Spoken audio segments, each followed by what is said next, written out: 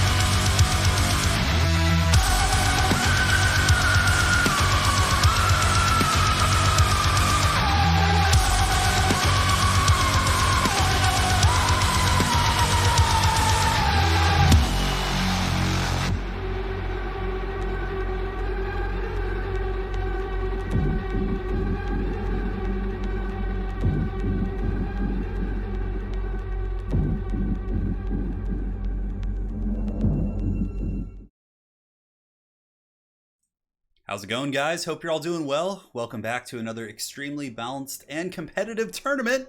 It's going to be OVN Lost Factions, Southern Realms, as well as Kislev. So, all right, let me go ahead and switch the funds to large. All right, there we go. Set to large. Sorry about that. Excellent, guys. So today we're having another tournament. It's going to be a 4-man tournament. We got Xiphos facing off against Raptor here in our first round. And it looks like Xiphos has chosen to play the Amazons. And he's going to be facing off against Raptor, who is going to be playing Border Princes. Now, I have no idea. I actually haven't looked at Border Princes yet. So we're going to be seeing that faction together. I have absolutely no idea, but very excited to see how it goes. Yeah, Kislev is in here. I actually just played right before the stream. I played an FFA with Kislev, which was pretty fun. I got to use like the Bear Cavalry, which are awesome, man. They did such a good job with the Hussar Bear Calves. Oh yeah, super cool. Joel, the intro song is called BFG Division, and it's by Mick Gordon, and it's from the Doom 2016 soundtrack, to answer your question. Yeah, it's really good stuff. It goes, like, I feel like you can put that song with anything. You could just get the BFG Division, like, and put it to, like, any sort of action, or even, like, a mundane sequence, and it's going to make it better. Yeah, it's so good. So, yeah. Hey, Tanomi, what's up, man? Oh, sorry you can't stick around. No worries, man. Get those essays done. The replay will be here for you later. All right, so start when ready. It's going to be Amazons against Border Princes. I have no idea what Border Princes has in this mod. We do have Tilia, we have Estalia, we have Kislev, you know, all the other OVN factions that you guys saw last week. I've also told the players that if they want to, one of them can actually choose to play an old world faction, not old world, but a vanilla faction, just to kind of see how they interact. So, yeah, no, we do have Halflings also. We haven't seen Halflings yet. I'm sure we'll see them at least once today. Halflings are a really, really cool faction, so... yeah, if they don't win, you'll riot. Halflings had a really solid win last time. It was Halflings against Ugama tribe, so against like a troll sub-faction. And the trolls like charged in and the Halflings just like boiled them in hot soup. It was pretty glorious for sure. Yeah, Wicked, if you end up playing, man, you gotta bring the Halflings. You gotta bring glory to the moot. Yeah. Yeah, Halflings are awesome, man. They're fun. Hey, thank you for the kind wishes, guys. And we got a donation coming in from Connor. He says, tenor bet on Halflings. If we even get a single loss for the Shire, the stream will donate another 10 pounds. I'm sure the Shire will take some losses in battle. I'm sure, Connor. Thank you so much for the donation, man. And yeah, we will see. I don't know if Cathay has a mod. I'm not sure, to be honest. Hey, Crundles, thank you for the tenor, man. He says, lads, are you sure this is Belle Delphine? Oh, looks awfully Estalian. Oh, my God. Crundle, thank you so much, man. No, this is not an OnlyFans page. This is Total War Warhammer. It's good times for all, man. Zyphos on Amazons is like seeing Falcon on Amazons. It's like, yeah, it's scary stuff. Like, Zyphos basically gets his Way Watchers, but he also gets like a bunch of big dinosaurs, which is pretty terrifying for sure. Yeah, Belladonna's in the mod. Yeah, I saw her as one of the legendary lore choices. Yeah. Yeah. The Prince is really good, for sure. I actually just played Raptor in an FFA game and we fought, and he did bring the Prince. So I'm sure we're going to be seeing it. So, all right, here we are, game one. Zyphos against Raptor. Let's get this party started, ma'am. The time for messing around is over. Let's do battle here at Castle Drakenhof for our first map. Yeah, the Moot Dumpstring Trolls is actually lore accurate. They stopped one of the Orc Was Cold. Oh, that's pretty cool. How'd they do it? Was it with like hot pots and soup and things like that? I'd be quite curious to know. Yeah, I don't know if Cathay has a mod. I'm sure they do. But they're not. We haven't modded in Cathay, so. We're expanding the faction slowly. Yes, we're doing it. Flying carpets with 80 armor, it makes total sense. I know. Wicked, that was one of the strangest things, like seeing the flying carpet, because the dudes are riding a carpet, they're wearing like just like straight up like Aladdin garbs, you know? Just like a cloth tunic and like some, you know, some pants, and they have like 80 armor on those carpets. It's, I guess, the magic. Yeah, the carpets are magical, so maybe they like exude a force field or something. I don't really know. It's hard to justify. Okay, so how's this looking here? Oh my god. Well, let me know how the quality is too. I changed some settings on the stream, so I'm hoping it won't be a problem. Yeah, looks like it's just loading in. I'm feeling like it's a little bit laggy right now, so maybe after this game I might need to like reset some stuff. Because I put my graphic settings up to ultra. Let me see if I can... Yeah, I can't change those down, so it might cause a little bit of lag, unfortunately. So sorry about that, guys. I'm trying to find like a sweet spot because I've been noticing on many of my streams it's been a little bit laggy. Yeah. How does it look to you guys? Is it a little bit choppy? If it is, I can fix it after the fact. We will see. All right, guys. So for the Dino army here, we got a Matriarch. Matriarch is like the super OP Carnosaur Lord. She's got like insanely good items here. She can heal herself and buff her vigor. She also does have the Amulet of the Moon, which gives ward save constantly and missile resist. It's just like insanely strong. So we got in Matriarch, we do also have a Priestess of Life up here on Estegadon. We got Jungle Stalkers. Of course, it wouldn't be Zyphos without some sort of a missile core. So in total here, it's going to be, how many Jungle Stalkers have we got? Looks like 3. Yeah, give or take. In the back, we got Warriors with Spears, and we do also have the Anaconda's Amazons. Oh, these guys are looking for some Anaconda, it would appear. But these are anti-large armor-piercing infantry.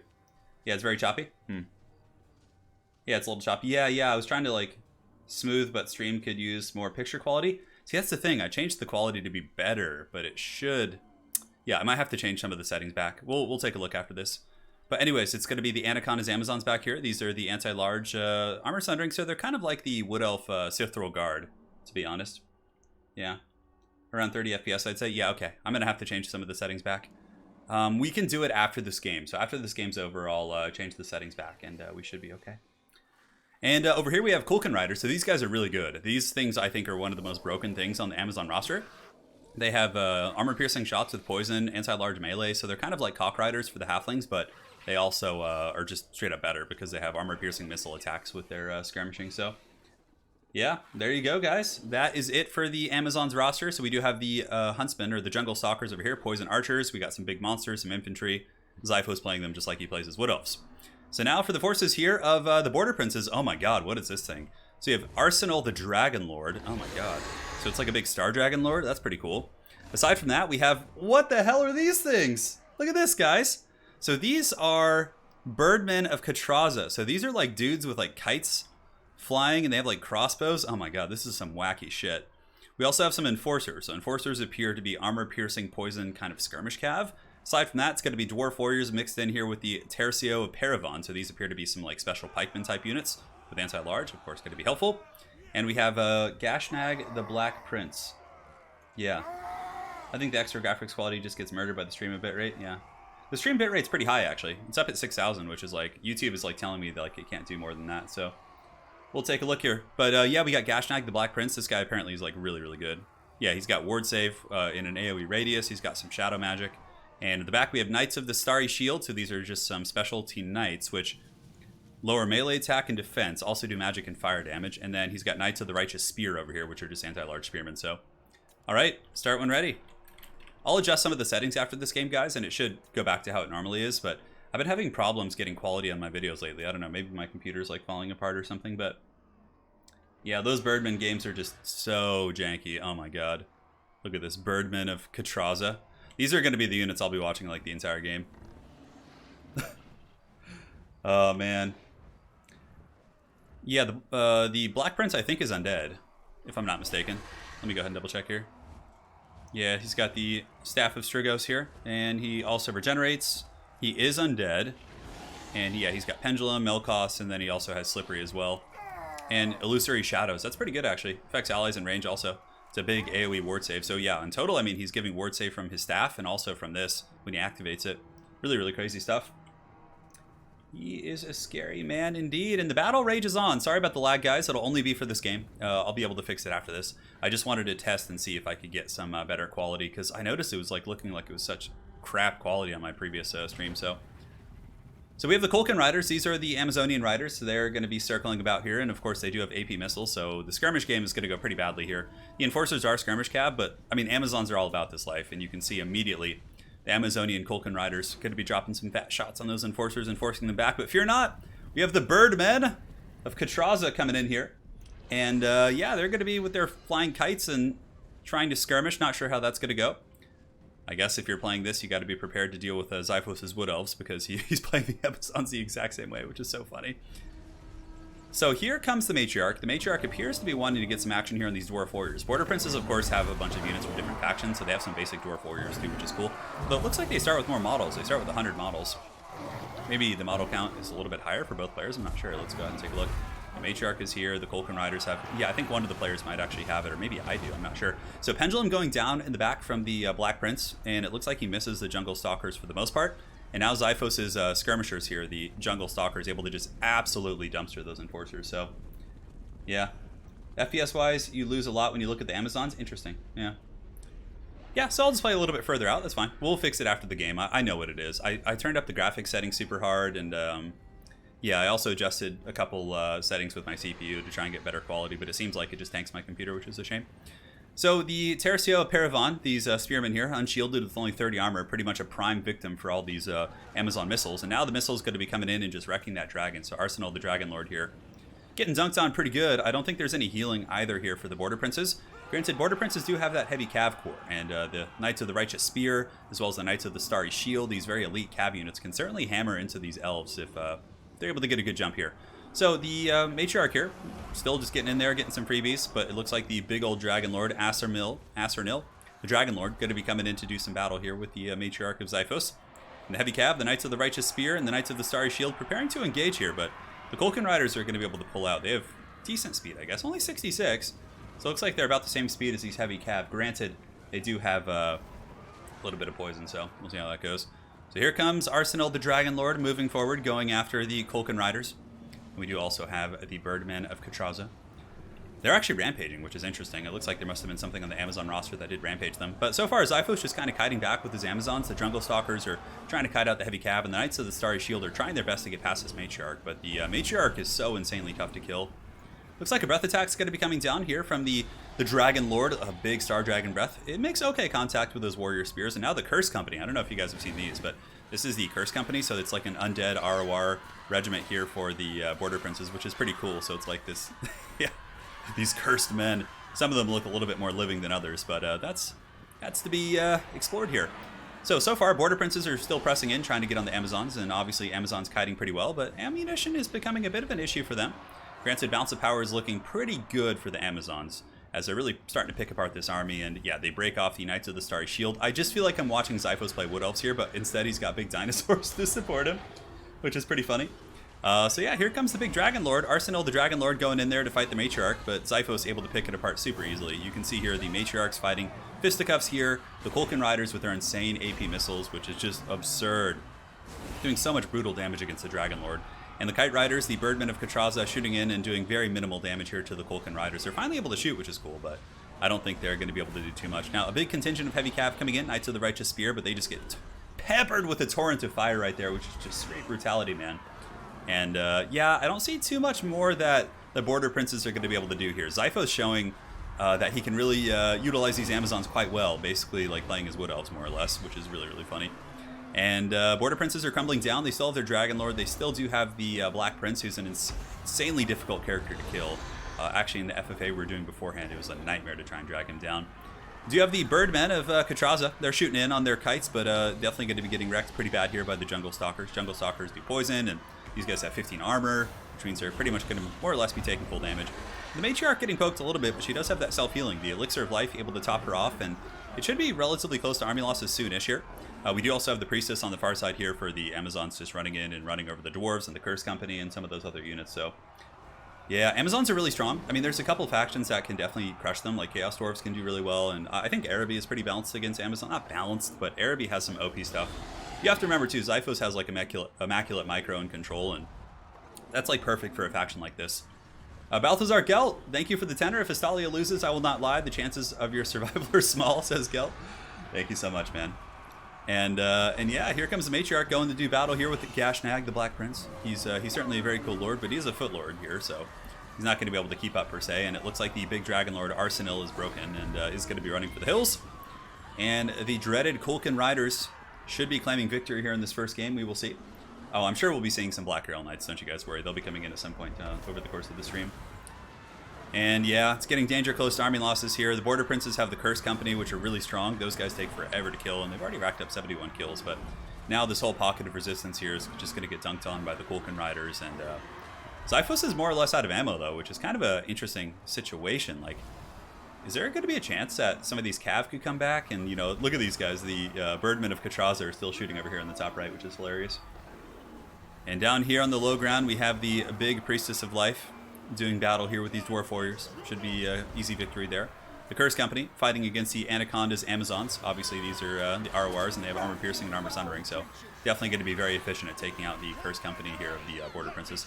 Army losses is on the horizon. The last man standing is Gashnag, the Black Prince. Very much a Vlad-esque character. Just leave him be and, you know, kill everything else, and then you don't really have to deal with that. So yeah, there are Black Grail Knights. They're on the Nagash sub-faction, the Dread Legion, which is pretty cool. All right, GG. So time for me to tweak some settings, and yeah, we'll get this party going, man. Yeah, disintegrating due to army losses. The Black Prince making a valiant stand, but he's surrounded by a bunch of naked women. Lassie is undead. He cares for no such things. And down goes the Black Prince. We have the Priestess coming in. Kulkan Riders swarming from all angles. Xiphos showing that His Wood Elf skill really translates very well to the Amazon, so I'm sure as we do progress through this completely balanced and fair tournament, we'll be seeing his Amazons again. Yes. Yeah, the Border Princes got Shrek pretty good. Look at this guy. He's disintegrating due to army losses, but he's still just not going. Oh my god, he's barely taking any damage. GG. So I'll fix the settings after this. Yeah, I'll just revert back to what I was doing before. Dude, Araby is super strong. Honestly, Araby is one of my favorite factions to play. Like, I love their monsters and the genies and different things like that. They're all really cool. Yeah, this is exactly what happened. I had the Ice Queen Katarina fighting Gashnag in my FFA, and it took like 45 minutes for them to just grind it out. This lord has an item that disables his crumbling. Is that true? So he just has to like go the old-fashioned way? Oh my god, that's so annoying. What item is that? Hang on. I'm trying to find it here. Well, we'll have to take a look at that later. So basically Luther Arkin, I know. Raptor, please. Please, Anakin. Spare us. I mean, he could sit here and grinds it out, but he has no chance. There's so many Amazons. Yeah, that's so funny. So he has an item that disables crumbling? Oh my god. That's... Ain't that some shit, man? Yeah, the Matriarch will eventually win. It's just gonna take some time. The Kulkin Riders seem to be really OP.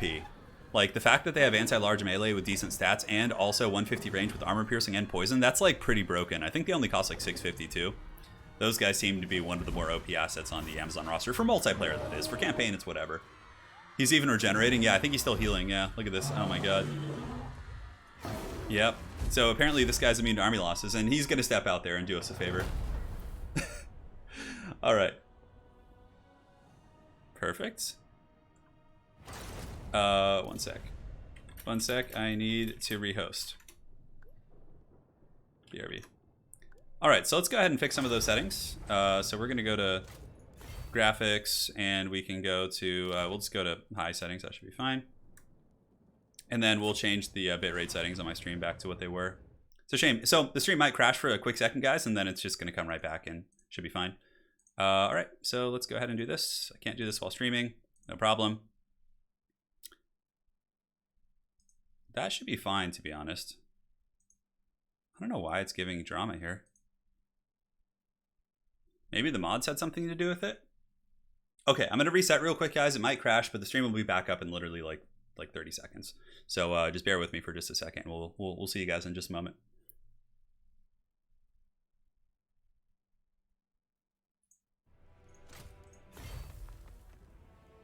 All right, that should do the trick. Alrighty, cool. So let's go ahead and host this. Let's see if that fixes it. I changed some of the settings, so yeah, hopefully it'll be fine now. Yeah, let's go to options, graphics, advanced. I always forget what the unit size is. I think it's in like, yeah, something or other. Hold on. Is it game settings? Yeah, it must be. Isn't like unit size in like the most arbitrary, strange place? I don't know why, because my default is on large. Yeah, it's on graphics, isn't it? Unit size is large. Okay, so I should be on large. It shouldn't be like anything bigger. Yeah, looks good to me. Cool. Graphics advanced. Yeah, it's on large. That's weird. I mean, it doesn't really matter anyways for this what we're doing here. All right, so let's host the battle. Let's host it as a spectator. Hopefully that fixes our drama we have. And now we can get this going, and it's remade. So let me tag the players and let them know.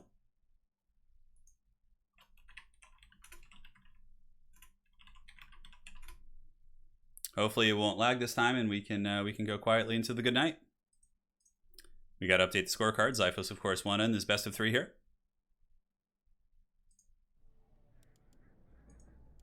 Switch sides.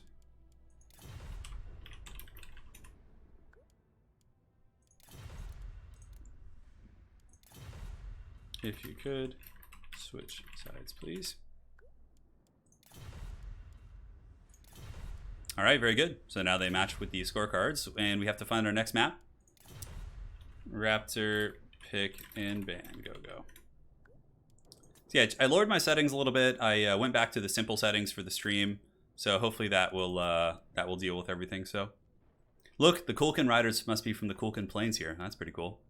Little Easter egg. So we'll do the Estalian tomb. Are we gonna get Estalia? Any plans for the next head-to-head episode? Yeah, probably in the next few days. Yeah. Yeah, Musion would actually be a good one to add to this, Andy. Yeah, I wouldn't be opposed to that, to be honest. Yeah, we could definitely add some more factions in. I mean, you know, this is just a casual thing we do once a week, is a bit of a gaff. Okay, so we have Albion banning Chaos Dwarves. I like how we have like a ban system for this. It's so funny. And Xiphos, I'm not sure who Xiphos is going to be going. He's sitting, I think this is Tilia or Estalia. We'll see what he decides to bring.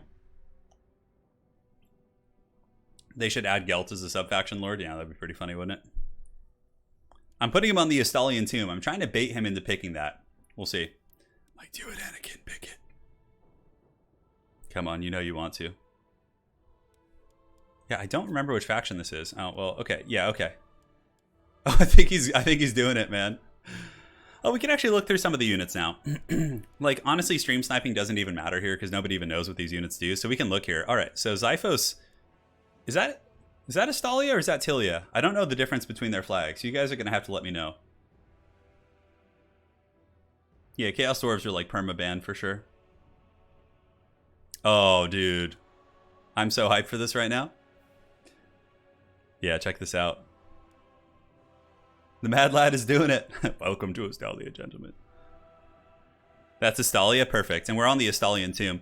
So he's got an Inquisitor, Lord, Spearman, Spearman with Shields, Black Watch. Okay, they have a bunch of cool units. They also have a Knight Duelist and Carmine. Ooh, look at that. Lucrezia Belladonna, Lupio Sunscryer. Come on, man, bring one of those cool legendary lords. Is this just a hero he brought? Looks like he's just going for a basic Inquisitor Lord.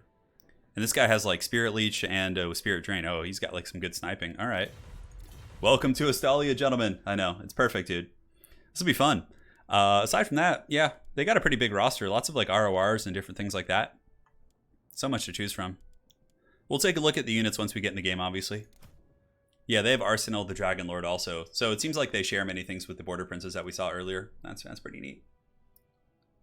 Okay, cool. That's Estalia now. Awesome. Well, hopefully it won't lag when we get in the game. Had to change some settings. Just for Xiphos' peace of mind, I can add the blocker.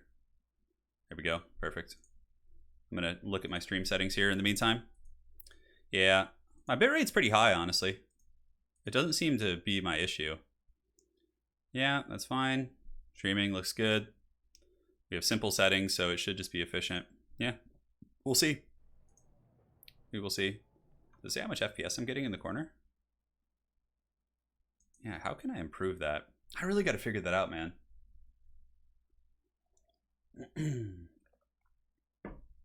Like, it says I'm only getting 30 FPS. I mean, I don't know if for anyone who's tech savvy, some of you guys saw my graphics card. I should be able to get 60 FPS in this, right? Like, at least. It says 30 right now.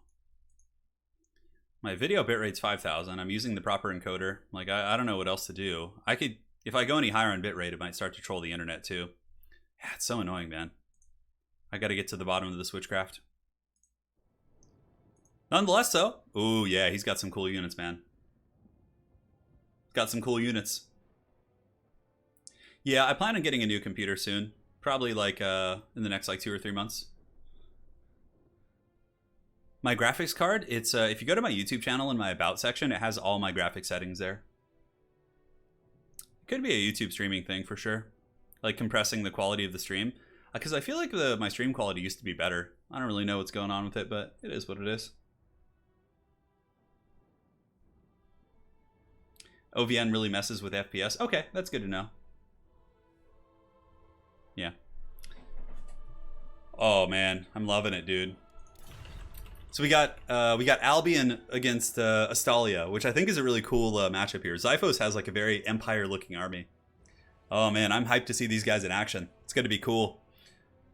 Not as hyped as seeing the dreaded Halflings at some point during today's tournament, but there's time for all of these good things, I'm sure. Yeah. I plan on getting a whole new computer too. Yeah, my computer is like it's from like the end of 2015, so it's got some years on it. It's probably about time considering I do this for a living. Someone needs to mod Geltz as an Estelian Lord. I know, that'd be really cool.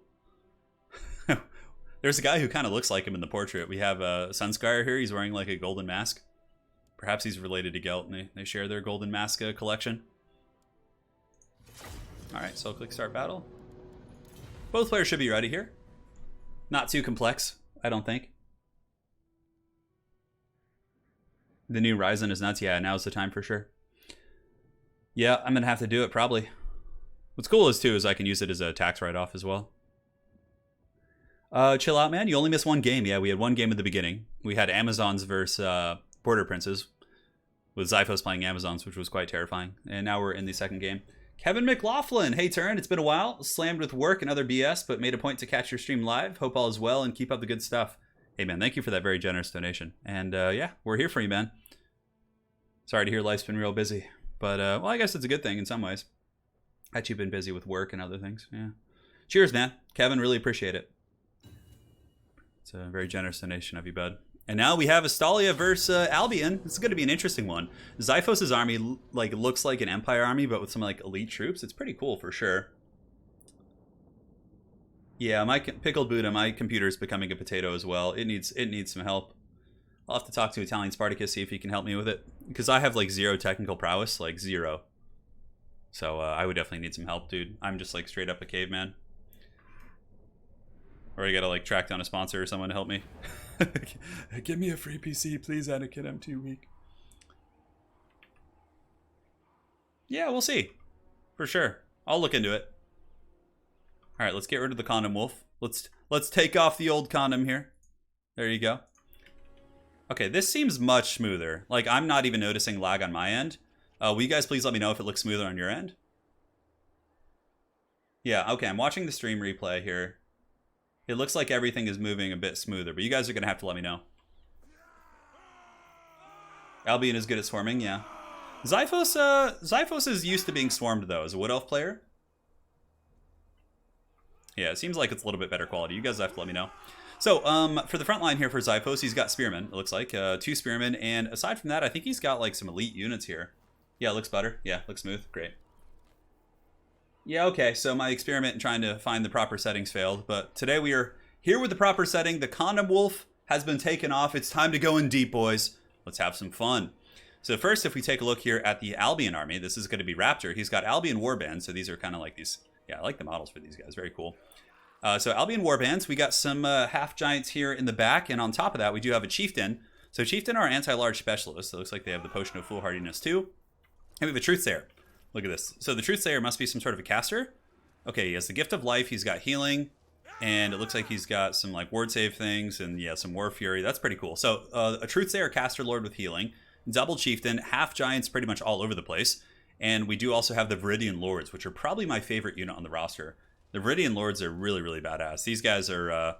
they have great AP values. And also they crumble like undead, basically. Because they're like some spirit creature of some sort. I think they're really cool. So... we got the Viridian Lords, half ogres. Yeah, just kind of a blitz, honestly. We got a Feral Griffin up in the sky as well, and some halberds, some Hearthguard at the back. Hearthguard are actually really good. Yeah, check them out. These guys are cool. Anti-large, armor piercing. They also have the War Fury is the core trait for Albion, so it gives the entire faction a little bit of a melee attack and charge bonus and base damage, but I think there's like a penalty if they're losing fighting. I'm not sure. So Zyphos is going to be taking up refuge here in the hills. Zyphos does have the Black Watch. Look how cool these guys are. Holy shit. Anti-large armor piercing, pretty much the same thing as the Hearthguard, but a little bit more heavily armored. In the trees, he does have the Royal Guard. Royal Guard are going to be the handgunners here for this faction. And more, we have, oh, the Prince's Own. Check that out. So these guys are like some great sword RORs, really cool looking, super heavily armored at 110 if you compare them to like regular great swords and things like that. And we got some Lancers as well. Lancers are basically like Empire Knights with, you know, decent charge bonus and all that sort of good stuff.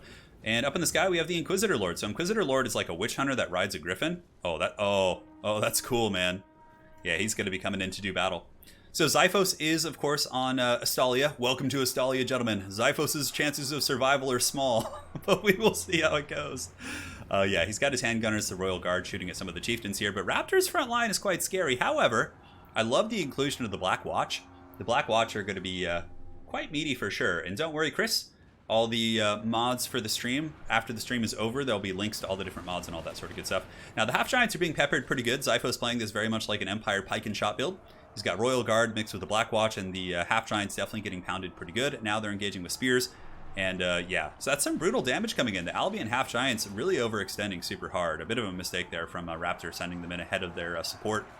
Probably want to pull those guys back, get all your infantry in, because infantry is one spot you may have the advantage, but not necessarily against the Black Watch, who do not have charged defense against all, but yeah, they can do some work.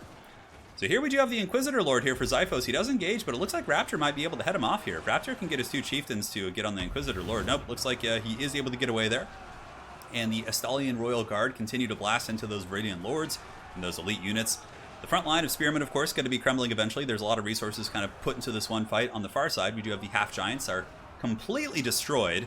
And on the far side, the Lancers coming about. The Royal Lancers. Oh, these guys are really cool looking. Going to be coming around the flank, I would imagine, to try and hammer this position. So the Estalian forces do scatter here. The Spearmen running for the hills, and the Inquisitor Lord stands alone. He's got to be careful. Chieftains are anti-large here for Albion. And it looks like there's also a Feral Griffin chasing him as well. And oh, he gets stuck on a Half Giant. Oh no! This could be really bad for Xiphos. A double anti-large chieftain just kind of beating this guy down here, but it looks like he's just barely able to get away. And now Spearmen are piling in. So far, the Black Watch, which are basically like Black Guard for the Estalians here, are holding very well. And the Lancers are coming in for a thundering charge in the back, hammering into the forces of Albion. And you can see the Half Giants here definitely standing very isolated. And though they have good AP and will be okay against such units, Monsters Infantry never want to be isolated like this. And it's definitely putting them in a pretty bad place. For the rest of the fighting, Viridian Lords grinding away.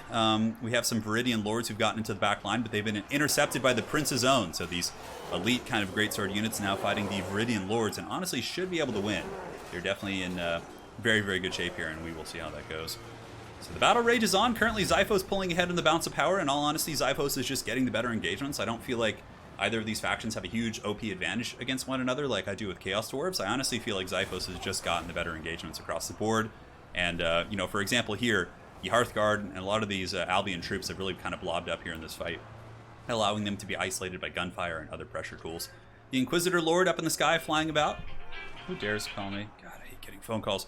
Getting phone calls is like, gotta be my biggest pet peeve. I suppose it's because I do streaming and stuff. Anyways, the battle rages on. And the Black Watch continue to hold here in the back. We got more Lancers coming in once again. We still do have Chieftains. We have the Truthsayer as well. And we have Hearthguard and Viridian Guard across the battlefield.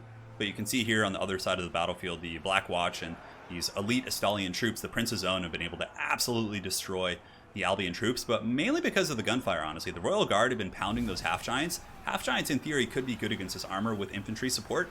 But the fact that the Royal Guard haven't been able to pound those guys is just kind of, you know, putting them down. And it's looking like the battle is lost, and the folks of Albion have been welcomed to Estalia by the Inquisitor Lord and Xiphos, and it would seem that the Lancers and the Royal Guard and the Black Watch will be winning this day. Hey, Chaotic Paradox, thank you for the $25 donation. Here to encourage chaos, bringing Grandfather Nurgle's attention to the stream. Well, the whole world is getting Grandfather Nurgle's attention, man. And there you have it. Yeah, Half Giants are decent, actually. I've had some success with them in some of the testing. They hit really hard. I mean, really, really hard. They have anti-large? I thought it was anti-infantry, but yeah, they're pretty solid. I mean, they're not terribly expensive either, but they just got shot with guns the whole time, and, you know, any monstrous unit getting pounded with pepper like that, except maybe like Stone Trolls, is going to have a pretty bad time. So the Estalians have held back the forces of Albion. Albion has one pocket of strength left. They have the 2 Chieftains and some Hearthguard, but Xiphos, of course, setting up his pike and shot masterfully, is going to be able to pull them apart and really, really do some big damage. It's the last charge here of the men of Albion. Albia? Is it Albion or Albia? I'm not really sure. You guys have to let me know. Yeah, that was a cool build. That was a really cool build by Xiphos. The triple Black Watch with the Royal Guard here and, yeah, Lancers. And, yeah, honestly, I thought the Albion build was fine. He just kind of bunched up a little bit too much and let the guns get too much value. And that was that. Well played. GG, well played. See you in finals. Xiphos? So Xiphos wins the first series. Definitely needed some skirmish units for Albion. They actually do have some horsemen too that are really cost effective. So that'll be a victory there for Xiphos. Well played to Raptor and him. So now let me go ahead and get the next round of games up. All right. And Poison Ducky.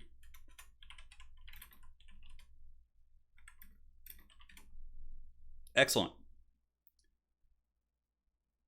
Yeah, I know. I have family visiting in town, though, so I want to keep my phone off silent right now in case they need anything. So, all right, so we got Gobbo Slayer. Gobbo Slayer is going to be our first lad here, ready in the lobby. We'll do the golden monolith here. I'm really excited to see what they pick. There's so many cool factions to choose from, man. And as a matter of fact, when the tournament does end, if there's anything we haven't seen, I'll go ahead and play those. So, Gabo, go ahead and pick and ban. That was textbook Estalian play. Heavy armor, pike, and shot. I know, Zyphos really, like, got into character there, but also made it work really well, which was cool. Yeah. Yeah, it was really fun.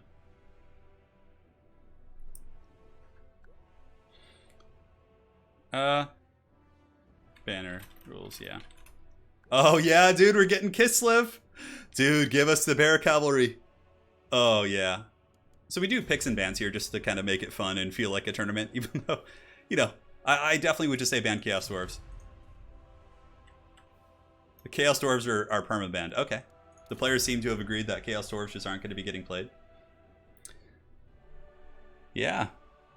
I've been trying Albion on the campaign and they're way underpowered. Well, that's kind of cool. It's like a hard mode campaign. I think that's neat. Yeah, I really like their flag. Their flag is so cool. I'll try Kislev and ban Chaos Dwarves. Okay, cool. Kislev is awesome, dude. Katarina is so badass. Oh my god. The Ice Queen, she like rides on this chariot, this like sleigh, and she like has... The lore of ice is really good. It has like an AoE slow. It has some decent wind spells. Has a really good like dueling buff that gives you ward save and melee attack. It's incredibly cool. So he's just looking through the other factions right now, but he's already declared Kislev. So we're going to get Kislev for our first faction here. Raptor, well played, man. You just needed something to get into the archer line at the back. Yeah. Zyphos' build honestly just looked like an Empire build. Like Empire Knights to defend your handgunners and like state troops to hold up the front. Except they have those elite Black Watch units, which kind of change things. He bans Vampire Coast. Oh, that's so funny. All right, so Magic Carpet Ride, Poison Ducky. We'll see what he plays here. What is it going to be?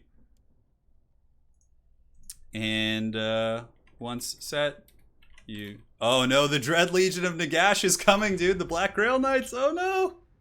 The Dread Legion is terrifying. Eventually, I will have, if people enjoy this format, I will eventually open these up to be public tournaments. It's just kind of annoying because you need 13 mods, and if, I guess if I made it a public tournament and people don't have their mods like set and compatible by the time we start, I would just, you know, they would just be removed from the tournament. But yeah, that's the biggest problem because we had some technical difficulties this morning with 13 different mods trying to get everyone like compatible and all that kind of stuff, so... Yeah, Viridian Lords are pretty good for sure. Honestly, just the Giants getting hammered by gunfire and having no way to shut down the what's it called? The big boys in the back. Yeah, the guns. The Dread King Legion for the Magic Carpet Ride. Oh, dude, you guys are going to get to see the Black Rail Knights. Nagash isn't in the mod, so if you guys have played a Tomb King's campaign, you've probably seen the faction that guards the Black Pyramid of Nagash. Well, in this mod, they have their own sub-faction. So they actually have the Dread King, and they have like these unique units. They have their own faction, basically, which is really cool. Yes, yes. Yeah, but Nagash himself is not in the game now. So it's going to be Kislev versus Dread Legion. This should be fun. Kislev has a lot of good powder units, actually. They have like some their own handgunner equivalents, and the Bear Cavalry and the Hussar Cav. Like, they have so much cool stuff. Their lords are really powerful also. I would definitely recommend Ice Queen, Katarina, but you could also just bring one of the Boyars who are quite strong and, yeah, try and fight it that way. Turin, have you used the Hand of Nagash Legendary Lord from Dread Legion faction? Yeah, yeah. Back how I've seen them. They're pretty OP for sure. They're pretty OP indeed. So players will take about 5 minutes here to get their armies together, and we're on our second best of 3 of the day. It's going to be Gobbo Slayer versus Magic Carpet Ride. I would assume Magic Carpet Ride will play some Araby after all is said and done. You know, what we'll do to close out the stream is we'll do like a couple FFAs or something, or do AFFA. That'd be really fun. So if there's anyone you guys haven't seen that you really want to see, I'll make sure to use them. Technozan, no, I haven't played Kill Team. I've always been interested in like the bigger battles, but it looks neat for sure. I'm currently working on my Empire army in tabletop, so I decided to go with, I painted a couple models as Hochland, and then I painted a couple as Altdorf, and honestly, I just like Altdorf way better. Hochland looks a little bit too much like Christmas colors, even if you like saturate them down with some washes. So I'm doing an Altdorf theme for my Empire army, and Another reason I want to do that is because I own 9 Demogryph Knights on tabletop, and I want to make them the Royal Altdorf Griffites. So I'm going to paint them exactly like they're done here in this game as the Royal Altdorf Griffites, and they're going to look badass, dude. It's going to be super cool. So, oh yeah, the banner at the top needs to be changed. Thank you. Good timing. All right, so we have Gabo Slayer, and he's going to be facing off against Poison Ducky. Let's update that bad boy. Just got to make Poison Ducky's name a little bit shorter there. That looks fine. Very good. Thank you. Start when ready. 5 minutes to pick. I'll give him 5 minutes to pick here. We don't want to be sitting here too long. Yeah, I play 40K. Oh, dude, I'm a hardcore 40K player. I used to play in ITC tournaments and all sorts of shit back before coronavirus. I have a Death Guard, fully painted Death Guard army and a massive Chaos army as well. Yeah, so I play Chaos and Death Guard mainly. I have some Thousand Suns too, but not too much.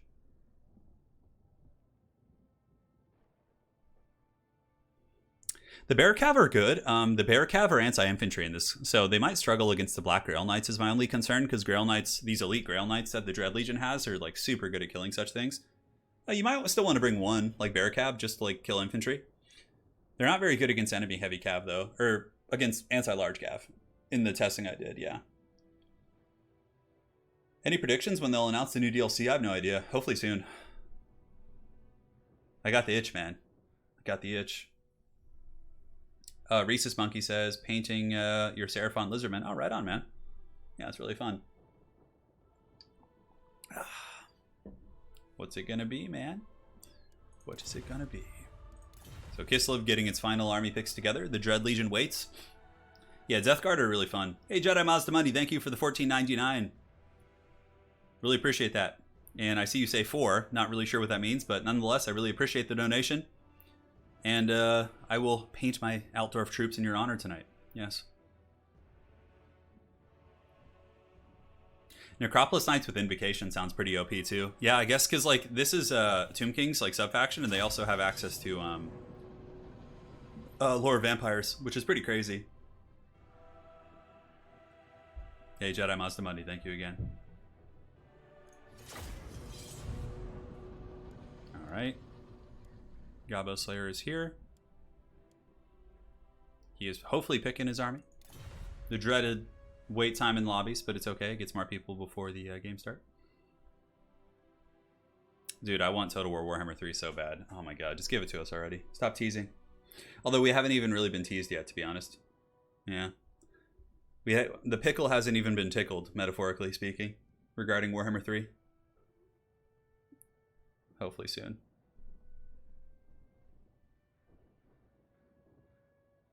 No worries, Jedi Mouse Monday. It's fine, man. Alright. Let's party. Let's go ahead and start up here. It's going to be the Magic Carpet Ride versus the Gabo Slayer. What's your favorite 40k army to face off against in tabletop? I like facing melee armies more than shooting armies. So, you know, pretty much anything that's... I love playing like Death Guard versus like Tyranids, or Death Guard versus like aggressive factions that are going to be getting close. It's just so much fun to have these Royal Rumbles in melee. Like, it's way more fun to fight in melee and lose troops than to have like your troops shot off the table, you know, and just never get to like even try and fight back, you know? Yeah. What monsters do you think the Beastmen will get when they get a DLC? I have no idea. You see, Beastmen are a faction I don't know a whole lot about. Yeah. He's probably looking at all the Kislev troops here. I need a new game to put 2,000 hours into. Oh my god, I have so many hours in Warhammer 2, it's crazy. I don't think, I mean, I'm sure many of you guys have, I think I have like 3,700 hours in Warhammer 2. 3,700 hours. You have to remember too, though, a lot of that is recording, and a lot of it is also just leaving the game on in between recording sessions and things like that. But I don't think I have anywhere as much as like, you know, Legend of Total War, or someone who like plays these like marathon sessions of campaign. Like those guys are going to have the real hardcore campaign players probably. All right, and here we are. Let us do battle. It's going to be Kislev in a very snowy map, which makes sense, facing off against the Dread King Legion. Yeah, I really do miss playing tabletop games, though. Like, I just like throwing dice and hanging out with friends and stuff like that, yeah. Yeah, it's a shame. It's a shame indeed. So the players are loading in. Hopefully no one will crash and there will be no drama. We'll get this battle going smoothly. I was actually looking at some old Kislev models yesterday. Alright guys, so let's take a look at the very small elite army here. Oh my god, look at this. So the Dread King Legion actually has like a melee bone giant. That's pretty cool. What abilities does it have? Oh, wow. Necromantic Anchor. So it affects allies. Wow, it heals nearby allies. That seems pretty OP. It has like a healing aura. He has leadership and vigor. Jeez. Okay. On top of that, we have the Dread Legion warriors with dual swords. So these are kind of their core infantry, which are quite cool. We have the Black Grail Knights. Black Grail Knights are anti-large with a ton of other things. Perfect vigor. They cause terror. 30% physical resist. And, you know, pretty much everything else you can wish for. We do also have the Dread King himself. The Dread King is quite cool. He basically looks like Arthas mixed with Sauron and a couple other characters. But he can summon Ushapti. He can summon Black Grail Knights one time. Master of the Black Arts, Doom and Darkness, and Dread Aura. So he lowers leadership around him by -28. Holy shit, that's crazy. So Dread Spears, we got the elite troops, and we have the big Bone Giant, and also some Fellbats up in the sky. And it looks like, oh yeah, we have the special Necromancer. So this is a Gunther Larenschild. He basically has, I think, yeah, he has a bombardment ability and also does have Raised Dead as well as Invocation of the Hex. So, yeah, pretty cool stuff, man. It's a badass army. And now for the glorious, this is what you guys want to see. The Kislevites. Let's go back to the main battle lines first. So for Kislev here in Gobbo Slayer, we got Gospodar Warriors. So these are just spear infantry. And their core trait is that they get leadership. That's actually really good against the Dread King. So disabled if their leadership is high. I don't know. So if their leadership tanks, I guess they get a leadership buff, which is cool. We got Kosars. Kosars are anti-large bowmen. Looks like 3 in total. And oh, the Lord is going to be Tsar Boris Boka. Oh, dude, the Bear Master with anti-large. Hell yeah, dude. Yeah, that's cool. He's got Mighty Roar, a couple other items. Doesn't seem as OP as the Dread King Legion, but we got Ungol Warriors, which are base infantry. We got Kosars with great weapons. So these are just great weapon troops. They got, you know, big old axes here. In the back, we have the Bolgaskrad Rhoda. So these are basically great weapon cav. They have armor centering as well as great AP values. A single cannon, the Bell Cannon of Ursun. Oh, this is going to be super useful. The Griffin Legion. So these are the Hussars here. And these are not the Bear Cavalry. So he didn't bring the Bear Cavalry, which is probably a good call. But he does have a bear over there. So you guys are getting the bear. But these are the Griffin Legion, anti-large lancers. Very, very badass army. Super hyped for this. Good luck, have fun.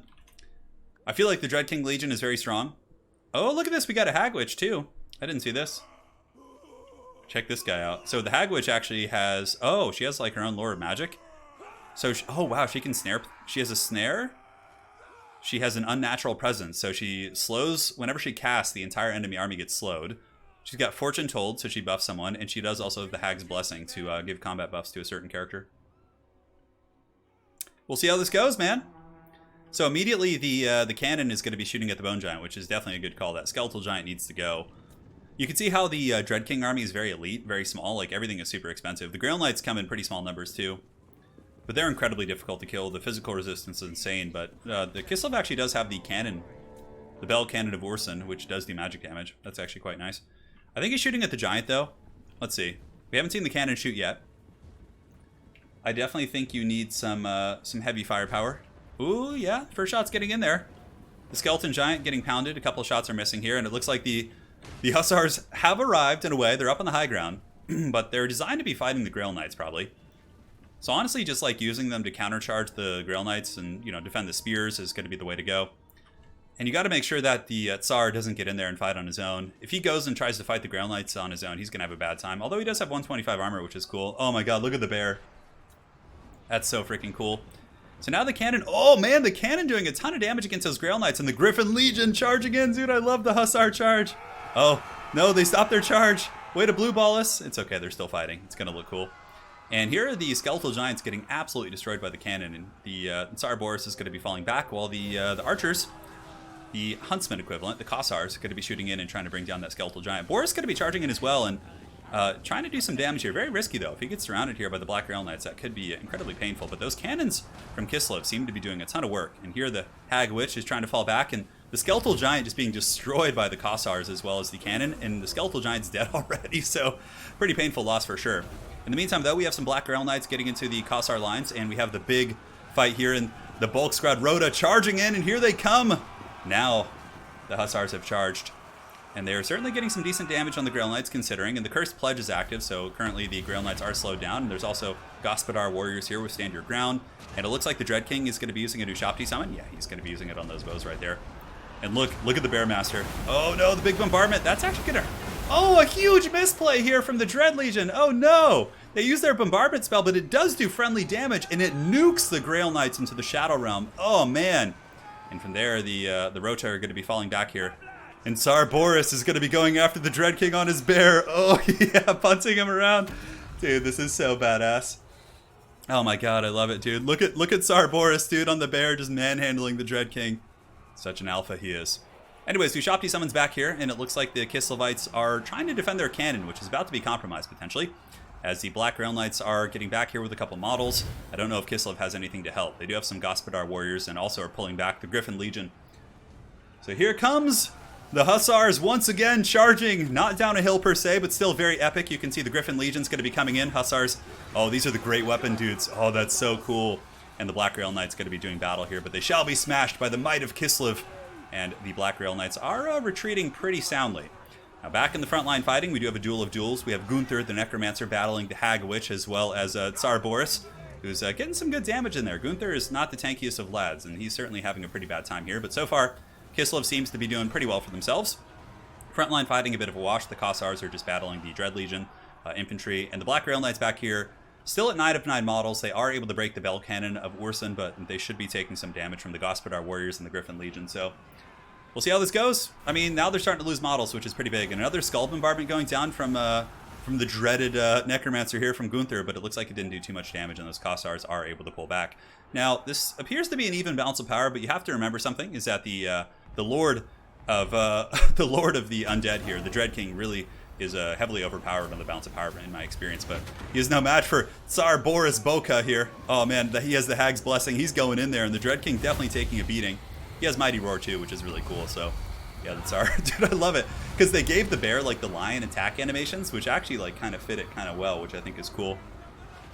Here in the front, Kossar is still doing battle. We do also have the Ungol Warriors, which are kind of like the cheapest baseline infantry, but they do have a bonus for his infantry, I think.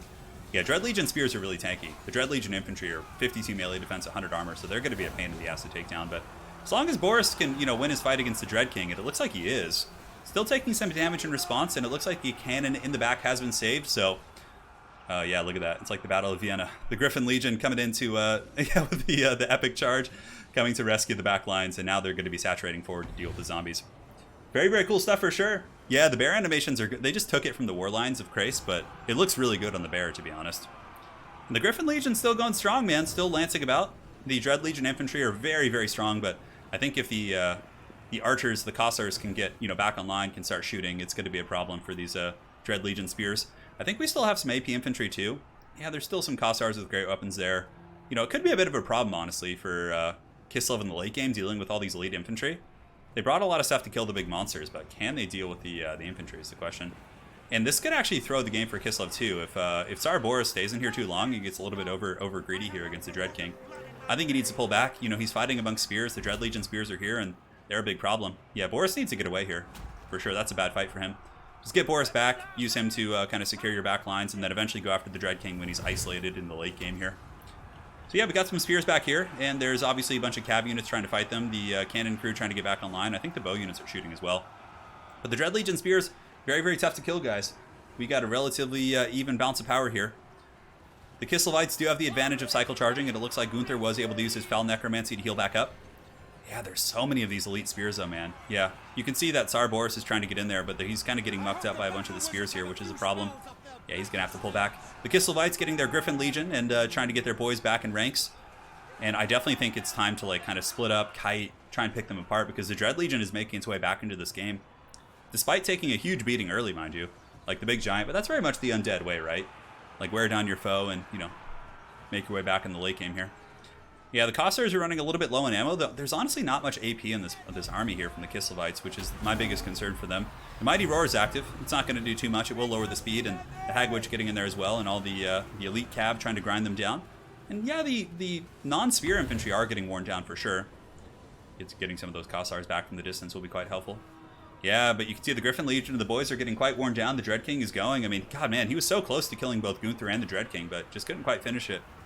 And that has allowed the Dread Legion to make its way back into the game. However, this is quite big, too. If Gobbo Slayer can get the Bell Cannon back online and start shooting with the cannon, that could be a way to really start dismantling this blob of elite troops here. Because this is a super elite army here, man. Super elite. Yeah, Boris has got to get his stuff together. The Hag Witch needs to be kind of brought back. This is good, though, by Gobbo Slayer. Like, moving Boris and his Griffin Legion and other troops. Like, this is actually where the Bear Cavalry would be super good. The Bear Cavalry would destroy many of these units. They have crazy AP and really, really good armor-piercing, bonus for infantry. So it looks like the cannon's back online. I think Kislev needs to do everything they can to delay the undead from getting to the cannon. Let's see. Oh, man, he needs to get the cannons back online. Where are they? I think they're up here. Yeah, it's pretty close to the undead army. But this is good. Kislev needs to kite here, man, if they want a chance. Just use the bows. Try and crumble down what you can. Send in the infantry one at a time. Cycle charge with your dudes. Yeah, and you can see the Dread Legion dual sword infantry are getting worn down. That cannon has to get back online, though. 100%. And you got to cycle charge while your infantry are still functional. So the Goddespire warriors will not fight very well versus the Dread Legion troops, but we'll see. Boris needs to do some cycle charging. I don't know if the Hag Witch has any dank magic. He needs to get that cannon back online. That's his best chance. If he got the cannon back and started shooting right down the flanks here, that would actually be probably pretty destructive. And yeah, Gobbo Slayer gets the message and does get them back here. Nice cycle charging in the back as well, doing some decent damage against the Dread Legion spears. You can see they're taking a fair amount of HP damage despite some healing. You can't stay there with your cav too long, and now the cannon is back online and is going to be shooting. Now, what is he going to go after with the cannon? I wonder if he'll go after the Dread King or if he'll go after some of the infantry. Mighty Roar, really, really good play there by Gobbo Slayer. Able to slow down the entire army by 25%. And it looks like the Kossars are still shooting. Boris a little bit trapped up. The Dread Legion infantry seem to have pretty crazy mass, so I don't know if he's going to be able to get away. But the cannon is up to 4 kills right now. It's obviously been shooting monsters the entire game. But we'll see if it can rip some shots here into the center mass of this advancing Dread Legion army. Boris able to pull back. Ammunition running very, very low for the Kislevites. And here we have some Kossars on the far side. Kislev does actually have handgunners too. If they had had some handgunners, man, that could have been really, really good. Probably would have won the game by now if they brought some powder. -9 leadership, 71 HP here on these Dread Legion swords as the Griffin Legion does sweep through there and do some damage. Yeah, there's some issue. One of my streams recently, like, after the fact, like, it was totally fine for like a week, and then suddenly the quality dropped to like 360p. I have no idea why, Stan. I'm sorry. I might contact YouTube about it, but we'll see. So the cannon going down, Kislev is going to come in for one last hoorah, but I don't know if they have the stopping power to really deal with the Dread King army. Not enough AP is the tail of the tape. Like, the Dread King infantry are really, really tanky, and I think that's the big problem. Still a lot of spears too, and so many cav units. And the Kislevite infantry are just in shambles. I mean, what do we have here? We have some Ungol warriors, which I suppose do have that bonus for infantry. They'll get some damage in before they crumble down. Boris getting in there, trying to tank it himself. Fortune Told and the Hag's Blessing is active, so currently he's like super sauced up. Look at that, man. Plus 65, 55, 484. Unfortunately, the Dread King is a Footlord, and Boris is an anti-large lord, so he's not going to be like super efficient at taking down such targets. And the cannon's back online once again. Where is it going to shoot, though? Looks like it got 2 pieces here.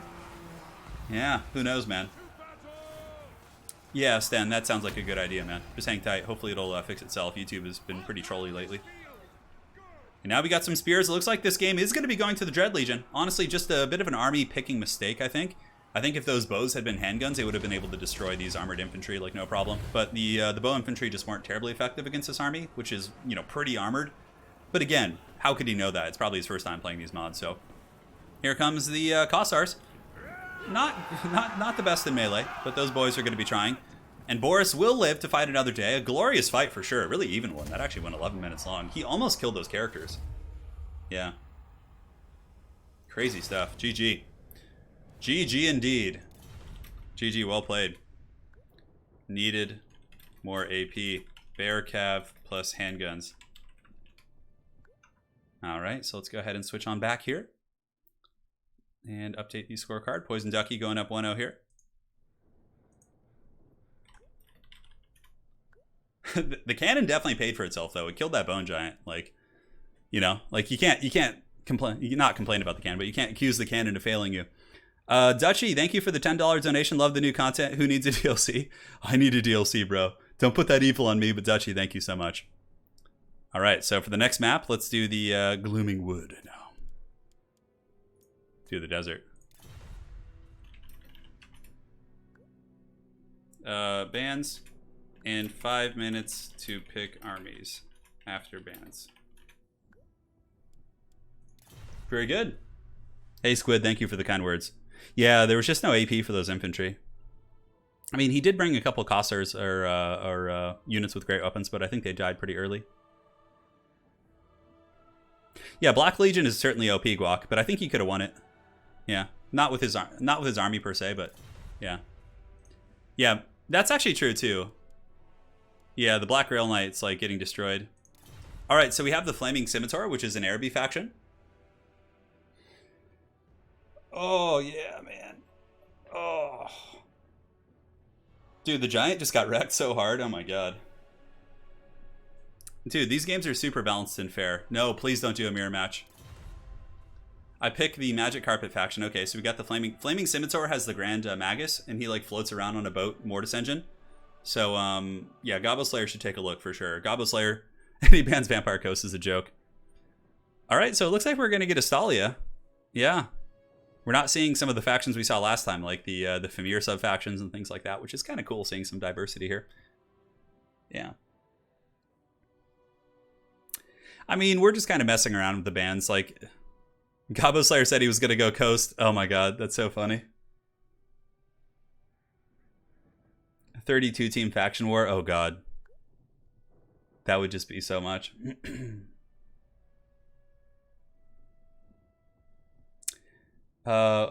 Chances of getting a 40k game? I bet you we will. 100%. Yeah. Killer Whale, thank you for the fiber, man. 40k represent. I want to do a corn warband of ex-fast food workers. Mr. Nugget sausage. Oh, dude, that's good. Are you going to, like, give them sausages as weapons? Because I feel like you should.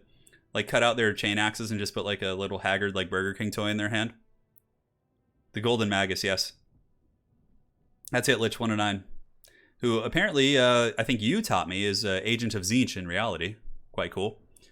Gobbo Slayer once again welcoming us to Estalia as he picks his army here. It's going to be Estalia versus the Scimitar. And Gobbo Slayer is even giving us a whole speech in the corner too, which I think is quite thematic. Yeah, it's good stuff. Dude, I would have a full-on erection if they did Lord of the Rings Total War, but so would I for 40k. Like, either of them would be, you know, chub-worthy, I would say. No one expects the Estalian Inquisition. Yeah, we'll see. I mean, I expected it. I will not lie. Gobbo Slayer is going to be like, I like big butts and I will not lie. Yeah. Oh, man. We keep the sausages for the Slanesh warband. Oh, all right, that makes sense.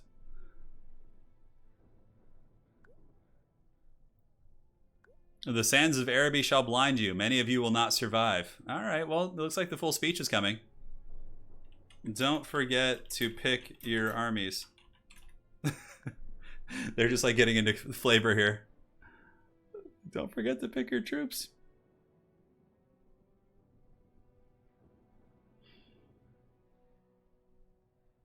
Yeah. Oh, that's pretty cool. But more, let's see. I'm going to be using converted, all right, with more sausages on them. Hats and aprons. That's pretty cool. Dude, Dr. Zip, it is chub-worthy, man. So we have the Estalian. Correct. You got to make your army first so we don't have to sit here. Lord of the Rings could... Oh, man. No. If they're going to do Lord of the Rings, Kelgar, they got to go deep, dude. I don't want any Saga or, like, any of that nonsense. They got to give us the real deal, the full Monty, dude. I'm really not a fan of, like, the Saga titles. Although, I mean, I guess, like, I don't know. Like, it doesn't affect me in any way. I just wish the efforts would be put more on the games I enjoy. But again, that's completely biased, obviously. Like, some people enjoy them, so teach their own. Yeah, I can't really get into the sagas too much, and like the Troy and Thrones of Britannia and like all those things. It just feels like, yeah, doesn't do it for me. The Magic Carpet Ride is ready. I'm sure we'll be seeing some dreaded carpet riders rocking their 80 armor, which will be pretty wild for sure. Those guys do not mess around. Total War, 40k Total War is needed by 2030. I'd wager that if there is going to be a Total War Warhammer 40k, I would wager we're going to get it before like 2023 or 2024. Like, we'll get it before then, like in the next like 3 or 4 years. Like, I'd be willing to make a bet on that. Oh, man. Oh. Doing some old man stretches. Well, wasn't Fall of the Samurai just a DLC? That wasn't even a saga or anything.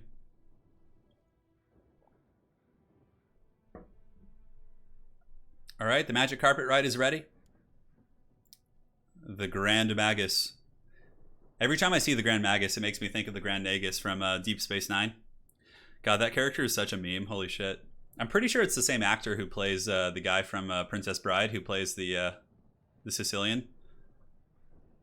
Yeah, I think it is. It's so funny. I know, Garland. You got to join us, man. Play some Hom 3 with us. We might play some tonight. Maybe even stream it. There might be a double stream today, guys. Who knows? They just got to do an AOS Total War. I'd rather get 40k than AOS, but someday I wouldn't mind AOS at some point. You know, I'm not going to complain.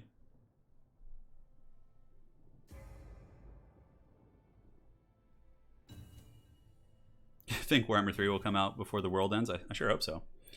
Welcome to Estalia, gentlemen. They're going to be taking on the folks of Araby, the Flaming Scimitar. Scimitar. I'm like Minotaur, Scimitar. Range us all over the place. I love the Ferengi episodes. Last night I actually watched the episode called the Great Ferengi, where Quark puts together a task force of like haggard Ferengi, and he goes to rescue his mom from the Dominion. Oh my god, that episode is so funny. Yeah. I love Deep Space Nine. It's just like, it's so good. I'm so sad that I'm on season 6 now, and I'm like almost at the end. I remember like a month ago, I was like, oh, it's okay. I got like 4 seasons left. And I'm like, now when you start to get close to the end, it gets dark.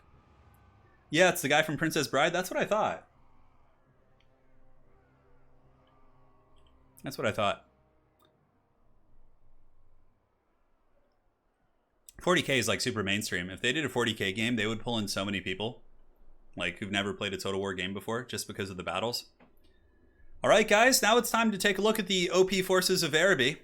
We'll let them set up first, actually, and then yeah, we got Estalia here. Welcome to Estalia. We have the High Eagle. Who is this? The High Eagle.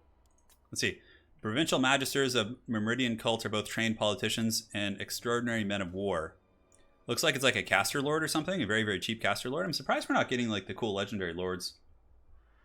Yeah. Anyways, something to think about. So for the forces here of Araby, they have the Sharkus slaves. And these guys are actually super cost effective. I think a little bit OP actually. 26, 16, 28. And I think they only cost like a couple hundred gold. Yeah, I mean, they're basically like Bretonnian men-at-arms, but cheaper, I think. So he's got a whole front line of Sharkus slaves. Secondary line is going to be the Al-Rahem nomads. So these are armor-piercing bowmen. And up in the sky, he's got the Khmer Al-Nar. So these are basically demonic manticores that shoot fireballs and are unbreakable. They're pretty damn cool.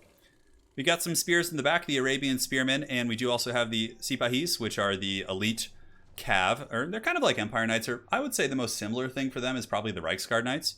Pretty badass unit for sure. We got a genie, because I'm a genie in a bottle. We'll see if Gobbo Slayer or Poison Ducky can rub him the right way, but he's got Bound Sandstorm, Fireball, and Chain Lightning. Genies are very strong. And we have the Golden Magus. The Golden Magus is cool. He can summon crabs. He's got Burning Head. He also can summon his own genie. And he does have the Wrath of the Jinn, which gives a massive miscast aura to all of the enemy armies. So yeah, he's got Sipahis. He's got the Nomad Archers. He's got the Slaves. He's got some Arabian Carpet Riders up in the sky. And you can see rocking their 80 armor. These guys are basically like Hawk Riders, which is quite funny. So no Halflings yet today. I feel a little bit betrayed that there's haven't been any Halflings. All right, so we got spearmen here. So this is the Estalian army. We got handgunners, we got spearmen, we got swordsmen. So far it just looks like an Empire army. A couple lancers as well. Royal Guard as well. So okay, it looks like there are going to be some elite guns back here. The Royal Guard are, of course, the elite handgunners here for these bad boys. We got some halberdiers in the back. Oh my god. Oh my god, what is this thing? Look at this. Ortho's Unlucky Organ. What does this do? Rune of Immolation. Okay, so if somebody attacks it, missile attack possible in melee. Oh my god, this thing has like an AoE explosion. One way or another, we're going to be going out with a bang, lads. Holy shit, it's unbreakable too. We got halberdiers, we have the High Eagle, and we do also have a Bright Wizard with the Braganza's Besiegers here on the far side. It looks like a crossbow regiment of renown. Oh, they're like Lothern Sea Guard with 70 armor. Pretty cool combat stats. Oh, that's really neat. I dig it, man. All right, well, some sort of weird dwarven organ gun thing in the back. Ortho's unlucky organ. Oh my god. Apparently it can like blow up and like damage nearby units. There's got to be some absurd side effect to that. So here comes the Khmer Al-Nar. Going to be using fireballs to snipe the organ gun in the back. We'll see if it's blocked or if it goes through. It looks like it does kill an organ gun piece, or no, it doesn't, I don't think. Yeah, so far so good. Fireballs coming in as well, returning fire against the Khmer Al-Nar. And here you can see the Lancers are going to be advancing, but got to be careful. These Nomads are kind of like Walmart Way Watchers. They have good range and good AP value, so you don't want to be taking fire from those. Yeah, the front line should favor the forces of Estalia. Although they do have Spearmen. Spearmen against the Slaves is going to be an interesting affair. Handguns are also struggling to get line of sight. Now you can see a lot of focus fires going onto the halberds. But the guns should be shooting at the carpet, so the flying carpets are going to be getting peppered with firepower here. You can see not losing any carpet models, but certainly taking a little bit of damage. And now the Lancers are going to be rushing in and hammering into the Sharkist Slaves. Definitely want to pull back pretty quick, though, because the demonic Manticores will do some heavy damage if you're not careful. And the Nomads seem to be trading pretty well. Just, poking down those handgunners. The High Eagle hasn't gotten in range yet. And how is the organ gun doing? It seems like it's shooting, but I think it's shooting at some of the monsters. I can't quite tell. Nonetheless, though, Lancers have engaged with the Sipahis in the back, also backed up here by the Arabian Spearmen. Oh, and there's the organ gun just missing horribly as it tries to shoot in there. On the front line, we have the High Eagle and some of these troops pushing in. It looks like a burning head or something's going to be going down. Ooh, yeah, big burning head right there. It does hit some of the Arabian Spearmen, also hits the Lancers as well, though, so not necessarily the best deal in the world. On the far side here, we do have Gobbo Slayer getting his Lancers back here, and they have engaged against the Sipahis, and some of them have gotten through into the Nomads. A lot of troops in reserve here that could be advancing, like Swordsmen, Spearmen, and starting to push through those slave units, but the organ gun is still blasting currently. Araby is pulling ahead in the balance of power. I think seeing some of those elite units, like those Black Watch and those like heavy-duty infantry would be very useful here, but we'll see. The organ gun doesn't seem to have done too much yet. How many kills does it have, if any? It has a couple kills. I don't know what it's been shooting at, to be honest. Yeah, and the Genie's been summoned, so oftentimes Araby does pull ahead in the balance of power because of the Genie summons, and they last like freaking forever. The Grand Magus is going to be summoning some crabs right there. And this is actually really, really good for the forces of Estalia here. You can see the Spearmen are actually grinding down this Khmer Al-Nar, and they're unbreakable, so they're just going to sit in spears and not break off on their own, which is certainly quite nice. And here we have the Sipahis pushing into the back line, getting into the handgunners. The Royal Guard definitely getting pounded pretty good, and it doesn't look like Estalia has anything to really stop this backline pressure here from the Sipahis. These guys getting in there and causing some serious problems. Although the organ gun able to blast some shots into the Sipahis right there actually appears to have... Oh my god, these guys... Oh, that's cool. So these are actually Slayer crews back here. So if somebody attacks the organ gun, they have to fight the Slayers. Oh, that's so funny. Fireball coming in, and it hits the organ gun, but thankfully the organ gun does live for the Estalians. Balance of power is obviously very Araby favored right now, but, we still have Genies on the battlefield, and when the Genies disappear and ammunition starts to run low, that's when things really change up there. It looks like one of the Khmer Al-Nar is still going strong, very, very close to death. So the Manticore, or the demonic Manticore, is, at 300 HP, and looks like the organ gun is shooting up in the sky at that Manticore. Probably not going to be super efficient. And here we get some Lancers, some Estalian Lancers charging into the carpets, and the carpets take the charge like champs. Some of the guys kind of get knocked off the carpets. Yeah, the organ gun is a little bit obstructed in its current position, but it looks like the Lancers should be able to clean up the Sipahis here in the back line. Hard to say. Some of them are very, very close to breaking. So the Genie summon is a little bit less than halfway. One Manticore has fallen. The other Manticore is going to be pushing into the back line. I don't know if Estalia has the resources to secure its back line. Bright Wizard's in a lot of trouble now. Nice piercing bolts, though. And here we do have the High Eagle, this character out here, maybe trying to go after the Grand Magus. Oh, he's actually over here on his horse. Yeah, it seems to be falling apart a little bit, honestly. You can see the Braganza's besiegers are running from the flying carpets. Granted, they could fight them. They're not Lothern Sea Guard with anti-large, but they're just kind of like tanky and meaty, so they can like take enemy fire and things like that. Looks like we do have some gun infantry coming back online. Could turn around and maybe fend off the Arabian flying carpets here. And balance power is getting worse and worse. It looks like Araby is pulling ahead here in this battle, so Poison Ducky is primed to make it to the finals here. Estalia did have one really nice win earlier today in the first round of games with Xiphos. Xiphos really did show us some really dank Estalian play, but this game, it seems they're struggling a little bit with the forces of Araby. As the Grand Magus continues his reign of terror. Yes, it begins. It begins indeed. So the organ gun crew is back online. It looks like they're shooting happily, so let's go ahead and see what they're shooting at. Looks like they're ripping downtown. Ooh, some nice damage here into the Sipahis, actually. Takes out 3 models, does some good HP damage. We also have some Royal Guard here who can turn around. Oh my god, this is going to be so funny. Like, if those carpets attack the organ gun, there's just going to be a bunch of Slayers. Oh my god, look! So the Manticore is going, but there's Giant Slayers guarding it! Oh, that's so cool! Like, this Manticore is just gonna get torn apart. Dude, look at the damage. Holy shit, it just took like 500 damage in like 1 second.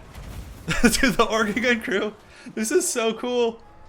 I love it that there's Slayers like guarding an artillery station. Oh, they're gonna kill the genie too, probably. Could that be the schemes that Estalia needs to come back? Currently, they do have the High Eagle still fighting pretty well. Dude, that Manticore got dunked on! Oh my god, look at that! The genie's like, screw this shit, I'm out of here! Dude, that is so cool. And now they go back to their organ gun. Holy shit. So, guys, it looks like Estalia might be getting their way back into this game with that organ gun destroying the really powerful Manticore. And also, you have to remember the genie summons. They're going to be disappearing pretty soon here. The Royal Guard going to get busted by a Vortex here. The Bright Wizard needs to be saved too. So if Goblin Slayer's paying attention here, he definitely needs to get this guy back. Because the genie will kill him for sure. Genies are pretty good in combat. Fireball going. It looks like Goblin Slayer does see it coming. And he gets a fireball in the carpet there. Oh, man, that's so funny. And now, oh, look at the organ guns ripping shots here into the Golden Magus. They're like challenging anyone to come at them after what they did to that Manticore. My goodness. And the Golden Magus, a little bit line of sight blocked by the for the organ gun there. Yeah, you got to get your Bright Wizard out of here, man. The genie will definitely kill it if you're not careful. It's a trap. And it seems like the Estalians are making their way back into this game. The High Eagle is still around, man. The Arabian Spearmen are broken, and ooh, the Sipahi's getting blasted by that Jawi organ gun. And it's so funny because, like, if the Sipahi's ride in there and like try and attack the organ gun, they're gonna have to fight Giant Slayers. God, that is so funny. And it looks like we have some handgunners back online for the Estalians. Really, line of sight block though. That's been kind of the name of the game so far for this battle for the boys. This is the actual genie, which is very low. The organ gun could definitely finish it off. It starts shooting the genie here, and the other genie is gone now. So I don't think there's going to be any more genies. Balance of power is actually pulling like dead even now. And the High Eagle, this special character here, coming to do battle. He is on foot. He's very, very slow. Honestly, I would probably just pull the High Eagle back and have him like defend the organ gun. Oh my god, Estalia is coming back! I can't believe it. I thought this game was 100% over. So Fireball goes in, and a Fireball does wreck the last of the crew. So the organ gun is offline now. So very, very good play there. But there's still a ton of Slayers. So now the Giant Slayers are going to be just charging into battle, which is so funny. Still have some Spearmen over here and the Bright Wizard chasing down these Nomads. Nomads can't 360 shoot like Waywatchers, so they're going to have to run for the hills. Those Slayers are, where are they going, man? I guess they're going to go try and chase off this aspect of the battlefield. Here, this genie is very, very low, and, you know, most of these units are, like, Sharkish slaves, right? I'm a little bit concerned for the forces of Araby. The Slayers might carry it, for sure. Their stats are quite mean, of course, being Giant Slayers and all that. But yeah, killing all these archers here is a smart play. Just kind of chase them down, get your Bright Wizard back online, use the Fireballs to pick off the genie if you still have some. Genie is only a 676 life. And well played to Gobbo Slayer. Honestly, the Slayers carrying there was quite big. Like, if that Manticore was flying around killing other things and hadn't rampaged into them, that would have been a whole new world there. So it looks like the Shield of Meridia being used to give missile parry as well as some armor to these guys, which is quite nice. Helps them out against the Nomads. And now they're hunting the Nomads and, yeah, catching them.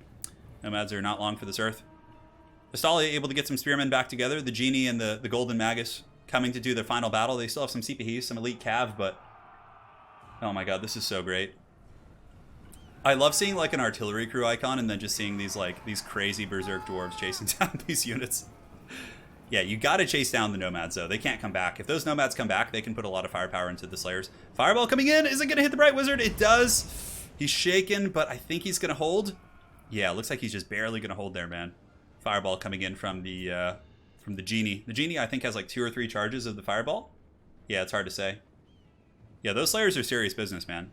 And here you can see the Golden Eagles coming back. Slayers are coming back. It looks like the Bright Wizard's just going to be the shepherd to push out the Nomads off the battlefield here. Fireball's coming in. Definitely should have gone after the Genie, although I think he has pretty good magic resist. Let's check. 25%. Fireball would still be good there. And it looks like the Golden Magus gets tagged. I mean, that's a good play, too. They're both good targets, I guess. I would just try and kill this guy before he gets more magic off. Yeah, look at the Bright Wizard going. Dude, this is the Sipahi's charging into the Spearmen. The Araby Elite Armored Cav. But you still have to deal with the High Eagle. This guy is like a pretty powerful combat lord. I mean, look at him. He's got like blinding when he hits you, lowers your melee attack. He also has like insane melee defense. And now the Slayers are here. Oh my god. And the genie charging it as well. Holy shit. We've had some really close games today. It's awesome, man. Like, when you can get a balanced game out of this mod, like these mod combinations, it's always like a really cool experience, you know? The High Eagle, the Spear and Mimridia has been popped, Shield and Mimridia as well. And the Slayers are grinding it out. It looks like the CPs are running, and it's only a matter of time before the Genie gets a little bit wrapped up here.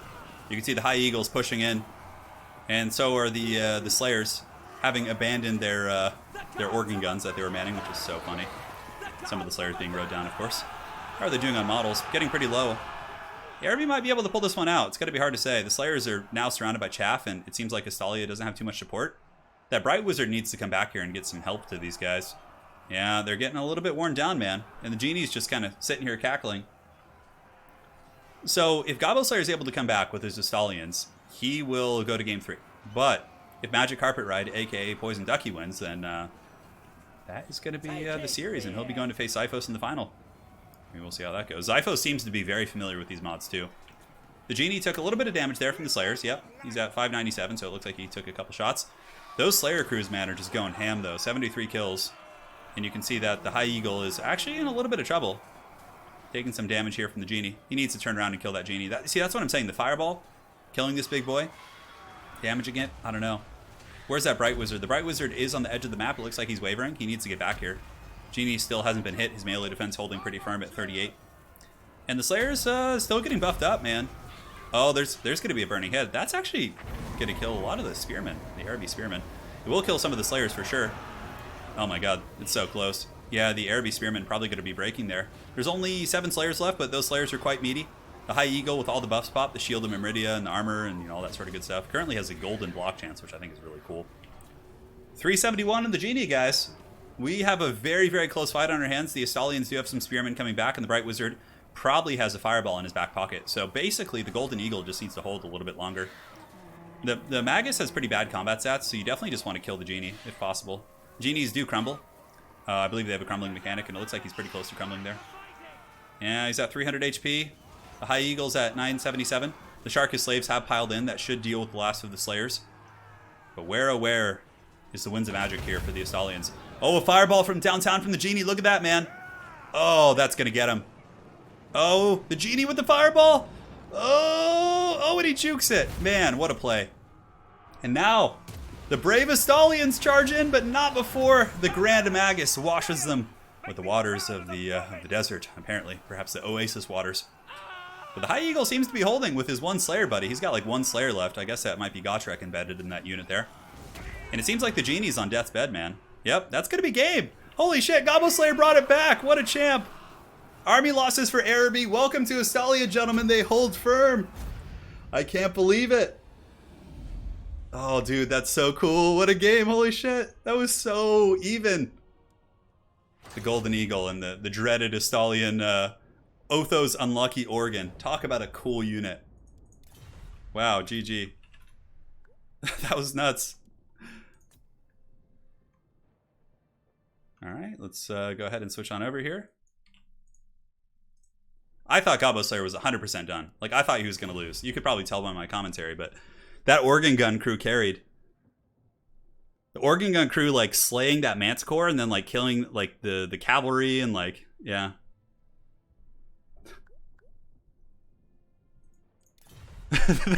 Magic Carpet Rides like that cannon crew. Gobbo Slayer says that organ gun is my new favorite unit. Dude, it's so cool. I know, those artillery were pretty crazy. I threw my stuff at it thinking it was a normal crew.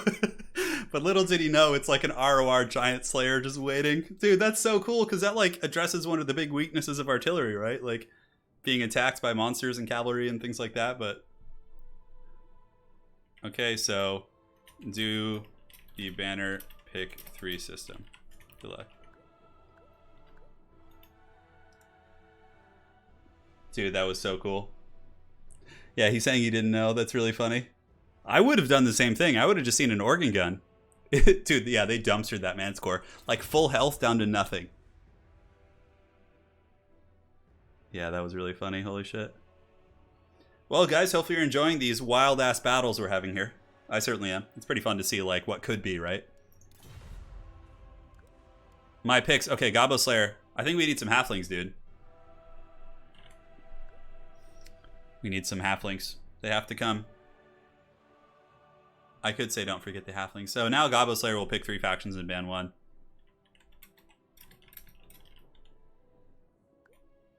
Chaos Dwarfs, Amazons, and Halflings. Now Carpet bans 1. Picks UTC.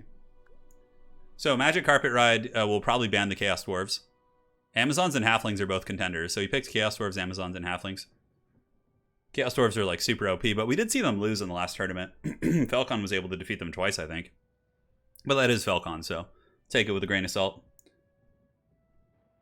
Yeah, let's see. I mean, you gotta ban Chaos Dwarves.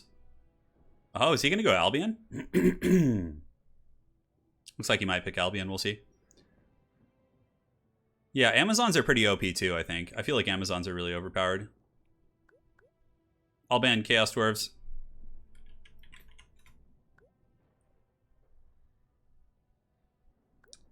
Okay, so we got Albion versus Halflings or Amazons. We'll see.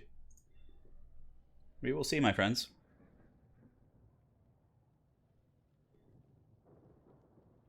We will see indeed. That organ gun. Yeah, they should have an organ gun that's guarded by High King Thorgrim, so when you go for it, you have to fight him. That's so funny. Yeah, Albion's in the mod, yeah. They're being picked right now. So it's going to be Albion versus Amazons. I think we saw this earlier, actually. Oh, no, he's denying us the Cockerel Riders. It's okay. We have a best-of-5 final between Zyphos and whoever wins this, so those champs will get a chance to use Halflings, most likely. Slayer's guarding artillery pieces. That's a pretty cool thought. Yes, Garrett, this is the fun channel. We have fun here. Well, we're serious sometimes, but today is certainly a fun stream. Certainly is. Yeah, all of these factions are available in campaign. They have their own campaigns and everything, which is pretty cool. I haven't played them. I prefer to play the vanilla campaigns just so I can gain like game knowledge, but yeah, I'm sure they're very good. Some better than others. Yeah, if Talea, yeah, Talea is here. We haven't had them picked yet. Everyone picks Estalia because of the Balthazar Gelt beam, so it's kind of it's an uphill fight there. Zowie versus Chaos Zowie? Oh, it'd be pretty unfair. I mean, yeah. Do the Chaos Dwarves have access to greater demons? They have some demonic units, I think. I think they might have a Bloodthirster, I can't remember. No. Do they? I don't think they do, no. Swamp Thing coming out of the park, yeah. We are getting the Albion Swamp Folk. Amazons have some really broken units, like the Matriarch plus the Kulkin Riders are just stupid overpowered. The fact that like she gets like massive ward and missile resist just makes her like impossible to kill, and then on top of that, the Kulkin Riders just like super dirt cheap with like poison AP shots and like anti-large melee. It's like so annoying. It's called the OVN Lost Factions mod. You can check it out. If you go to my previous stream with this same title, basically, you can see all the mods listed in the description. But I'll do the same thing for this. So when the video does come up. Yeah, the Chaos Dwarves do have the Kadai Destroyer, which is a kind of demon. Yeah, they have like a greater one and then like a basic one, which is quite cool. It's time to go on a Magic Carpet Ride.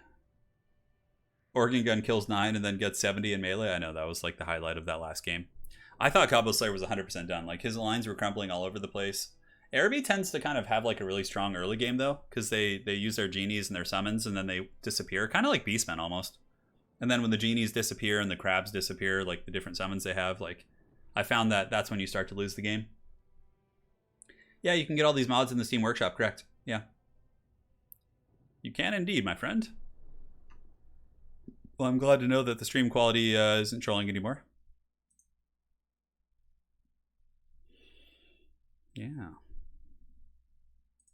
Looking good to me. Outstanding. Perfect. Excellent. No drama. Yeah, Chaos Dwarves could come. I think we might see them in the best of 5 finals, unless both players kind of have a gentleman's agreement to ban them, because they are pretty overpowered. Unless one player is generally much better than the other one, it's kind of hard for them to overcome that. So yeah, Amazons versus Albion. Have we seen? I don't think we've seen an Albion win yet today. They definitely seem like, of some of the newer factions, Albion seems like one of the weaker ones. It's still hard to tell. All right, one sec, guys.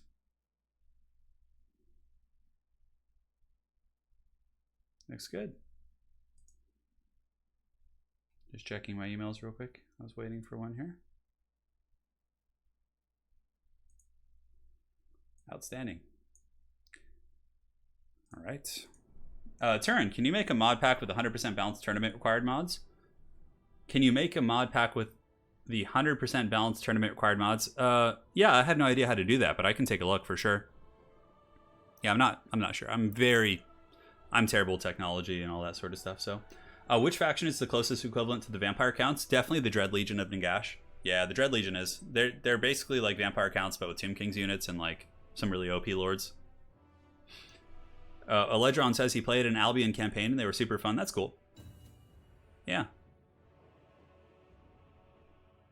Yeah, Albion's good at swarming, yeah. We saw Albion earlier. Granted, I think there was Zyphos just outplayed there. All right, so it looks like Magic Carpet Ride is ready. Gobbo Slayer should be ready soon with his Amazons. I'm sure we'll see a Matriarch riding a T-Rex, which seems to be the standard pick for their faction. Hey, Man Bear, I got you covered, man. We're going to be doing a lot of streams. We might even do one later tonight of Heroes of Might Magic 3. We will see. We will see. I wonder why nobody picks the Giant Stone Thrower for Albion. They're really good. Yeah, I don't know. Honestly, against Amazons, though, they're pretty mobile. It might be hard to actually make contact. We'll see. Yeah, I hope we see them. I think it'd be really fun. Chase Gilbert, it depends on the circumstances. Yeah, I mean, summons are really overpowered. I think summons are one of the strongest spells in the game. In multiplayer. In campaign, not so much. But in multiplayer campaign, in multiplayer, summons are probably summons and healing are the strongest like kind of effects you can have. And in campaign, probably like wind spells, those type of things are just really broken because the AI is stupid and just blobs up and you can cheese them. And then feel feel really good, like, oh, I just outplayed that AI. Yeah. But that's more or less it. Can I beatbox? Oh, no way, dude. No way. All right, guys, here we are. Let's do battle. Yeah, I would say in campaign, wind spells and the vortexes and things like that are like the biggest game changers. Like forcing the AI to blob at like gatehouses or around your single entities and then just vortexing them like instantly wins you battles. Like, it's crazy. Yeah, Albion has some cool magic too. We saw a lot more Albion and Halfling play last time. So now we're loading in. We are on Angui. Somehow Albion ended up here against the Amazons who found their way from Lustria. Not really going to ask any questions, but it is what it is.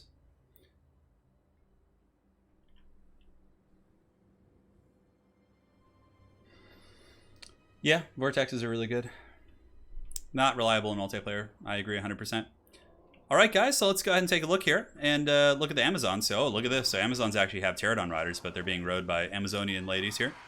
So, you can see there's 3 of them. It looks like they're all the same, although it looks like some of them might be colored a little bit differently. Can't really tell. 2 Feral Bastiladons on the ground. We do also have the Lustrian Wildcats. Holy shit, look at these models, dude. That's awesome. 31 with armor piercing. And, of course, what would be complete for the Amazons without the Kulkin riders? So, it's going to be triple Kulkin rider. These are... Oh, these are not the ranged variant, though. These are just the melee variant. So he just brought the basic Kulkin Riders, which are focused only on melee. So they're a little bit better in melee, which is cool. So not going the super OP units. So triple Lustrian Wildcat, triple Kulkin Rider. He's got the Pterodon Rider Air Force, Bastiladons, and he's got Loxwana. Oh, look at this. All right, I like this, man. Check this out. So Curse of the Witches, Curse Witch of Blue Stumps, Leadership and Magic Resist. Okay. She can summon Velociraptors. She can debuff stat combat stats. She can do a direct damage Spirit Leech spell. She can heal herself. She's got a snare. Wow, she's got voodoo dolls like Wurzag, and she also has a banishment spell. Wow, she's got a lot of good shit. Oh my god, that's crazy. And it looks like the rest of the army is going to be like just warriors and baseline troops, scouts, and we do also have the jungle spirits here, which are just like dryad RORs.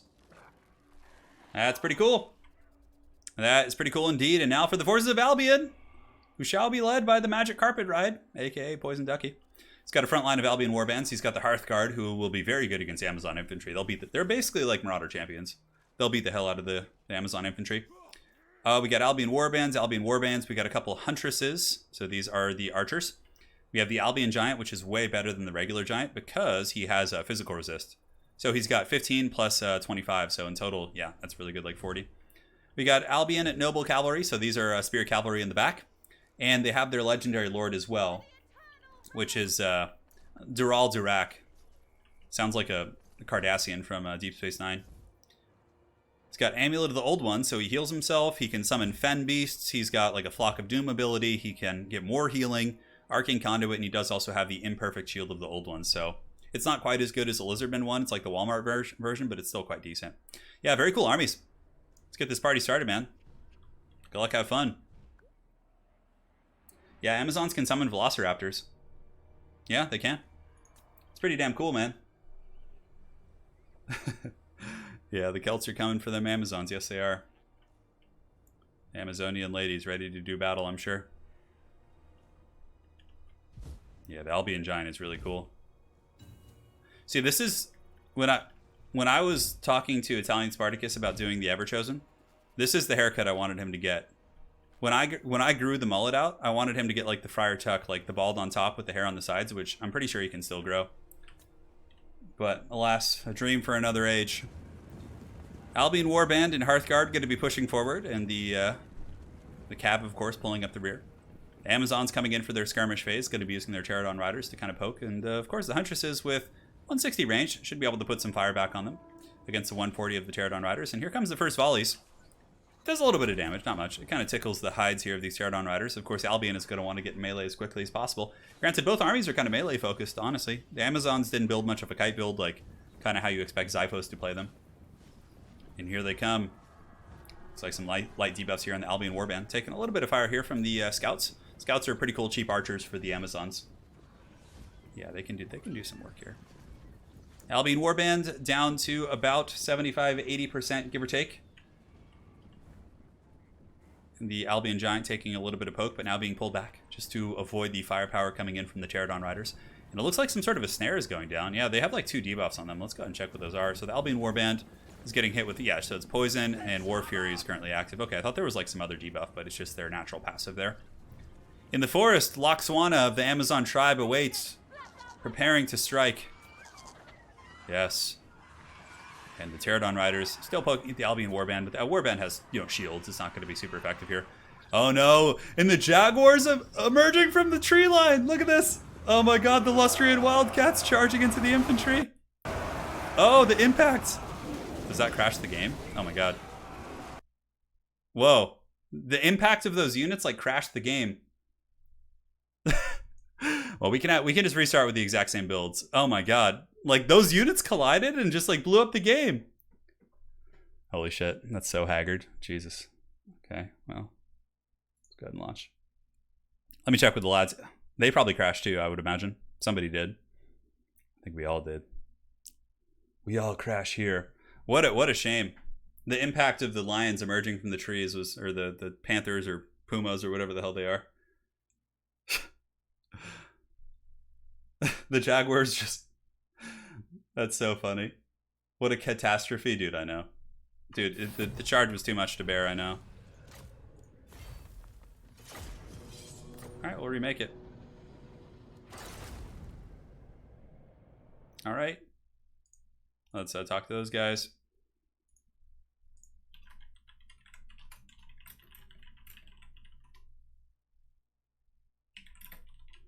Fighting didn't even really start yet, so it's not a huge deal. Oh, I gotta rehost it. Not as, I'm not playing as much as I want to. Okay, cool. We're rehosted. Should have grabbed a screenshot, dude. The cats were too strong. Too much damage. They probably did so much damage they crashed my game. Gobbo Slayer's back. Here comes the lads. It's only PG-13. The mighty jungle and lions crash tonight. I know. I was really excited for the Jaguar charge. All right, so let's get the boys out. Although you guys didn't really see it, the counter charge was there as well. Making sure they see the lobbies. Great, so we'll go back to Angui. So they can use the same armies, and then we can get to battle.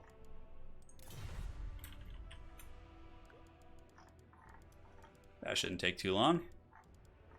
Where art thou, map? Yes, perfect. If it crashes again, then we know there's like a unit. That's the problem. There's like something that's actually crashing it. I hope it wasn't actually the Jaguars crashing it.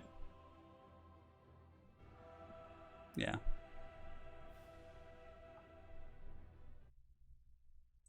All right. Looks like we're all set.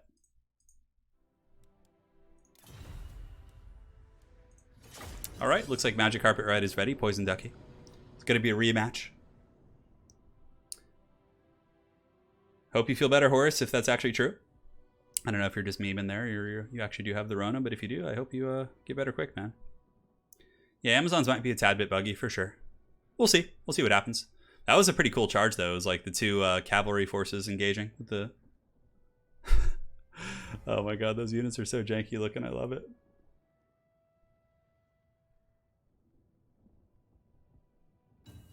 Yeah. 1982. Good year, man. It might be the Jaguar since we have seen both factions fight before. It could be. We'll give it one more try. If it crashes again, then we'll just have them pick different factions. It could be the Jaguars. This will be a good test, though, because if it does crash again, then we know it's those guys. Although I used them in an FFA battle, and I don't think I had any problems. I think it was just kind of like a random thing. It might have been a spell, too, that was trying to be cast. Like, overcasting some spells, like Invocation of Nehek used to crash the game. So it could be a similar bug with some of the new spells that they're using. Oh, sorry to hear that, Horus Heresy. Well, you're welcome to hang here, man. Hope you feel better. We're here to support you, dude. We shall indeed. Just take it easy. All right. So it looks like we've loaded in once again. The players will set up their armies. No need to really go over everything again, but we can just for the fun of it. Yeah, so basically we have the Albion Noble Spear Cav, the anti-large Cav. We actually have a couple Centaurs, which I didn't notice as well. So Centaurs are, yeah, they're pretty cool looking. Look, they have like the woad paint. That's really badass. Yeah, that's cool. These guys have AP, pretty solid for sure. Might be useful against some of the, bigger dinosaurs. Huntresses, just basic archers. Albion Warbands with Dural Durak, who has those really, really dank spells. And yeah, we saw this army before again. I know, can't handle Jaguars and Celts going fisticuffs. I mean, who knows if it's the Jaguars. So yeah, we got the Lustrian Wildcats, which are basically like Warlines of Grace, just a little bit different in terms of their stats. Kulkin Riders without the bows. And yeah, just a bunch of Wildcats, man. Pterodon Riders, all sorts of crazy shit. It's got to be good. Loxwana seems really strong, though. The Amazonian Lord, she's got like so many good abilities. Look at this shit. Wearing her, kind of has this, I think she has the Fey Enchantress face. Yeah, having Effigy of the Git, plus like self-healing and like snares and just really, really good debuffs. She's got all kinds of good shit, man. Spirit Walk. Oh, she can give herself stock. That's cool. And a speed buff. Yeah, that's quite neat. That is quite neat indeed. Yeah, we got Duran. Hungry like the wolf. Albion's like, I'm on the hunt, I'm after you. Lost but I'm found. Yeah, we got Dural Durak. He's quite cool. He's got the Gift of Life, so he can actually resurrect his allies. Wow, that's pretty cool. Wings of Fate is a flock of doom, or a missile attack, actually. Okay, I think that's the one that shoots like a Doomdiver catapult at someone. Am I on ultra settings? Yeah, I might have reset my settings when I did that. That's so annoying. Okay, that's probably what it is. So sorry about this, guys. The game might be a little bit kind of choppy because I'm on ultra settings, but... Yeah, because the mod manager, I think, resets every time you, like, get into the game. Oh, that's really annoying. I'm so sorry about that, guys. That piece of shit. Oh, well. Yeah, she's got some leopard print. I don't think there's anything I could do to reset right now. I could do brightness and gamma game settings, but yeah. I think it just reset me to my default, which was ultra. That's annoying. Sorry about that, guys. Well, hopefully it's still bearable to watch. Anyway, so far so good. Just some light fire going down. Here you can see these scouts are being poked down by the archers in the back. The Huntresses outranging the Amazonian scouts with 150 range against the 160 here of the Huntresses. Now ripping some fat shots up in the sky. I'm using the mod, Karajan's mod manager to launch the game, so I'm pretty sure it doesn't like launch it and save my settings from before. Yeah, so that would explain it. Why? Because I see it on the replay. It looks a little bit choppy too, so. Yeah, very, very strange stuff. Nonetheless, though, Albion Warband, do not know what these scouts are thinking about. No, they looked like they were charging in there for a second. But all the bow shots are ripping into the scouts there. And yeah, the mods themselves can be quite taxing on the game. So now we get the Lions charging in. The same exact thing happens. So the Lustrian Wildcats charging in to do battle. But they're met by Centaurs as well as the Albion Warband. Oh my god, look at the horde of Kulkan Riders coming out of the tree line. Holy shit. That is just the absolute zerg of a fight. We'll just try and sit out here. It looks like a banishment coming down and the imperfect shield of the old ones from Albion. So the whole Albion army here should more or less be getting the ward save as well as a leadership buff from the imperfect shield.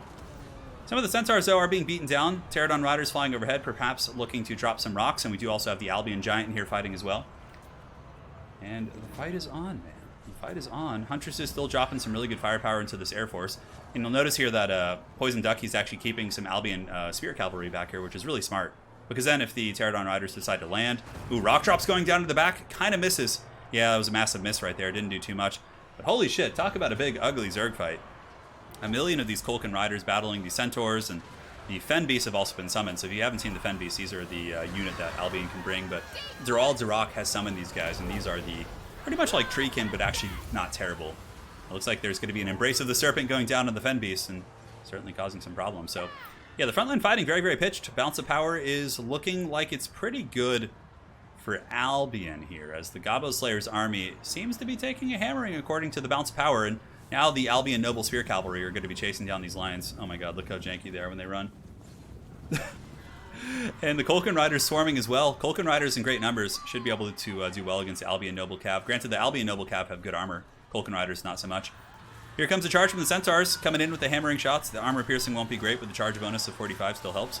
And the Kulkan Riders are very, very squishy with low combat stats, so they're going to be taking a lot of damage as the Albion forces swarm in. Look at this. Oh my god. Are they Dodo Riders? They might as well be. So Kulkan Riders, all these units swarming in. Shit is just getting absolutely crunk here in this battle. And yeah, continues to rage on. In the back line, Feral Cold Ones were summoned here by Loxwana. You can see her kind of embroiled in this fight, and she summoned some Feral Cold Ones, which are going to be charging into the Huntresses. Very, very good play there. Nice mobile summon. There are some Centaurs trying to fight them back, but I don't know if they're going to be able to, per se. But the blob fight is quite gnarly here, man. We got Loxwana in here. We also have Durak, who's going to be coming in. Looks like he's going to be charging into Loxwana, or perhaps trying so. The Siren's Dream activated. Siren's Dream is a spell from the Amazons, which is going to be debuffing the Albion troops. -10, -10, and -8 for leadership. Quite good for sure. It is Albion versus Amazons right now, guys, in this glorious modded fight. And yeah, it looks like Albion is winning the blob fight. The Amazons are kind of buckling. They're Kulkan Riders, you know. You should have picked Halflings, man. That's what you get for not picking Halflings. And Loxwana here is even breaking as well, and she's very expensive. She does use a banishment before she breaks, and the Elixir of Life as well, which should be healing her. Yeah, although it looks like it doesn't heal her. Maybe it heals like nearby allies or something, not herself. It's hard to tell. Anyways, Amazons are coming back in with some reinforcements, the Eagle Warriors and some of the Jungle Spirits, but it seems like Durak certainly has a bit of an advantage here. There's still a fair amount of warriors in different units, yeah, hard to say. Albion Giant waddling his way back towards the battle here. Yeah, here he comes. The big boy with the Italian Spartacus haircut. Going to be clubbing down here, going after some of them boys. How much HP? 9,700. Man, that Giant is really good. Physical resist is incredibly solid to have on a Giant, to help mitigate some of the missile threats and different things that can come its way. But so far it seems like the Albion mobility has had the advantage. The Kulkan Riders have always seemed to be on the defensive, just taking a ton of damage. And here you can see Loxwana has been surrounded, but the Living Jungle has been used again. Summons the Feral Cold Ones. Okay, that's interesting. So there's like a tooltip that appears on her when she casts that.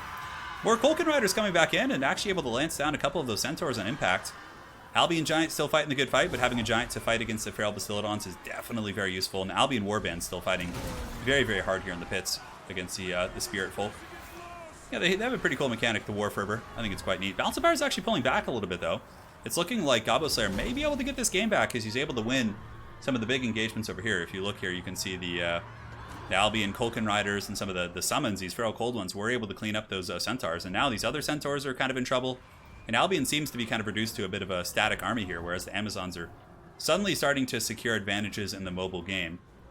But we'll see what the Giant can do. Honestly, I think the Giant needs to try and take out Loxwana here. Although her summon of the Feral Cold One is definitely very strong.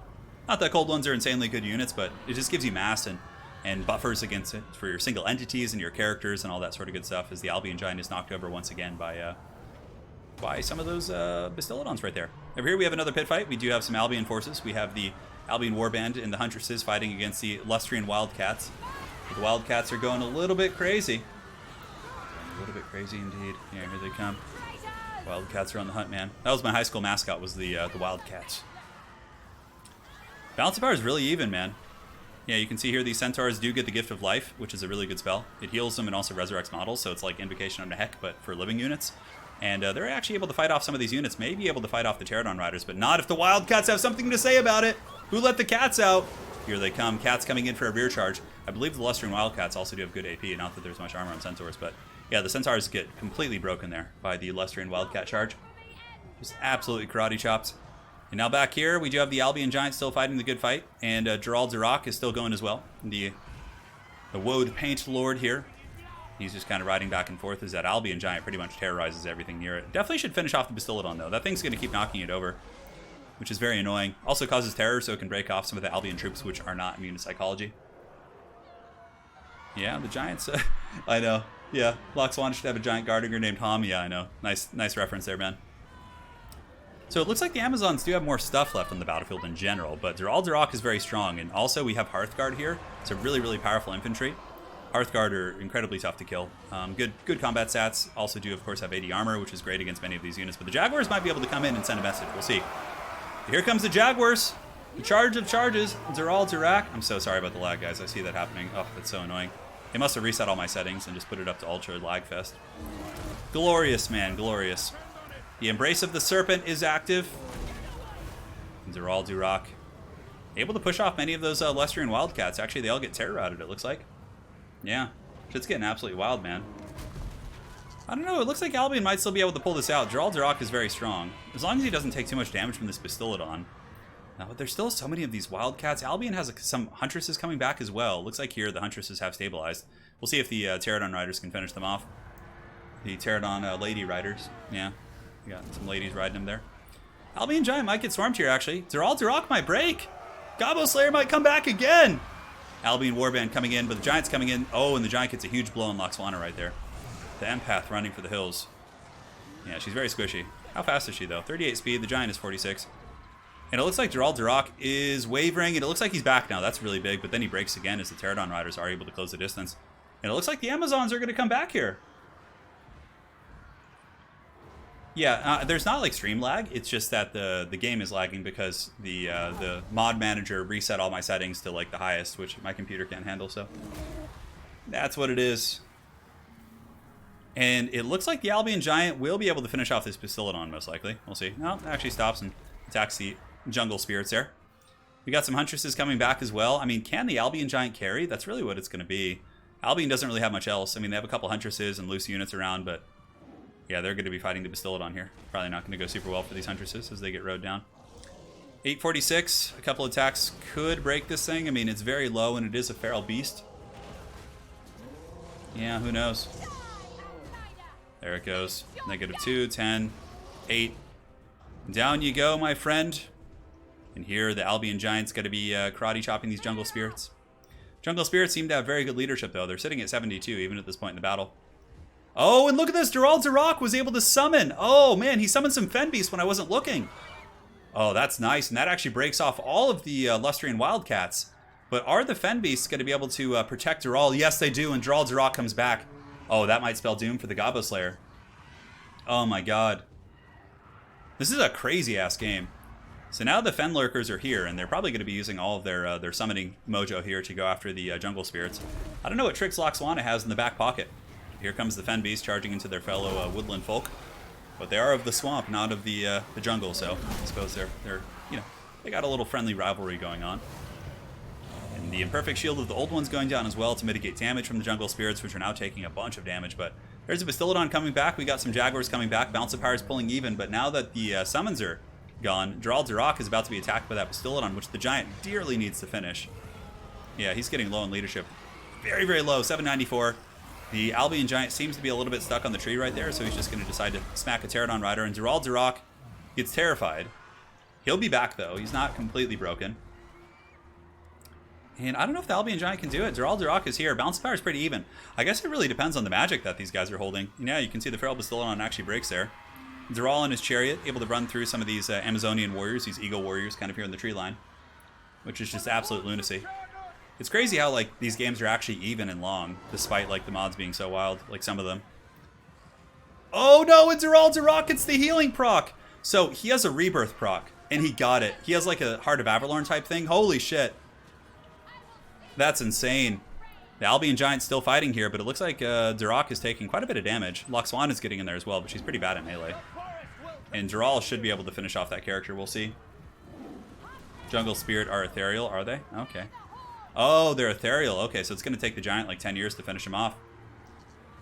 Dude, this is just nuts. I don't know what magic he might have in his back pocket, but the healing proc did go off.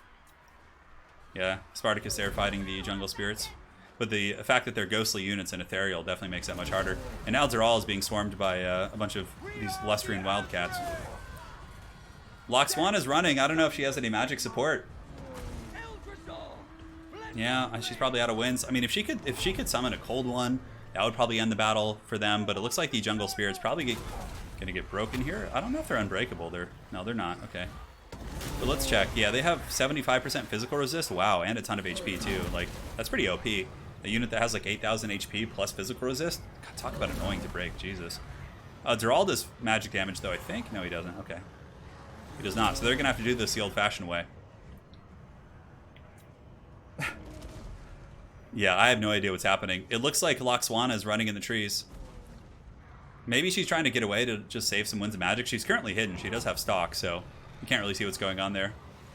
Right, the riot attempt too. This Giant is actually kind of dying though, guys. Like, these Jungle Spirits are slowly killing the Giant. Durak, he needs some magic here, like something to crump these guys, because are they immune to psychology? Yeah, they are. The Jungle Spirits are immune to psychology. If someone end this, I'd prefer Dawi versus Dawi. Yeah, the rebirth from Dural was pretty crazy. I mean, it looked like the game was in the bag for Gobbo Slayer. It might still be, honestly, though. Like, I don't think anything can kill these Jungle Spirits. Let's see what they're saying. They're saying fast forward. Oh, that's so funny. So they're fast forwarding right now. The Giant is dying to these freaking Jungle Spirits. These things are OP. Holy shit. But, you know, so were Durak's rebirths, right? So there was OP on both sides. And if there was any magic damage, these things would have died quickly. The Albion Giant is... Yeah, and these things do magical damage too, so they get around the physical resist. Yeah, the Giant's going down. Holy shit, this is so haggard. Oh my god. And Durak is dying too. He's like stuck. The imperfect shield of the old ones is going down. Oh, Loxwan is coming from her. Does he have any magic? Like, all you need is one spell. Embrace of the Serpent. Holy shit. And Gobbo Slayer pulls the game out and wins the series. GG. A 2-1 in this super competitive balanced tournament.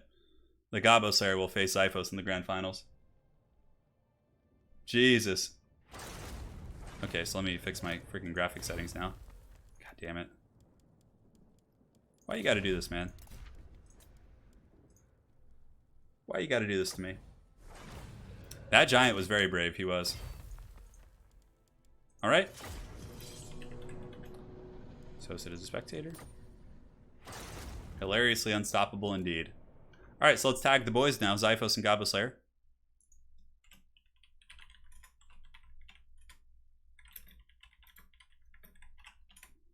Now you guys are going to get to see a whole cacophony of strange units, I'm sure. That was pretty amazing for sure. Yeah, it was fun. Thank you guys for joining today, by the way. It's been a pretty low-key day. It's been good. Yeah, those Dryads are pretty OP. Yeah. It's like watching two Paladins duel in WoW. Oh yeah, for sure. Well, Xiphos is here, and he's already rocking the Estalians. He's sitting there eager. So we can go ahead and reset score, and this can be Xiphos against Gobbo Slayer. Man, what a game. I thought the summons and the drama and just the back and forth. It was just nuts, man. Hurry, boy. Xiphos is waiting there for you. Yeah, Jungle Spirits definitely need to tune down, but I mean, it's a campaign unit, right? It's not designed for multiplayer, so I don't know how much they cost. I don't know if I could check right now from where I am. Yeah, looks like the scorecards are all set up. Xiphos is here. Hey, man. Yeah, man. Dryad's OP.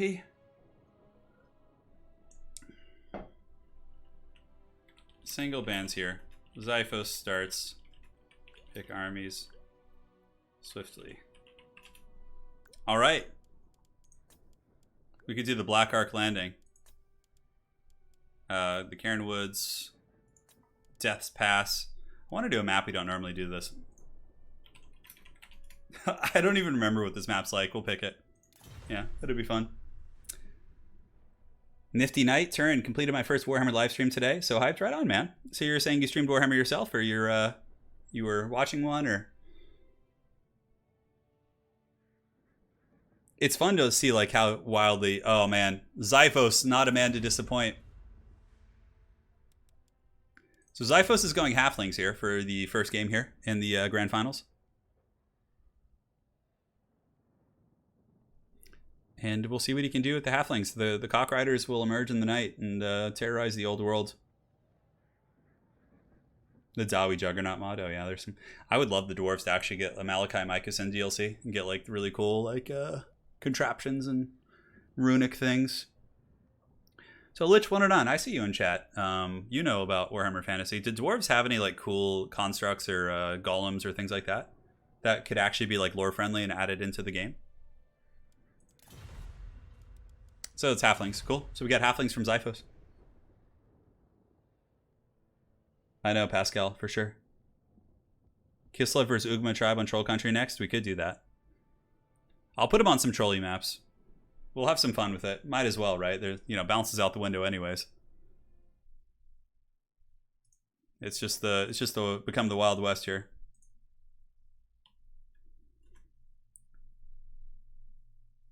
Oh, right on. Sounds good, Nifty Night. Very cool, man. They had rune golems? Okay. That's something to think about.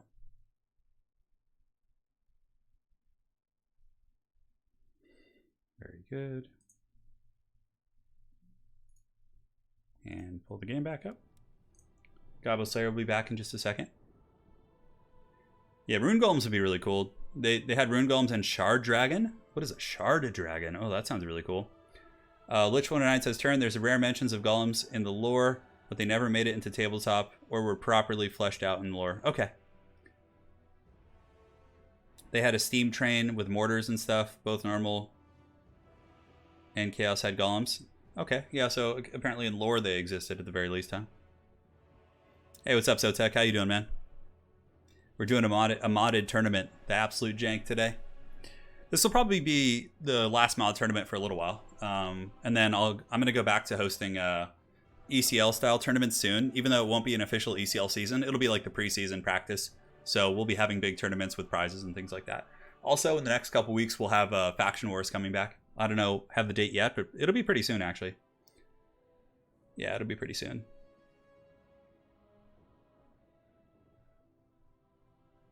The head golem just like hunting the precious. Shard dragons were in the Monstrous Arcanum, big monsters that can't fly, and is super armored. Ooh, that'd be so cool if Dwarves got that.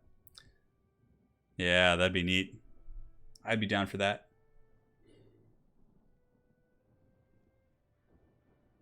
Shard dragons were in the Monstrous Arcanum, yeah. I think Lore Master of Sotek, you're doing a series. Yeah, Sotek, we're talking, you could probably answer this question. We're talking about like what golems, monsters, and like contraptions the dwarves have had in lore that like could be justifiably added into the game and like not be absurd.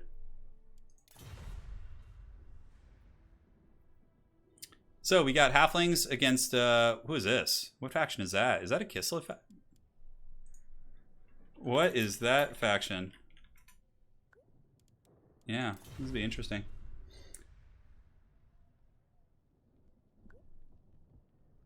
Derek, maybe.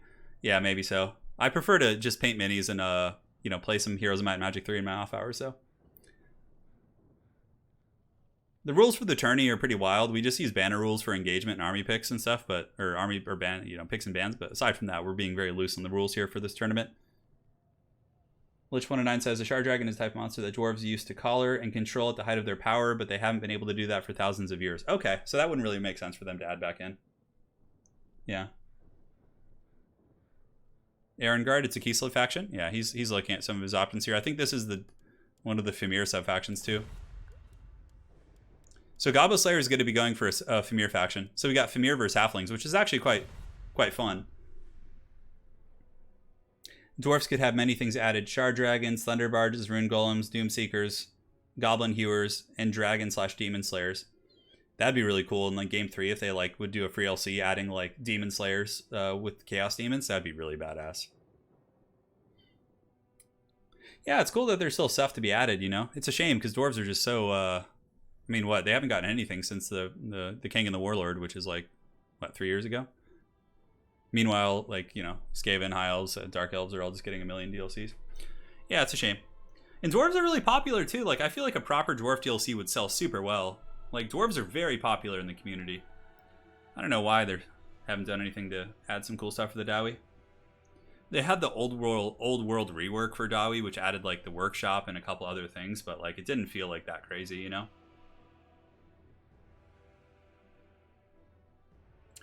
Lore Master of Sotek saying, nonsense, dwarves can still control the shard dragons, the winds of magic need to be blowing strongly. Alright, well, there we go.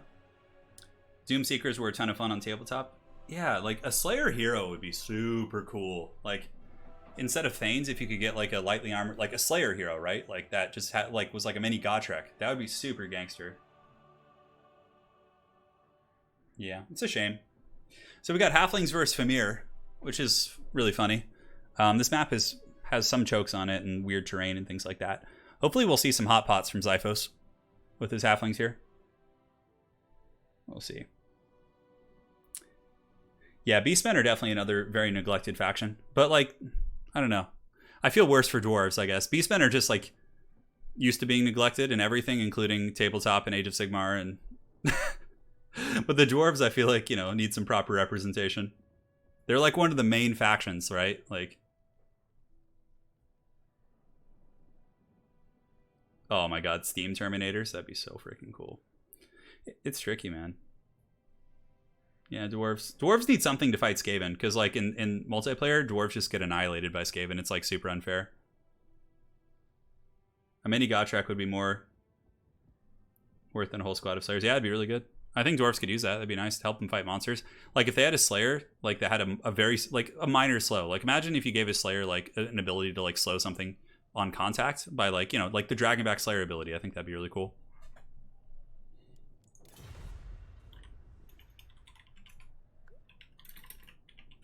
Cue it up. Let's party. Let's do it to it. We have some sort of Fimir sub-faction, which I don't know their name, facing off against the Halflings. The Cockriders will rise. No mercy shall be shown. Yeah.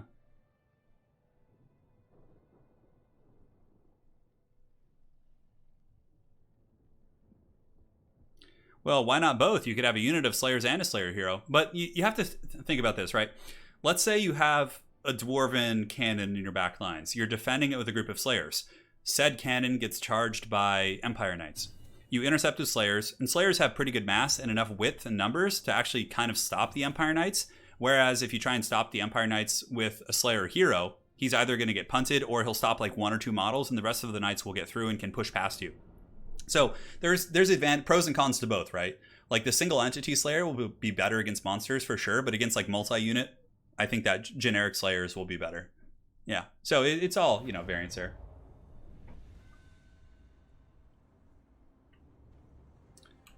All right, looks good. We're loading in here. This is a cool map. It's an old school one. It still checks out. I think we need to do the Spirit Essence of Chaos for our next map and just have like an ugly pit fight. Oh, yes, dude. Oh, God. It's happening. The Halflings are here. They ride out and meet them. So let's let them get all set up here. All right, so for the Fimir faction, we have Fim Guards. Fim Guards are just, basically great weapon Fimir. We also have the Fimir Sherrills, and these Sherrill the Fimir. They're just basic infantry. No surprises there. Whoa, a bloated corpse. Holy shit, they can bring bloated corpses. Yeah, so these are baseline Fimir chaff. We got double bloated corpses. We got Plague Bearers of Nurgle. Oh, check these bad boys out. Look at this, guys. So the Plague Bearers of Nurgle are just the one of the elite infantry choices. They have 40% physical resist. They regenerate very slow with 23 speed, though. We got Bogglers. Bogglers are just like little goblins. Yeah, little like chaff goblins. So, yeah. Having a good old time. We have a Fimir Balefiend of Fire. We have a Bloodthirster in the back. Oh, dude, the Bloodthirster is here. Oh, yes. Bloody boy's hiding in the trees. And it looks like the Lord is going to be a Fimirac Warlord. Yeah, that's cool. So he's just like a basic Fimir Warlord. All right, so will the Halflings be able to stop a Greater Demon of Khorne from penetrating their lines? We'll see. It's going to be very interesting. And now for the Halflings, they have the Grand Cauldron Hot Pot. So this is the Hot Pot ROR. Going to be blasting some Plague Bears and purging them with glorious Halfling cooking, I'm sure. We have Halfling Militia in the front, so these are just the basic Halfling troops. For the Halfling Leadership Kit, we have the Grand Enchanter, who's a Shadowcaster. And aside from that, looks like he's got a Master Chef. Master Chefs are really good. They have healing abilities. If you take a look here, you can see. The Rumster is special. They can debuff enemy units, and they also have an AoE healing aura. So Master Chefs are really strong. We got Halfling Rangers in the back. We have some Ogres, so Halflings do have access to Ogres, which are pretty cool units. Ogres should be able to get the good grind, and yeah, more Feastmasters. Oh, Feastmasters in Exile here. What are these guys? Feastmaster Exiles. Yeah, they have Death Blow. Oh, look at that. And they also cause terror. Pretty useful against the Fimir Chaff. And in the back, what Halfling roster would be complete without Cock Riders? So it's going to be Cockerel Riders, Anti-Large. You guys know the drill.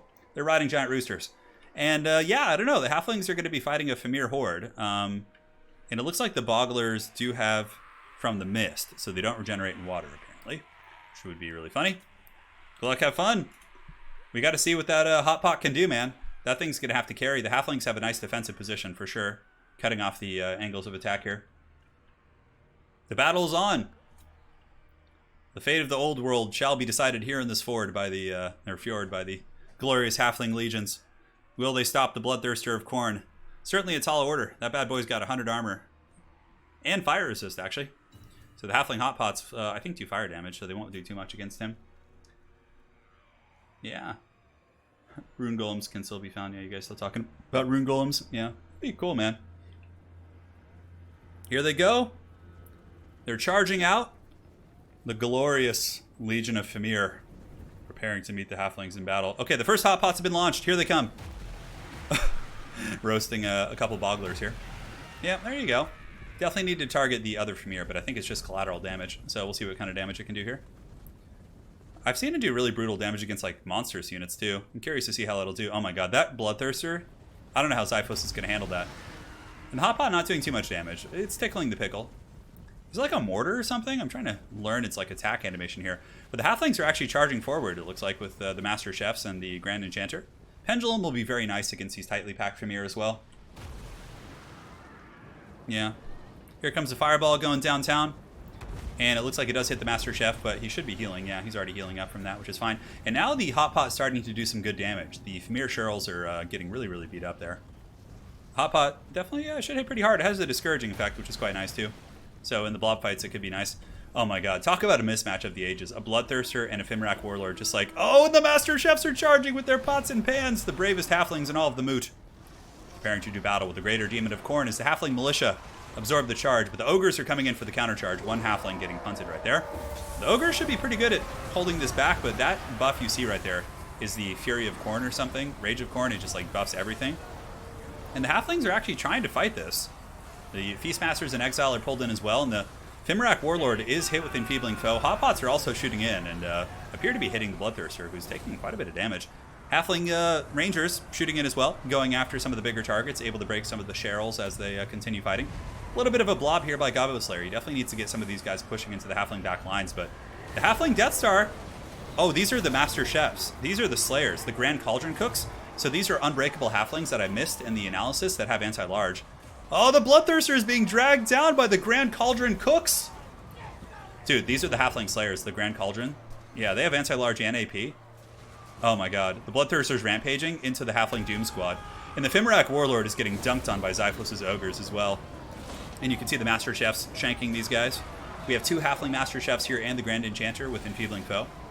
Oh my god, the Bloodthirster is just having a terrible time. Balance of power going massively in the favor of the Halflings, and you can see the Bogglers are trying to get into the back line, but the Halfling militia are able to intercept there. And the Halflings also winning the frontline fight. The Fimir guard getting crumped by the Ogres pretty hard. And here, big boy, yeah, the Fimir Warlord's dead. He's like straight up just in the can. And the Bloodthirster probably will just rampage to his doom here, which is pretty funny. Yep, there goes the Fimir Warlord. Running for the hills, and here comes the Cockriders. Where are they going? Where are those Roosters going? Are these infantry considered large? They are. Wow, Rooster Riders will be very good there. And the Bloodthirster's just been rampaging this whole time. You know, that's the problem with Khorne, right? Can't really control him. And here comes the Cockriders, coming in to finish off the last of the Fimir, saturating into the ranks, providing their anti-large against these Fimir warriors. Chef Frodo Ramsay taking the demon to Pound Town. Look at the Bloodthirster. Look how fast it's running, dude. Oh, it has the bug where it runs super fast. Holy shit. And the Halfling lines. Look at the Halfling militia valiantly chasing off the Fimir. Holy shit. I love this so much. I really hope they add a Halfling faction. And the Plague Bearers of Nurgle are fighting in tanky, but, you know, obviously it's army losses, so it doesn't matter. And the Halflings took, like, no damage. Holy shit. Zyphos destroying that Fimir faction. Oh, and the Bloated Corpse comes in. Where was that thing even? Holy shit. Yeah, that's so freaking funny. Wow. And the Bloodthirster is like the only thing, I think. Oh no, there's a Bloated Corpse hiding in the trees crumbling. Okay, that's what it is. Oh, that's funny. But the dreaded Halflings. I love how well the Master Chefs do against a giant Bloodthirster. Holy shit, the Halflings, dude. Dude, the Halflings took those Fimir to Isengard. It was the opposite. The second breakfast has been served. And the Fimir are not getting any of it. Oh, that was amazing. Your turn, Gabo.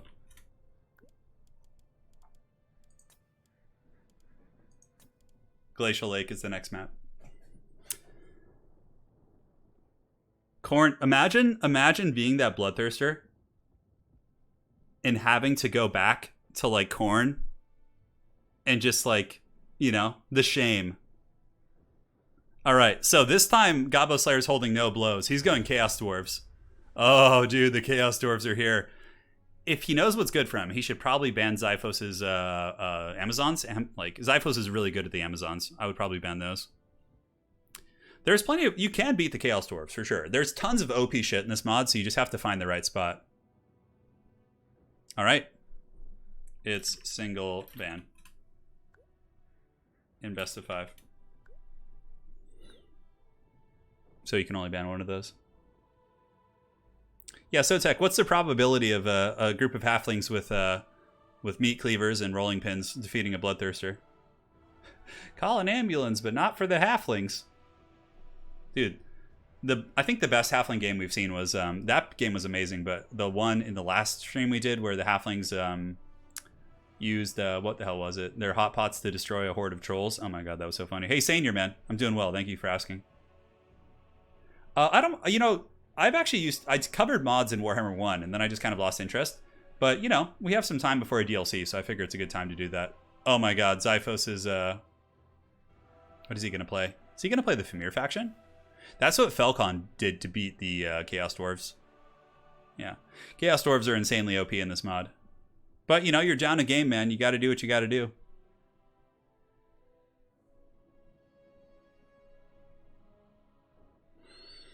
Against Chaos Dwarves, I might bring Dread Legion. I might bring, you know, Kislev might not be terrible here. Kislev has a lot of AP, like cavalry and things like that. It's hard, though. It's really hard. Zyphos bring the Estalian Empire. Well, it's best of 5, so we have a lot of games. So he's going with the Fimir faction. I think Zyphos and Falcon were, like, scheming ways to beat Chaos Dwarves last time, and I think this was one of the answers they had. The Jungle Spirits are an ROR, though. You can only bring one of them, so that's why you're not seeing them spammed. Yeah, the next DLC, they said it's going to be in December. It's already public knowledge, but nobody knows exactly what's in it or what it's going to be. I mean, aside from Wood Elves, but... Zyphos is going Dread Legion. Araby is good here, too. Araby can summon a bunch of genies. Like, when I play Araby, I like to bring, like, 3 genie summoners and just, like, get a ton of free magic. There's ways to beat them. It's not easy, but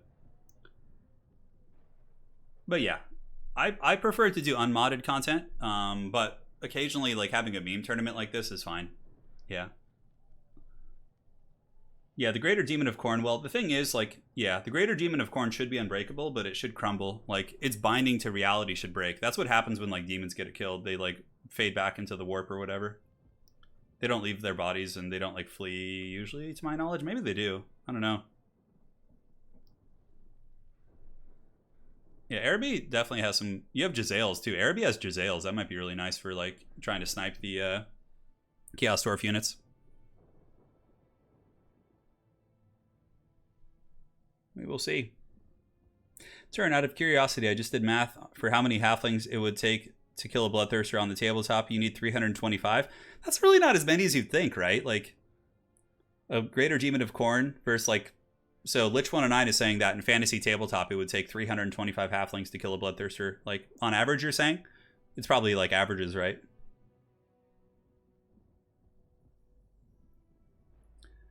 Loremaster of Sotek says, there's a White Dwarf article that's been memed to hell because Be'lakor, the first demon prince, was murdered by Tic-Tac-Toe and his pterodons dropping rocks on him. I mean, that's fair play, dude. Those who wants to have a rock dropped on him?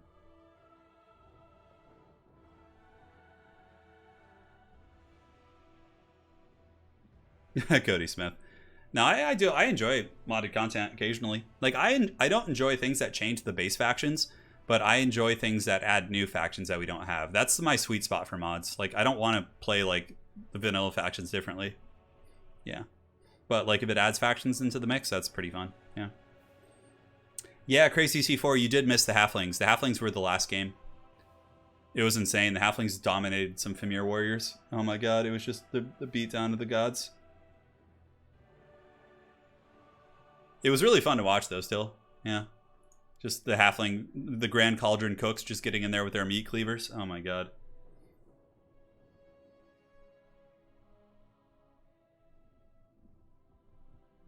It looks like Xiphos is going to be playing Araby.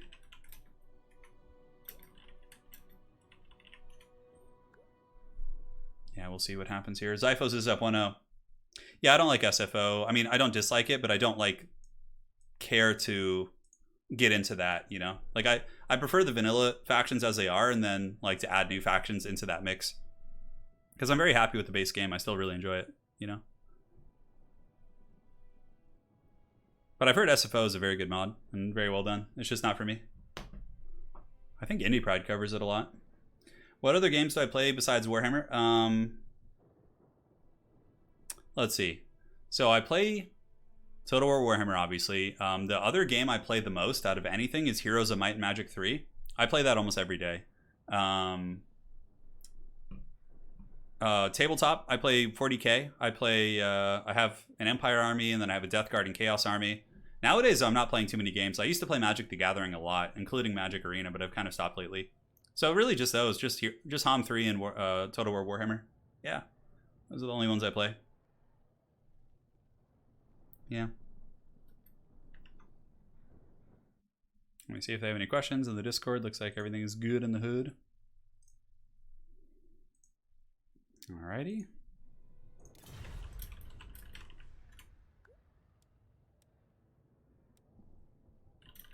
I'm really curious what Xiphos is going to do to try and scheme the Chaos Dwarves.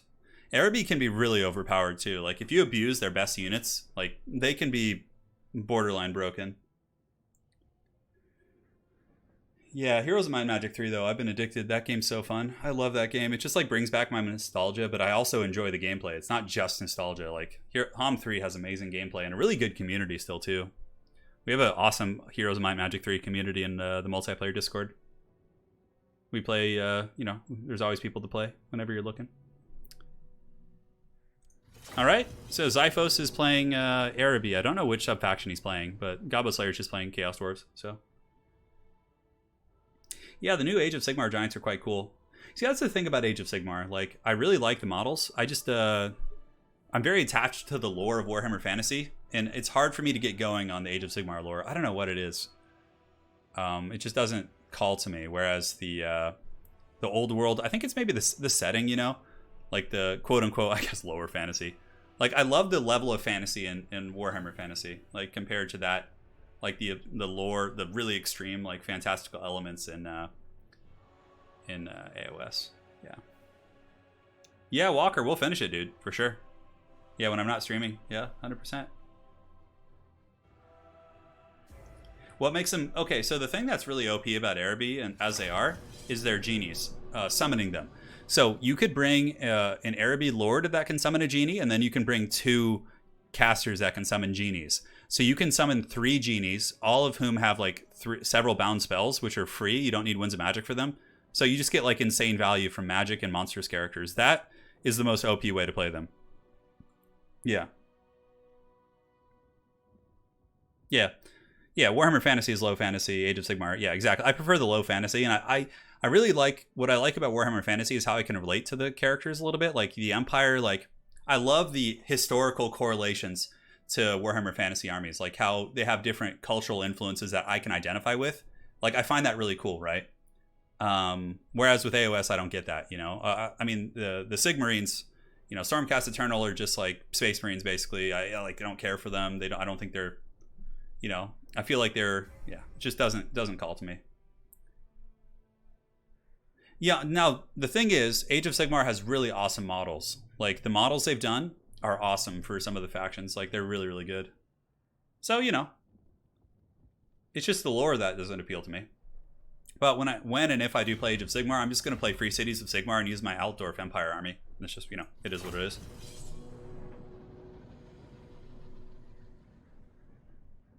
Yeah, that's what a lot of people are saying, is that Age of Sigmar's lore has gotten a lot better. Sotech here in chat saying that. I haven't really given it a look over since I looked at the first edition, so it's probably gotten quite a bit better.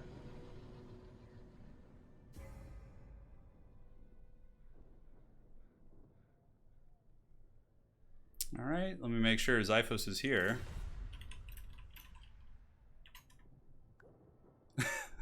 I'm just checking to see if they're still here. We've been here for like 15 minutes.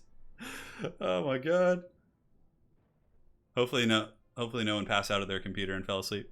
It's not that late in Europe yet. I think what time is it in France? 10, 11 in that time range.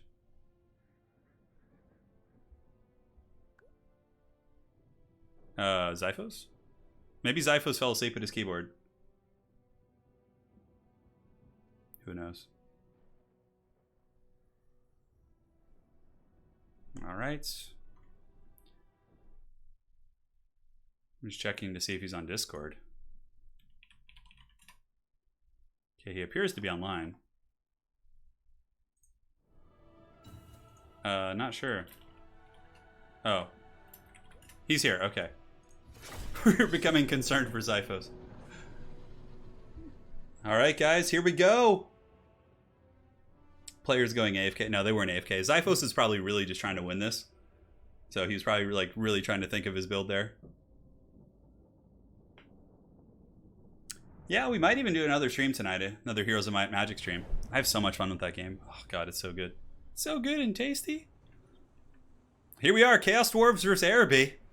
I think this is Sultan Jafar's faction. I can't quite remember. Let's see. Oh man, oh this is cool. There's some neat units here. Oh my god, the Chaos Dwarves just bringing a wild ass build here. Alright guys, here we go. Let's take a look at the builds. Firstly, let's look at the Chaos Dwarves, because they're going to be set up a little bit quicker, I would imagine. For Chaos Dawi, we got 4 Hobgoblin Bolt Throwers. So these are anti-large armor piercers. They're just Bolt Throwers. We don't need to get into it too much.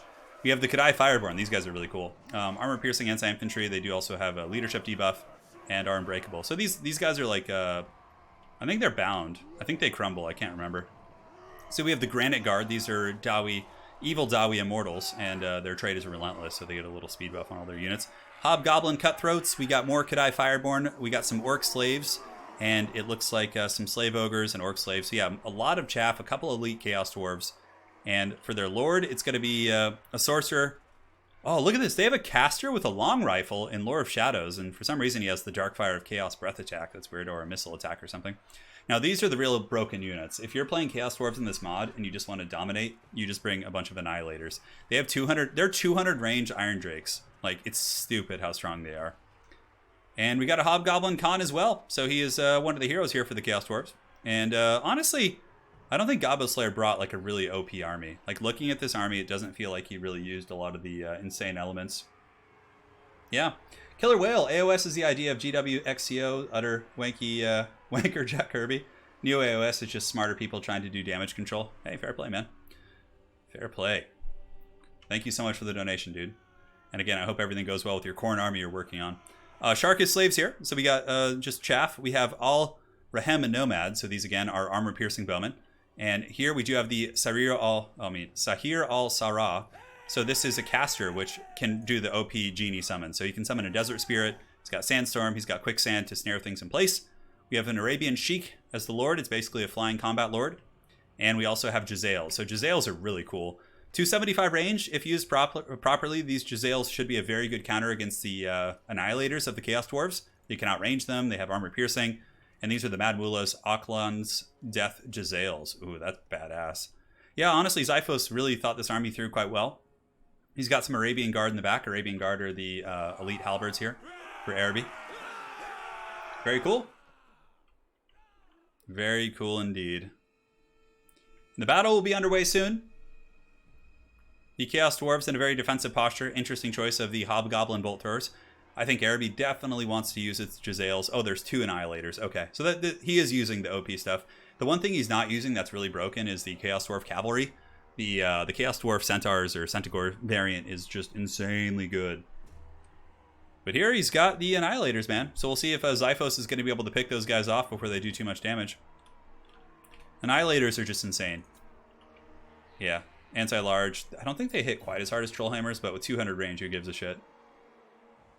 Yeah, the Araby models are really good. They definitely did a good job with those. Alright, so the battle's underway. Now the Jezzails. Ooh, look at this. Xiphos' Jezzails are sniping the Annihilators. Yeah, they're getting dunked on pretty good. One volley doesn't kill any models, but it does some great damage. Also, Xiphos does have his little Way Watchers here, the Nomads. So the Nomads should be able to put some pretty solid hurt on the Annihilators. Yep, more Jezzail fire. Really, really good stuff so far. He's got one Genie Summoner here. The Sheik isn't going to be able to summon a Genie, but now the Annihilators are going to be opening fire here onto the caster and doing some pretty good damage, but one of the Annihilators is pretty much down for the count, and I think the Arabian Sheik is going to be flying in looking to perhaps attack here. On the flank, we have Hobgoblin Cutthroats as well as Orc Slaves pushing into the Sharkish Slaves and also some of the Arabian Spearmen, so we'll see how that fight goes on the flank. In the meantime, Jezzail's doing a great job. Ballistics calibration is used here on the Annihilators. But so far, the Jezzails are doing excellent damage against the Annihilators, and they're quite shaken up. The Arabian Sheik jumping in, taking a bunch of Annihilator fire, and now we have the fighting here in the front line as the Hobgoblins and Chaos Dawi Infantry get in there. But, oh, the dreaded Desert Spirit. Oh, the Desert Spirit has a bound Sandstorm. It's going to be Sandstorming those Goblins. Oh, nice play there from the Genie. Doing a 360 spin as he destroys the chaff units. Chaos Dwarves are enveloping from many positions, but it's mainly chaff units, and Araby does have some elite units in the back. The Xiphos, I'm sure, can fall back with his Nomads and get the proper position, and it looks like the Desert Spirit doing a very good job. Unfortunately, though, the Annihilators are still functional. I think their line of sight obstructed. If we go down, you can see there's like this weird ice ravine. So it looks like Xiphos isn't quite able to get line of sight, but now he's got 3 Jezzail units who are getting pounded pretty good, actually turning to shoot here at the Annihilators. If the Sheik could come over here now, I think that'd be a good play. Also, there are, you know, like I said, 4 Bolt Throwers in the back, and the Bolt Throwers, I think, are sniping the Jezzails and some of the Araby forces there, certainly causing some damage. And the Sheik able to go over there and take out the Hobgoblin Khan. So good leadership gooning here, but you have to remember the Sorceress does have a long rifle, so it's getting some good steady fire here. And the Jezzails running into some issues with line of sight here, it would seem. I think they need to fall back, get the Jezzails like way back here and reorient themselves, because right now they're partially obstructed by this ravine, which I think is causing some serious problems. So Xiphos' Sheik able to break those Orc Slaves here, and now it's going to be coming in. I mean, I think really just going in on these Annihilators is a decent play. Like, come back here and then dive in. Yeah, you got to juke these shots too. Oh, Xiphos is juking. Yeah, it looks like he's paying attention here. Melkos is used, but so far the Sheik is able to dodge those shots with relative, not ease, but with efficiency. So the Spirit is still fighting there, and it looks like the Sheik probably should turn around and run now. There's 4 Bolt Throwers shooting him as well. He's going to be going in to try and finish them off, but it looks like it's going to be a loss here as the Sheik is going to be going down. The Bolt Throwers in the back actually putting huge damage on the Sheik as he flies around. He's taking a bunch of damage. The Jezzails were a good call. I felt like their positioning was a little bit awkward. Maybe line of sight obstructed here with this ravine. But nonetheless, Araby's still fighting a good fight. They still have the Genie, but the Sheik is broken. There's so much more overpowered lords you can bring with Araby. I think he needed one of the more OP lords that could work. Yeah. Yeah, the firing arc definitely good, because the Annihilators kind of shoot up and over, whereas the Jezzails need a direct line of fire. But they're back now. They're going to start shooting at these Annihilators again. Is there any way that Araby can win this? The Genie has about 15-20 seconds left and is just fighting the Granite Guard, the Immortals here. Xiphos does have his Way Watchers, the Al-Rahem Nomads. They're going to be shooting in at the Granite Guard and doing some decent work against those guys. And the Dwarves are in good shape, man. They got their Hobgoblin Bolt Throwers. They have their Annihilators, which are very low, actually, so Xiphos has done a good job. Maybe if the Sheik didn't get karate chopped there, he might be in okay shape right now. Because without leadership, it's going to be a tricky pickle. Yeah, how close are they? These Annihilators have insane leadership, too. They just won't break. Taking so much damage, but still going strong. Yeah, the Halfling Hotpot game versus the Bloodthirster was quite crazy. Wow, some like ion cannon just came through and blasted those guys. I have no idea what that is. What is he even shooting down? Is it this guy? Maybe some sort of a missile attack coming in from him. Anyways, the Chaos Dwarves not able to really push into the Araby lines super effectively. It seems like everything they're sending forward is being held back here by the mighty Genie, the Desert Spirit, but he's on death's bed for sure. He's not going to be here much longer. Araby with a bit of a flank. They got some Arabian guards coming around. One group of Annihilators is broken. And now I would imagine the Jezzails and the Nomads, all of whom have pretty good ammo. Like, I don't know. It's not impossible for Xiphos to come back this game. It's certainly slim. I guess the Granite Guard are going to be a pain to kill. Yeah, there doesn't seem to be too much here for Araby. I guess the Arabian Guard plus the characters could fight them. Oh, Xiphos has got to watch out. I don't know if he sees these Dwarves. The Granite Guard are making their way in, man, and these elite Chaos Dwarf infantry are going to be a pain to kill. They're kind of like Walmart Ironbreakers. Yeah, and Xiphos trying his best to finish off the Annihilators and the Lords. And yeah, the Annihilators are very low. The Genie is apparently on his second tier of dissipation, dropping a Vortex there. Probably sending him after those units there wouldn't be bad. But Xiphos is taking such casualties here from the Granite Guard. I don't know if he notices this. Like, on the flank, his Arabian Guard are doing really well. Like, that's the thing. If he could, like, kite these guys and, you know, pick off the Annihilators and maybe use his Halberds to grind this fight out. And you also have to consider the Chaos Dwarves are going to be running low on ammo here. Yeah, but the Arabian Guard in a bit of a tough fight there as they're being blasted by those Annihilators. Negative 10 leadership. Those guys are in a bit of trouble there. And now it looks like it's going to be army losses. It was a very valiant effort. GG, well played. But yeah, Chaos Dwarves are brutal, man. You got to play like a perfect game and outplay your opponent. Otherwise, it's going to be a rough run. Yeah, the Sheik just didn't do much. There's much more abusable builds you could do, I think. Yeah, with Araby. All right, so next we'll do the do Volksgrad, Troll Country. Troll Country! 1-1. Let's keep army picking phase to 5 minutes, please. Good luck, have fun. Maybe Xiphos will pick Chaos Dwarves now, we'll see. Yeah, Annihilators are really strong for sure. Yeah, and here we go, guys. Those handheld Hellstorm rockets, I know, it's pretty insane. Those units are really broken. Gobble Slayer says, that's my first time playing as them, they're pretty crazy. Yeah, the Annihilators. The Iron Drakes are crazy. Yeah, Xiphos had trouble with the line of sight there on that map. That was a big problem. Best of 5.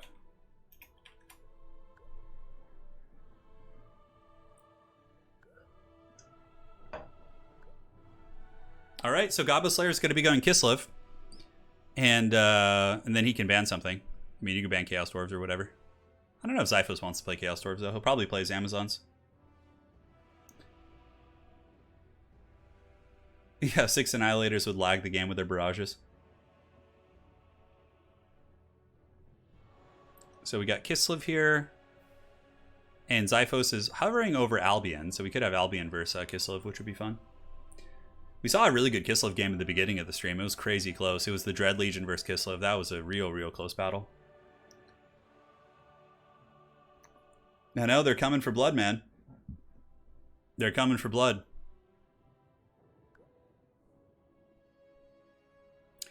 Yeah, the poor Jezzails.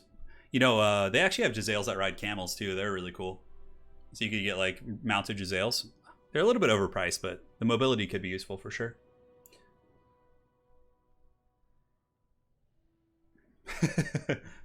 the Chad golden gold shield wooden planks of orc boys versus the bronze Gromrel shields. Oh man. All right, so it looks like Albion. Oh wow, okay, he's ready. So it's Albion versus Gobbo Slayer's Kislev. I think now would be the time for some bear cavalry, man. They're pretty good. They do have Dreadcake mortars. The other extremely OP unit that the Chaos Dwarves have is the what the hell is that thing called? The steam tank, the Iron Demon War Engine. Oh my god, it has a shotgun on it, and it just like shotgun blasts everything. It's crazy. Yeah. So we got Kislev versus Albion. Kislev has some good options here. I think both players do. This should be fun, seeing these two human factions go fisticuffs. 1-1 here in the series. No, you know, I think Zyphos just picked pretty quick that time. That Albion isn't too complex of a faction, at least from what I've seen. Yeah. And I told them to keep army picks under 5 minutes, so we don't have to sit here for like, 100 hours. Yeah, you can never go wrong with Bear Cavalry, so you can never go wrong with it, my friends. And Lady Turin got me some salami and crackers that I'm just like waiting to eat. They're in the kitchen. I'm just like, oh, Anakin, I'm so hungry I can't go any longer. I want it, man.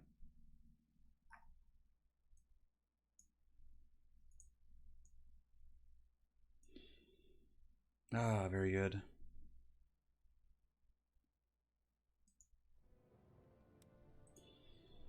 Yeah, he's ready. So now we're just waiting for Kislev. I do have 2 monitors. Oh, you're talking to someone in chat. Okay.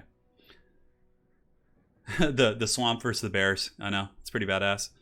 All right, guys, let's load in. Looks like the battle's ready. We're going to be on a small map on Troll Country. So Albion can bring some ogres and, it can fulfill the Troll Country theme. Kislev versus Ugman tribe would be the best, though. Like Kislev fighting Ugman tribe on Troll Country. Oh, dude, that'd be pretty glorious. No, Hammond. I got to stay the course. Yeah, these are the last of the fights. This is the best of 5 final. Currently, it's 1-1. Chaos Dwarves defeated Araby, and then in the first game, we had the Halflings crush the Fimir, which was crazy. You want to hear what? Turin eating ASMR stream? No, I'm good. I'm good, man. It's not just crackers. It's crackers with salami. All right, guys. So for the forces here of... oh, yes. Gobbo Slayer bringing Tsarina Katerin. Oh, she's awesome. Arcane Conduit. She's got a blade that helps her attack, but she starts with a healing potion. She also has Shard Storm, which is a vortex bombardment. Invocation of the Ice Storm, which is another vortex. And Midwinter Kiss. This one's so good. It slows speed by 70% and also lowers melee defense. The Crystal Cloak gives her ward save. Beloved of Kislev gives immune to psychology and leadership. And the Gift of the Winter. So whenever she casts, it adds physical resist to her army and frostbites the enemy army. So badass, man. So in the front line, we got the Gospodar warriors. These are just spearmen. And then we also have the Ungol warriors. And these are just swordsmen, as you can probably guess. These shirtless dudes ready to go fisticuffs. Whole front battle line there for Gobbo Slayer. In the secondary, we got more Ungol warriors. And we do also have the Stalgrad militia. So these are ROR basically for the basic warriors. And in the back, we have the Sons of Ursun. Oh, hell yeah, dude. Dude, talk dirty. Look at this. Oh, hell yeah, these models are badass. So those are the Kislev Bear Cav. So they are basically just... They have Mighty Roar, so they have the same ability as like the Narnia Lions. But they also have AP and, yeah, all sorts of good stuff. So we got regular bears as well. So these are just like kind of like Monsters Bear Infantry. They have Mighty Roar. Not infantry, but yeah, pretty cool stuff. We got a whole battle line of bears. Holy shit, that is a lot of bears from Gobbo Slayer. We have an Uragan cannon, which is just a regular cannon. And then we have more Sons of Ursun on the other side. Oh, dude. Hell yeah. Bear Cavalry all day. Hard to root against them, man. So for Zyphos, he's got Huntresses, he's got Albion Warbands, he's got Dural Durak, who's, like you guys saw earlier, has a bunch of healing and good shit. We got Centaurs. We do also have Hearthguard with Halberds here in the back. More Centaurs here, and that looks to be it. Mainly just some Hearthguard with Halberds, chaff units, and then also some Skirmishers with the Anbar Horse Warriors. Yeah, it's going to be great. I'm glad to hear you guys think I'm an honorary Slav. I've married into the Slavic culture, yes. With my smoking hot Slavic wife. Who carried me in Heroes 3 last night. If you guys haven't seen the stream, I was in big trouble and then Lady Turin saved me. It was pretty great. Pretty great indeed. So now, my friends, the battle for the fate of Troll Country is here. Will the Bear Cavalry do it? Maybe so. The Sons of Urson. Such badass units. My only concern is the halberds. The Hearthguard with halberds will be really good against all these bears and stuff. Yeah, so it's something to consider there. We'll see how it goes. We will see indeed, my friends. I gotta figure out how to get my quality of my stream better and everything. It's just so jankety. All right, let me minimize real quick. Just gotta check one setting.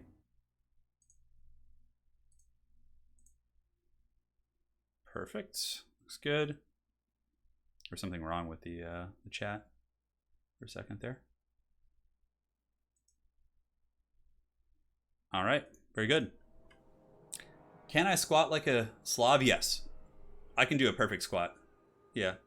Rowan, my most anticipated faction. Probably Kislev, to be honest. Kislev and Chaos Dwarves. Chaos Demons, like all that kind of stuff I'm really excited for, so. We will see. So, the forces of Xiphos move forward, taking the initiative. Going to be using their horse warriors with javelins to try and fight the bear cavalry, but Kislev stands ready. Here in the back we do have the, oh, it's like an organ gun, interesting. But it looks like a missile attack coming in from Gerald Duroc. Snipes one of the organ gun pieces. Xiphos bringing out his classic Wood Elf tactics here. So the organ gun definitely going to want to switch targets, go after the Huntresses. And yeah, Kislev is going to have to march forward because the Albion folk have definitely have the kiting advantage. Granted, there is an artillery piece, but it's going to get slowly picked off by Gerald Duroc. Oh, chariot battle! Tsarina thinking about doing battle here with Dural. She's going to be charging him, ramming him in the back there. Oh no, and the bears are coming. Dural could be in the wrong neighborhood. Oh, the Kislev bears! Oh, look at that! The Midwinter's Kiss is used. So Dural is slowed, and now he's being swarmed by a horde of bears. Is he going to get away? It looks like he's going to. Holy shit, the Kislevites are going crazy there. So on the far side, we have the bear cavalry charging in and starting to tear through these Albion warriors. Just the onslaught of bears. Oh, but they are countercharged by halberds, so the Sons of Urson do not want to stay there too long. Yeah, and bears upon bears. Definitely need to pull those cab back. Don't want to be leaving them fighting there for too long. Now, swarming Gerald Duroc seems to be doing okay. He's taking quite a bit of damage. He's actually shaken, too. And the Kislev bears are, yeah, they're starting to wrap him up a little bit. If they can get in front of him and keep him from getting away, that's going to be a fresh fish kill there for Kislev. So we'll certainly see how that goes. Yep, they got a full surround. Gobble Slayer did it. Gerald Duroc is being feasted on by bears right now. Just bears upon bears. And the Kislev bear cavalry on the far side are forced to fall back. The Centaurs and all the vastness of halberds definitely doing some work. And you can see here the Albion Hearthguard are just beating the brakes off these Ungol warriors. Like, talk about a mismatch. But if Gerald Duroc can survive this, then I think Xiphos might be in good shape. But if he dies, obviously, I think it's game over. In the back, though, here you can see the Anabar horsemen are able to shut down the cannon. So the Uragun cannon is shut down right there. And the bears still got a good surround here, man. Gerald Duroc is still shaken up and surrounded. Katarina, the Ice Queen, is being attacked by centaurs, but I don't know if Xiphos knows how truly tanky she is. She's incredibly tough to kill, and she also has a healing potion, so that's something else to consider. Anyways, here the Kislevites still trying to get Gerald Duroc, but it looks like Xiphos finally is going to be able to get away, charging in with his centaurs, who are now going to be doing battle with the Sons of Urson. And the balance of power appears to be in the favor of, yeah, it's hard to say. I mean, it's still, with these mods, you can never tell, but it looks like Albion is actually winning the battle. Because you have to consider, Gobbo Slayer spent, like, a massive portion of his army trying to kill the enemy lord, like, for, like, a good portion of the game. And if you don't get that, you know, that payoff there, you're just straight up going to lose the game, right? So, it seems like Albion is going to get its first win of the day. Yeah, and you can see here there's going to be Katarina dropping some sort of an ice storm here or something. Yeah, it looks like a bombardment spell. It's actually pretty good. Yeah, it did some decent damage for only like 4 winds of magic. But the bear cavalry have been broken. They were just blobbed for too long, and what happened was Xiphos was able to kill the rest of the army because the bear cav, like all the money from the Kislev army was just banked in that lord sniping attempt, which kind of went a little bit south. Katarina trapped up. Her potion of healing is going to keep her fighting a little bit longer, and the huntresses are in good shape. And now it looks like most of the Kislevites are being chased off by the Albion forces, and Gobbo Slayer will withdraw. Yeah, Albion's certainly not bad. And, you know, Gobbo Slayer's build was fine. I think he went a little bit too heavy on the bears. Like, just the 2 bear cav would have been fine in cutting these guys, and, you know. Yeah, but nonetheless, it was a fun game. Xiphos showing that the Truthsayers of Albion certainly have some teeth. All right.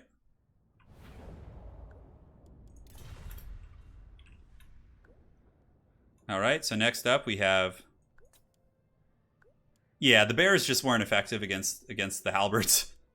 There was too many halberds. Maybe bringing like 1 or 2 bear cavalry would have been fine, but yeah, that many was too much.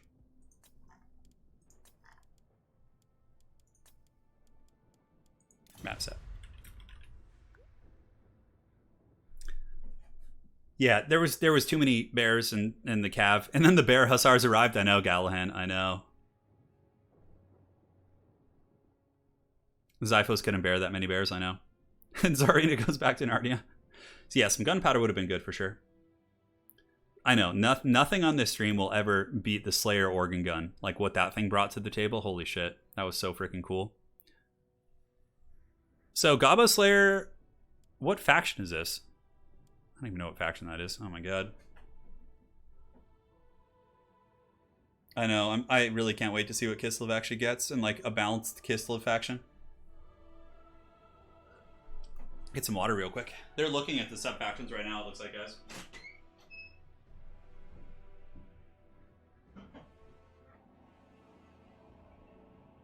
Cheers, baby. You actually not. Like 20 minutes.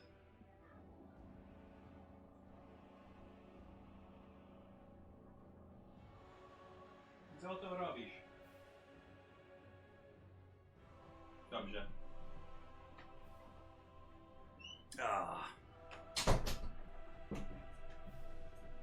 Hey, Rubber Duck, how you doing, man? We're just finishing up our modded. It's a Kislev sub-faction. Okay. This is good, yeah. I don't think we've gotten Estalia, but we haven't gotten Tilia, so seeing Tilia would be cool. And it looks like Xiphos wants to play Kislev this time. Yeah, anybody have any idea what way the map will expand? Probably like in the north and the northern, like where the Chaos Wastes are, will probably expand, and then also to the east of that into the Darklands. That's where the Chaos Dwarves will be and everything, so that would be my guess. Yeah, we've had a lot of really good games despite the overpowered shit. It's pretty crazy. So Gabo Slayer is going to be going Dread Legion, maybe? Xiphos will probably go with his Amazons here. Or he'll go Kislev. I mean, he's up a game, so he can afford to take a risk. Hey, Gallahan, thank you for the donation, by the way, bud. I missed that at the time. Yeah, it's a Kislev sub-faction. Cool.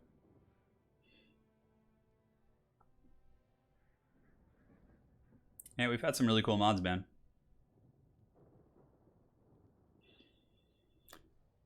And it looks like he's going Estalia again instead of Tilia. I mean, I don't even know. I think they have some different units. Yeah, like RORs and things like that to really differentiate them. And, of course, the Lords. Well, it looks like he's going to be welcoming Gabo Slayer to Estalia once again. Hammond, Border Princes was actually the very first game of the stream. We had Border Princes with Dwarf Warriors. Yeah. Sounds good, Rubber Duck, man. I saw you were streaming some quick battles this morning. I was actually watching. That was fun. Love your streams, man. Yeah. We're using, I don't know, I can't remember the name of the Southern Realms mod. Wicked could tell you.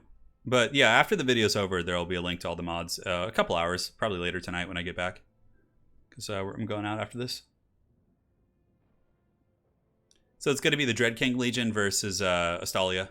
Xiphos used Estalia to pretty good results earlier. He was able to dominate. Yeah, it was badass. This could potentially be the last game if Xiphos wins. That will wrap this bad boy up. But if Gabo Slayer's Dread King Legion are able to pull it back, we're going to a rubber match, Game 5. Kataf Southern Realms, yeah. I think that's what it is, Wicked, correct. Thank you, man. Appreciate you.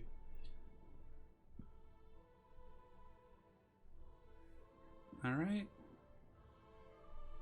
I'll play these guys. Xiphos is cool. I think Xiphos has a plan for this. Yeah. He's got a plan. The Dread King Legion is pretty OP, but it can be defeated. Yeah, it's not as they're not as strong as Chaos Dwarves, and we all saw how that went. So, yeah, I do, Rubber Duck. Yeah, I want to peek at the armies. You know what? Like the screen sniping is pointless. Like, I'm gonna wait though. I want to look at the army so bad. I guess I could use a screen blocker. So, Grail Knights, yeah, I suppose we'll see some Black Grail Knights here for the Dread Legion. They'll be pretty good against the Estalian or heavy cavalry, like the Lancers and things like that. just a troublesome unit in general. But there's a ton of powder for Estalia too. They have some pretty good guns and artillery, so that could be a variable as well. Yeah, I'll play Talea. I'm gonna do an FFA after this if you guys still want to do an FFA. I'll do one after this, and then I'll play Talea for you guys so you can see what they look like.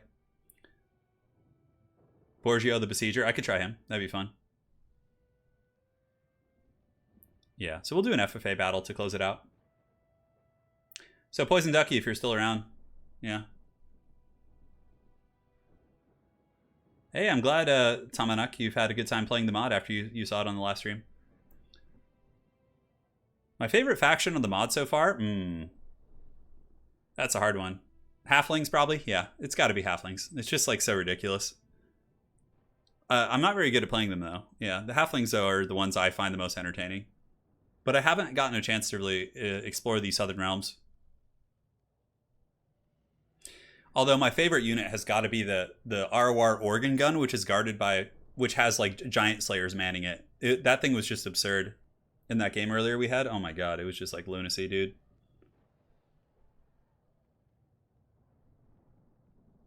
All right, looks like we should be about ready. Don't think about it too hard, guys. they're thinking deeply about this. Yeah, but I'll do an FFA at the end there. So I got to get in and play myself. I've got the itch. I've been watching these guys play for for about 3 hours actually. Yeah, halflings aren't bad. Halflings are not bad by any stretch of the imagination. Is it Talea? I don't know. I don't even know how to say it properly actually. I think Talea. Yeah. Always getting owned by Skaven Blight in the campaign. Gobble Slayer's ready. Zyphos should be following up soon. I bet you the build we see from Zyphos will be pretty similar to what we saw earlier. I wonder if Gobbo Slayer is going to bring the Bone Giant again. I think he was the one who used it earlier. Some mind games going on, I know. Well, some people take quite some time to pick their armies, which I understand. I understand for sure. Yeah, it's a great mod. Hey, Kataf, is that the Kataf with the realm? Dude, the organ gun Dawi Giant Slayer thing was like, I don't know if you were watching at that point in the stream, bud, but it was like the most glorious moment. So the Araby Demon Manticore like attacked the organ gun and the Slayers just like popped off and dunked him. Oh, it was so good. All right, guys, let's do battle. Zyphos showing us how it's done with the Southern Realms earlier. Man, he clearly knows what he's doing with these guys. Talea, yeah. What's up, Kataf, man? Great. These are great mods. So if you are indeed the Kataf, we actually have the creator of the Southern Realms mods here in chat. If you guys have any questions for him, hit him up about these glorious mods. And of course, there'll be links to all of them in the description after the video processes after a couple hours. All right, guys, here we are. Let's do battle. Yeah, this is a classic pike and shot build, which is just so flavorful and badass. Oh my god, I love it. My only disappointment with Zyphos is he's not bringing the legendary lords per se. Von Odo, thank you for the fiber, man. Really appreciate that. All right, so for the forces here of the look at the helmets on these guys, it's so badass. So they have Royal Guard. Royal Guard are like just handgunners with a little bit more range, I think. He also does have the Black Watch. I love this. These units are so cool looking. These are like basically like Black Art of Nagaron here, it would appear. Pretty similar stat lines, and anti-large armor piercing. Should be very good against the Grail Knights. Got some Spearmen on the flanks. The Knights of the Starry Shield. These guys are so cool. Fire damage, magic damage, and they also blind on impact. And they have an aura that removes the following attributes from targets. Oh. Whoa. Removes the following attributes from targets? So it gets rid of the undead trait on units? Whoa, I gotta keep an eye on this. That is really cool. Avon Otto, again, thank you so much for the donation, bud. Holy shit, that is really cool. So aside from that, we got the Black Watch. We have the high ground position of a single cannon.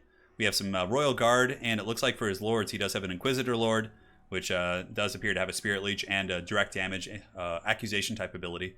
And it's going to be a Wizard with healing, and the other caster I think was a Netcaster. Yeah, it's got Nets of Amatoch and Sniping. And up in the trees, we have the Prince's Own.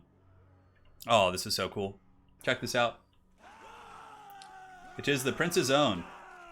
Yeah, I'm curious how that works. I'm going to be watching how that, like, maybe it just makes it so they break. They, like, break and run. That would be interesting. Anti-undead tech? Yeah, let's keep an eye on that, guys. All right, so for the forces of the Dread Legion, going very wide, he's got Dread Legion spears, which are insanely powerful, and also a bunch of skeleton warriors, Nehekar horsemen in the back line with some scurvy dogs, and it looks like the Hand of Nagash is here. I'll check this guy out. That's pretty cool, huh? Oh, look at the face. That's so badass. Okay, so he's got a Vortex. He's got Judge, Jury, and Executioner. Oh, that's not crazy powerful or anything. 60 armor, melee defense, and speed. He's got Vampire spells, Hungering Blade. He heals. Holy shit, this is going to be hard for Xiphos to kill that guy. And it looks like the Dread Centurion on a skeleton steed, so an anti-large specialist. Yeah, man. So he's really expecting a Xiphos gunline here. This is going to be interesting, man. The undead just become dead. They just die instantly. Yeah, I don't know. This is so rad, man. So here you can see the forces of Estalia chilling here on the hill with the Black Watch, awaiting the Dread Legion. It's mostly skeleton warriors. He didn't go with like super powerful Dread Legion infantry this time. He did bring some on the flanks, and it looks like he does have some Black Rail Knights as well. No surprises. These are the big boys. Pretty crazy for sure. Physical resist, they cause terror, and also have perfect vigor, which is a pain. I'm curious how Xiphos is going to deal with those. I guess he's got handgunners up in the high ground, and he's got 2 units of knights in the back, I think, or at least 1. Dealing with the scurvy dogs will be kind of tough too. But now the cannon shooting at the Black Rail Knights is definitely the right choice. You want to pepper that guy down pretty good. Good luck, have fun being dropped here by both players. Yeah, that thing, the Hand of Nagash is very, very scary. Here comes cannon shots. Are they going to make contact? It looks like they're ripping downtown, and they're currently going after skeleton warriors. Definitely want to switch those onto the better quality troops. But honestly, the basic, Estalian troops here should be able to defeat skeleton warriors in combat, or at least, hold their own against them for quite some time. The Inquisitor Lord's coming in, perhaps going to start sniping the Hand of Nagash. Talk about a powerful, powerful character. Xiphos, I would imagine, will switch the cannon onto the Grail Knights as soon as they become visible, but they're still hiding in the trees to avoid the cannon fire. And currently, the Inquisitor Lord jumping in there, getting some freebies on the skeletons, killing 5 models, and also we do have the Knights of the Starry Shield looking to head off scurvy dogs. So 1 scurvy dog here, 1 on the far side. Yeah, there's a lot of flank pressure. I'm a little bit concerned about Xiphos not having enough to defend his back line. It seems like the Dread Legion really plan to go wide and swarm this army. Knights of the Starry Shield, though, might get a charge here. Yep, looks like they're going to make impact. Yep, some of the scurvy dogs get trapped up, but at the last second, Gobbo Slayer does micro them away.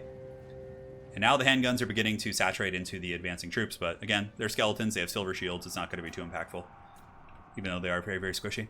So here comes the flank pressure. We have direwolves coming in the back, looking to get on the cannons. We have 2 handgunners to protect, and a massive amount of troops coming up the pipe here. But Xiphos does have a nice kill box and good positioning as well, so now the powder fire is going into those Nehekar horsemen, and unfortunately, the Knights of the Starry Shield are just chasing scurvy dogs around the map, whereas they should have probably been right here to defend this position. And it looks like a net cast from Xiphos is a misclick. He meant to net down these guys, but unfortunately he just went for the Hands of Nagash. And his handgun line is going to get compromised here for sure. But, halberds will get some kills. And also in the back you can see the Inquisitor Lord's trying its best to kill the scurvy dogs. But so far, nothing fancy or OP is really doing value here for the Dread Legion, except good skirmish play. Getting around with the direwolves, shutting down the cannons and the handgunners, and really pressuring all over the map. So now the Grail Knights have emerged from the tree line. Knights of the Starry Shield will be able to crump those direwolves very, very quickly. And the halberds here are doing a good job. The Black Watcher getting a fair amount of kills against these cavalry. Really grinding those guys down. Quite good. They're still scurvy dogs. Will these handgunners survive? You can see the Dread King, or the Hand of Nagash, has been judged by the Lord Inquisitor. It looks like he's going to be able to get away. Some skeleton summons are active here. And the cannon has been stabilized for now. It's in guard mode, and it appears to be trying to snipe the Lord. Yeah, I think Xiphos is going to be going for a Lord snipe here. Not a bad idea, for sure. When several other things are getting a little bit scary in your game. Yeah, the Hand of Nagash is very low. He doesn't have access to Invocation of the Hex, so he could potentially be healed up by that. Xiphos able to restructure his Black Watch and his handgunners, and now is going to be ripping some shots. Ooh, this is going to be big. So he nets down the Hand of Nagash, open fires here with his Royal Guard, and now the Lord Inquisitor could come in and potentially finish off the Hand of Nagash, which I think would be very strong. And the cannon stabilized by the Knights of the Starry Shield.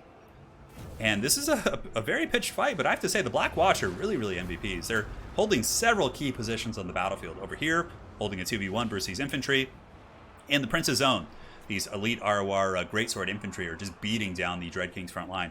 Now, Invocation should be coming soon, I would imagine. Here we have the Black Grail Knights doing battle with the Knights of the Starry Shield.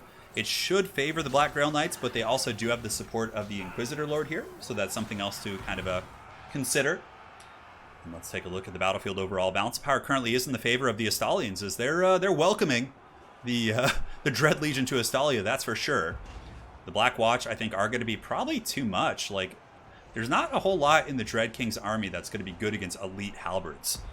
Like, looking around, like, what has he got? Nehekar Horseman, he's got a mounted Lord, he's got a mounted Dread Centurion here. Many things which will be tricky, but again, the Grail Knights are really strong. They could still carry this, and it looks like there is going to be a summon back here from the Hand of Nagash. He's going to be summoning some zombies on top of the cannon. Certainly a good play. And the Royal Guard, they need to get their ranks formed, man. And here you can see the Dread Centurion and the Black Grail Knights are on the hunt, man. They're going after that Inquisitor Lord. He better get away. Oh, that's so cool. A Witch Hunter riding a Griffin. That's fucking awesome.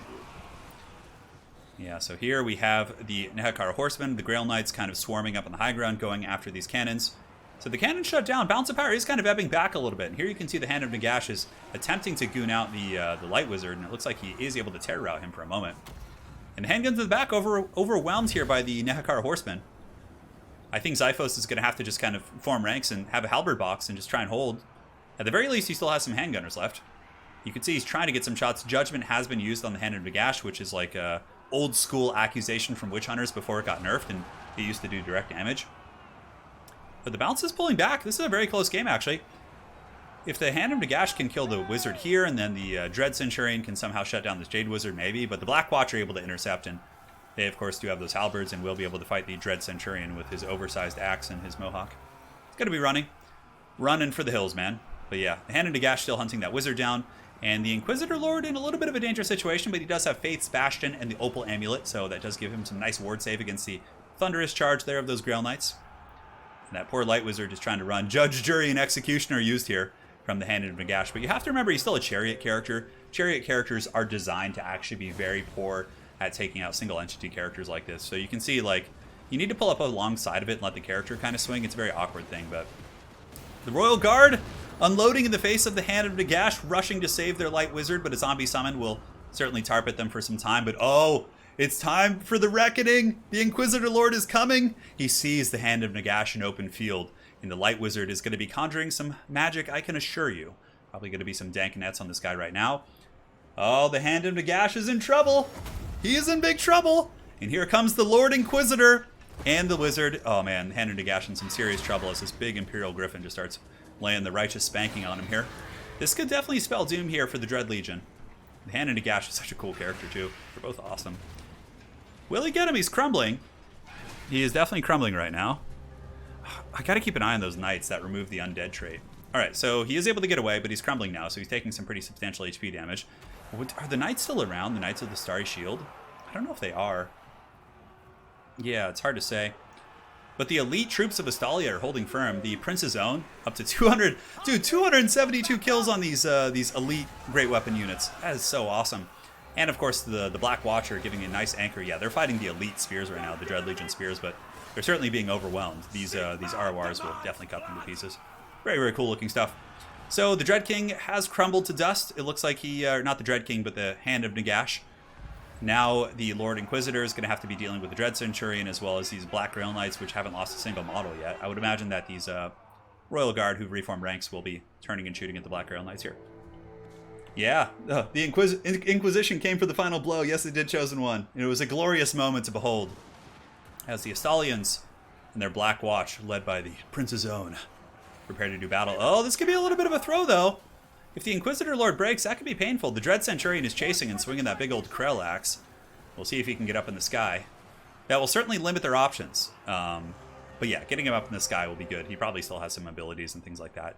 Handgunner still blasting away. Those Black Grail Knights most certainly going to ride them down here, but not before they rip a couple shots, I would imagine. How much HP are they at right now? 2142. And here in the back, the Lord Inquisitor. Yeah, the Prince's Own are very strong. Yeah, there's not much left. Dread Legion's just going to get hit with army losses here. Oh, man. What a cool game. The Estalian Inquisition shutting down the Dread Legion, led by the masterful Xiphos. Dude, that was so cool. The Black Watch are so badass. Oh my god, look at the kills on the Prince's Own, too. So dank. I was a little bit concerned for Zyphos, honestly, when like all those dogs were in his back line and shit was getting wild, but his elite units carried that game for him, 100%. GG. I'll rehost. All right, 1 FFA to end them all. Let's do it.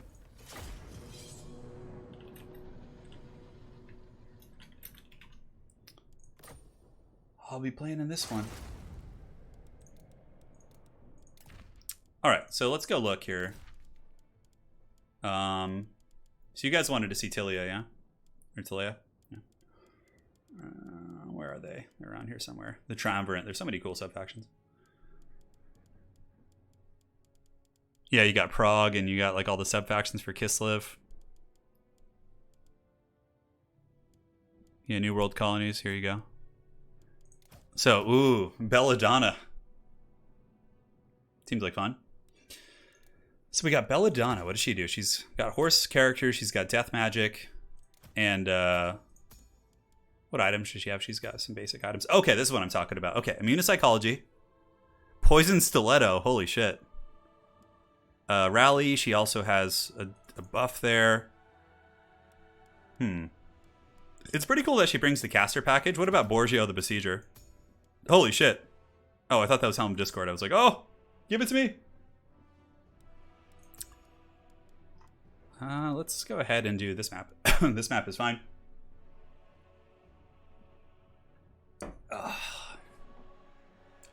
Hey, Oroka Boss, how you doing, man? Oh, tournaments are still going strong. Today it's a very casual tournament, though. It's not like a truly competitive tournament. We have Leonardo Catraza. He's got a Jade Griffin. Ooh, okay. And he lowers leadership. He's got some sort of an explosion. Relic Sword of Seagold. Okay, so he's like a combat character. I don't need to use a screen blocker. I don't care if they stream snipe me. Hey, Wicked, we have one spot. If you or Poison Ducky want to join, man, get in here for this glorious FFA.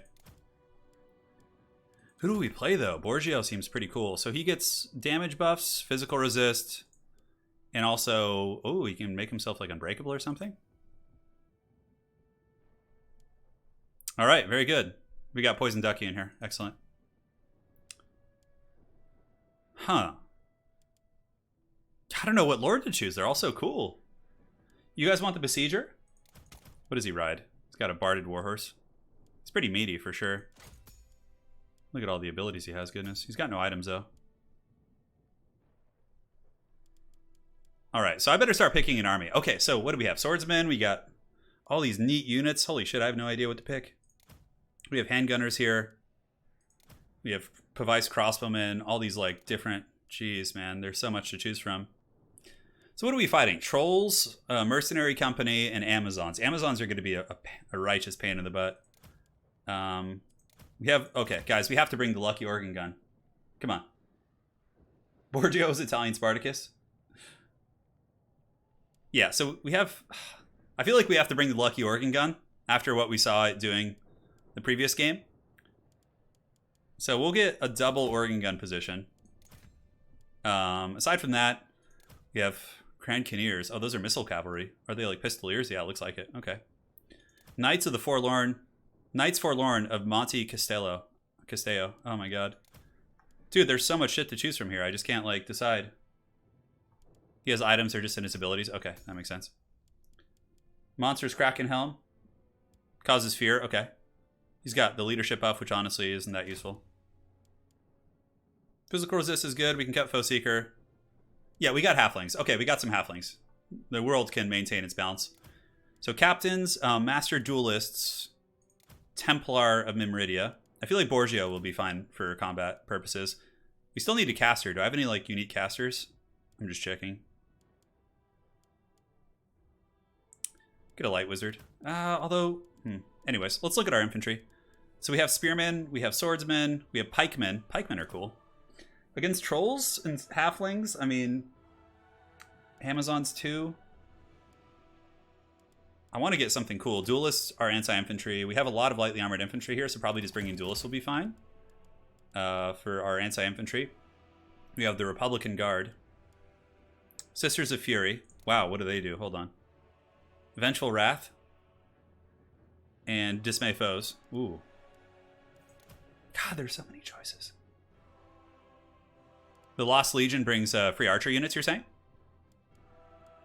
We've seen the Prince's Own, but they're not going to be good against like anything we're fighting here. Leopard Company. You're saying the Lost Legion or the Curse Company? Yeah, the Lost Legion seems pretty good. So we'll bring the Lost Legion. This will be like our core of infantry there. And we can get a bunch of spears, I guess.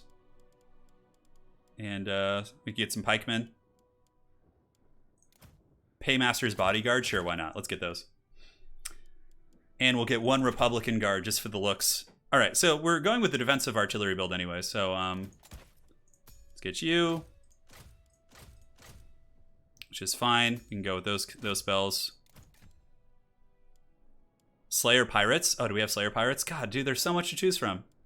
I mean, it's an awesome thing, but I have no idea what all these do. Push of Pikes. Ooh, that's cool. The Curse Company. We already have the Curse Company. Okay, so we need some cavalry.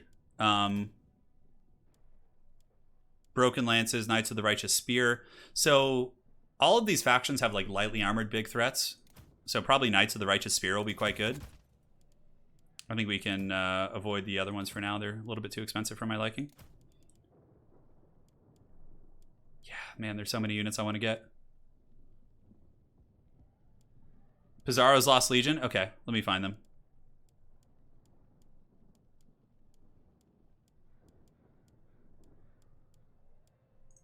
Okay, Pizarro's Lost Legion can...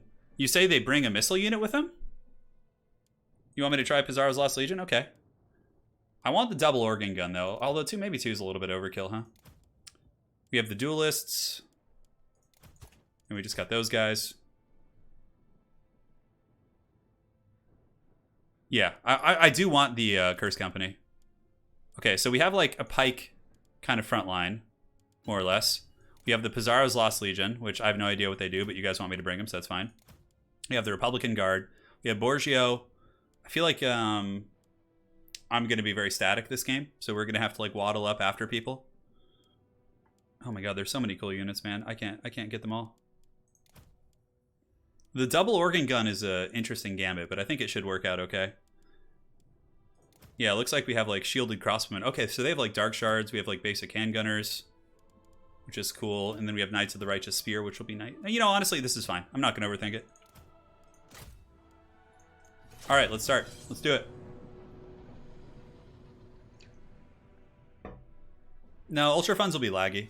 I have the Paymaster's Bodyguard. Yeah, and they have a leadership debuff. Oh, look at that. Grab what you can. Oh, look at that. That's cool. Also, motivated heroism. All right, let's do it. I just gotta hope I don't have to fight the Amazons. Amazons are scary. I'm not like afraid of Halflings and the Ugaman tribe, but we'll see. Long Drong Slayer Pirates. I didn't get them. No, in the army. I don't know if they're available. These units are so cool, man. Good job, Kataf. You've done great, my friend. Look at Xiphos, man. Xiphos, it is time. Come on, Xiphos.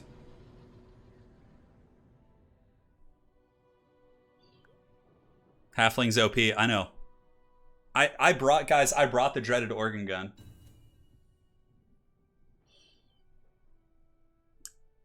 Well, this will be fun. You guys got to see a lot of the factions today. Between this tournament and the previous one we had with mods, you got to see quite a few. Yeah, you do get to see Talea. Death by Snoo Snoo. I know it might happen here. Who knows? Snoo Snoo comes. All right, we just have to see who like deploys near us and go from there. Rubber Duck of War, it's pretty easy. Yeah, it's honestly not hard. I'll invite you to a Discord where we run these events. Yeah. Xiphos tryharding, probably. It's gonna have like a million of those OP Kulkin riders. God, I hope I don't have to fight Xiphos' army. I hope he just goes somewhere else. Amazons are really strong. They have some super obnoxious units.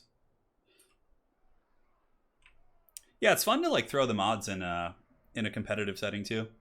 Ortho's organ gun is actually in to have some Slayers in the bunch because long drunks can't be done 100% well. Okay, got it, got it. Yeah, the organ gun is so freaking cool with Slayers guarding it. Yeah, once the stream processes, like later tonight, so for you Europeans, when you guys get up early, there will be a list of the mods for you.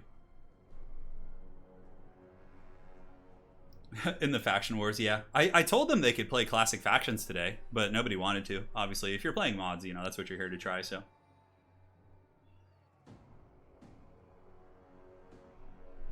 I do have double organ gun. Organ guns can be quite scary. Yeah, modded versus not.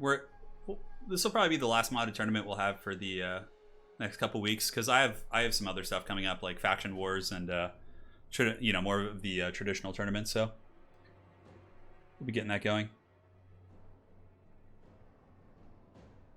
Should load in fine. We didn't have any lag in the lobby chat, so it's mainly just someone's potato trying to load in right now. ECL modded. Oh god. Come on, please don't crash. Not after I had to pick that army. Borgio the Besieger awaits. Okay, looks like we're good. Give it to us. Give it to us, precious. Alright, so we got Xiphos over here. And over here we have the Halflings. You know, honestly, I don't know if Xiphos will want to come my way with double organ gun for like elves. Okay, so let's form our spearman ranks. And then we can go ahead and get the dreaded Dowie organ gun. And get this one like sitting over here. Might run into some line of sight issues. We can be vanguarded on too, though. We have to be careful. So Borgio the Besieger, yeah, this is the Italian Spartacus Lord. Although I think he has some hair on his head, so no, it's definitely not. This guy's so cool. So that gives him unbreakable. Okay, very neat. You have the Paymasters. So these guys are like armored halberds with 95 armor.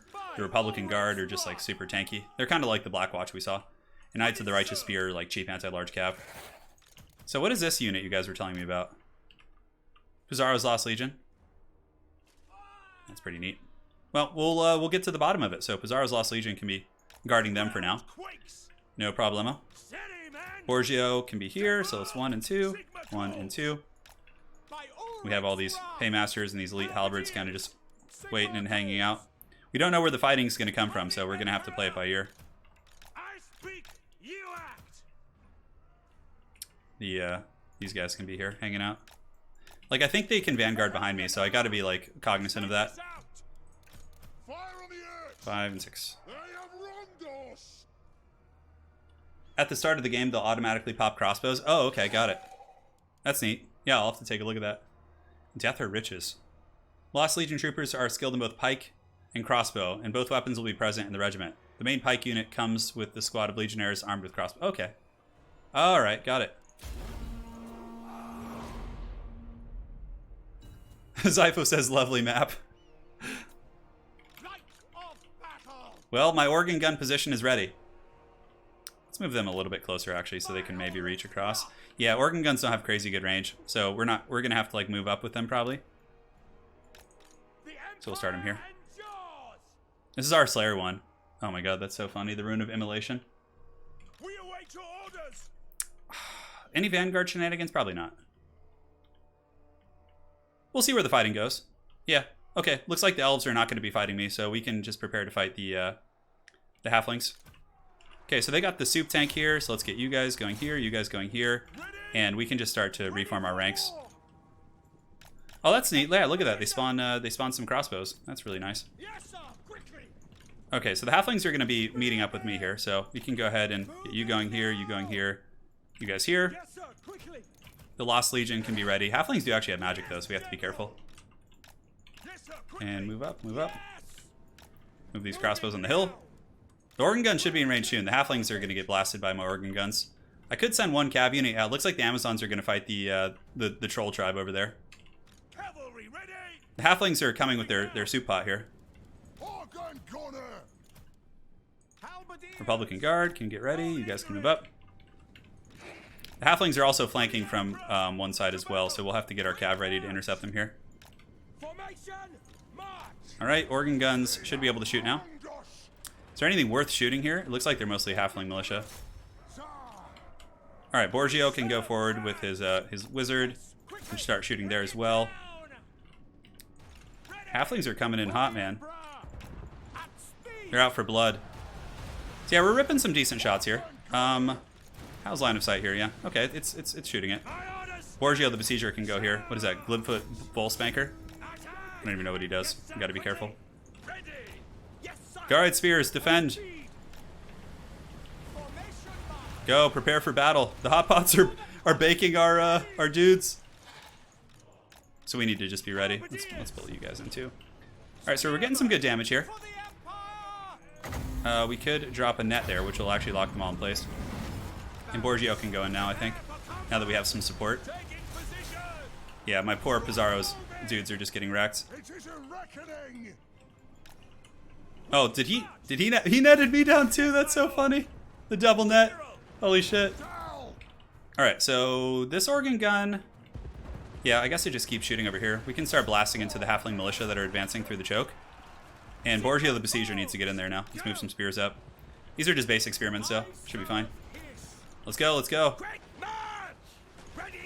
The knights are kind of getting shreked here a little bit, which is fine. We go after him and, yeah, just try and pound that Halfling real quick. It's not going super well. Might need to bring in some more elite troops, so we'll bring over some paymasters. And one organ gun is obstructed, so we need to just keep focusing down the soup pot here. Are we being flanked by anything? No, it doesn't quite look like it. Alright, move in the reserves. You have to keep trying to take out that war machine. And Shem's Burning Gaze did some damage. It's getting pretty low. The other organ gun is still shooting. So we can pull over the Curse Company, actually. They'll be very strong against the Halflings. Alright, looks good. You guys can come get ready to fight the Cockriders. Borgio can go in now. That's fine. And it looks like this tank is getting a little bit low. Power Stone. Pop it. Come on, organ guns. Blast them. Shadow Realm him. Okay, it looks like the tank has fallen. Borgio, time to fight the Halfling. Oh no, the tank has lived. He's healing it with his chefs. Alright, the Cockerel Riders are preparing for battle. So let's get the spears ready as well. Should be able to hold, hopefully. Borgio's beating the hell out of that Halfling. Holy shit. Alright, we can charge here. We have more armor. We should win the cav fight here. Pull you guys over to fight. Yeah, he's not going to go after that other one either, because that's where the... I think we just... Yeah, we didn't kill his lord, but he definitely did well. Alright, so organ guns now can start shooting at the Cockerel Riders, I suppose. Pizarro's Lost Legion can go fight those Halfling militia. Very good. How's Borgio doing? He's a little bit snared up here, actually, which is a little bit dangerous. Alright, let's go fight the Halfling militia as they approach. Looks like the Cockriders got destroyed pretty solidly. We have the Republican Guard there and some scary units, so... Keep shooting downtown. Go after you guys, that's fine. Borgio needs to escape here. And we need to drop a net right here to lock those guys in place so they don't chase us. And now the Republican Guard can go fight there. That should be a pretty dominating fight. And we can intercept the Halflings here. Organ guns are having some problems with line of sight, which is fine. Borgio able to lock those guys down, and yeah, I could charge in. Maybe if I bring my Light Wizard. What is that, a Master Chef? Yeah, we can go with our Light Wizard helping us. Alright, Cockerel Riders battling there. We have our Lost Legion still doing some good fighting. And that gives a big buff to all these units, yeah. Come on, end the Halfling, Borgio. You can do it! And we got this organ gun back in position. So we can start shooting it. I mean, it's just mainly chaff. Yeah, we can start shooting at those Halflings as they approach, it's fine. Yeah, it looks like we're winning this fight here, I think. Borgio's netted down. He's being attacked by the Master Chef. Maybe he can defeat the Master Chef? I don't know. It's hard to say. I guess we just start shooting at his friggin' soup launcher over here. That thing's been doing a ton of damage against us. Alright, Cockerel Riders are close to breaking. Republican Guard are doing well.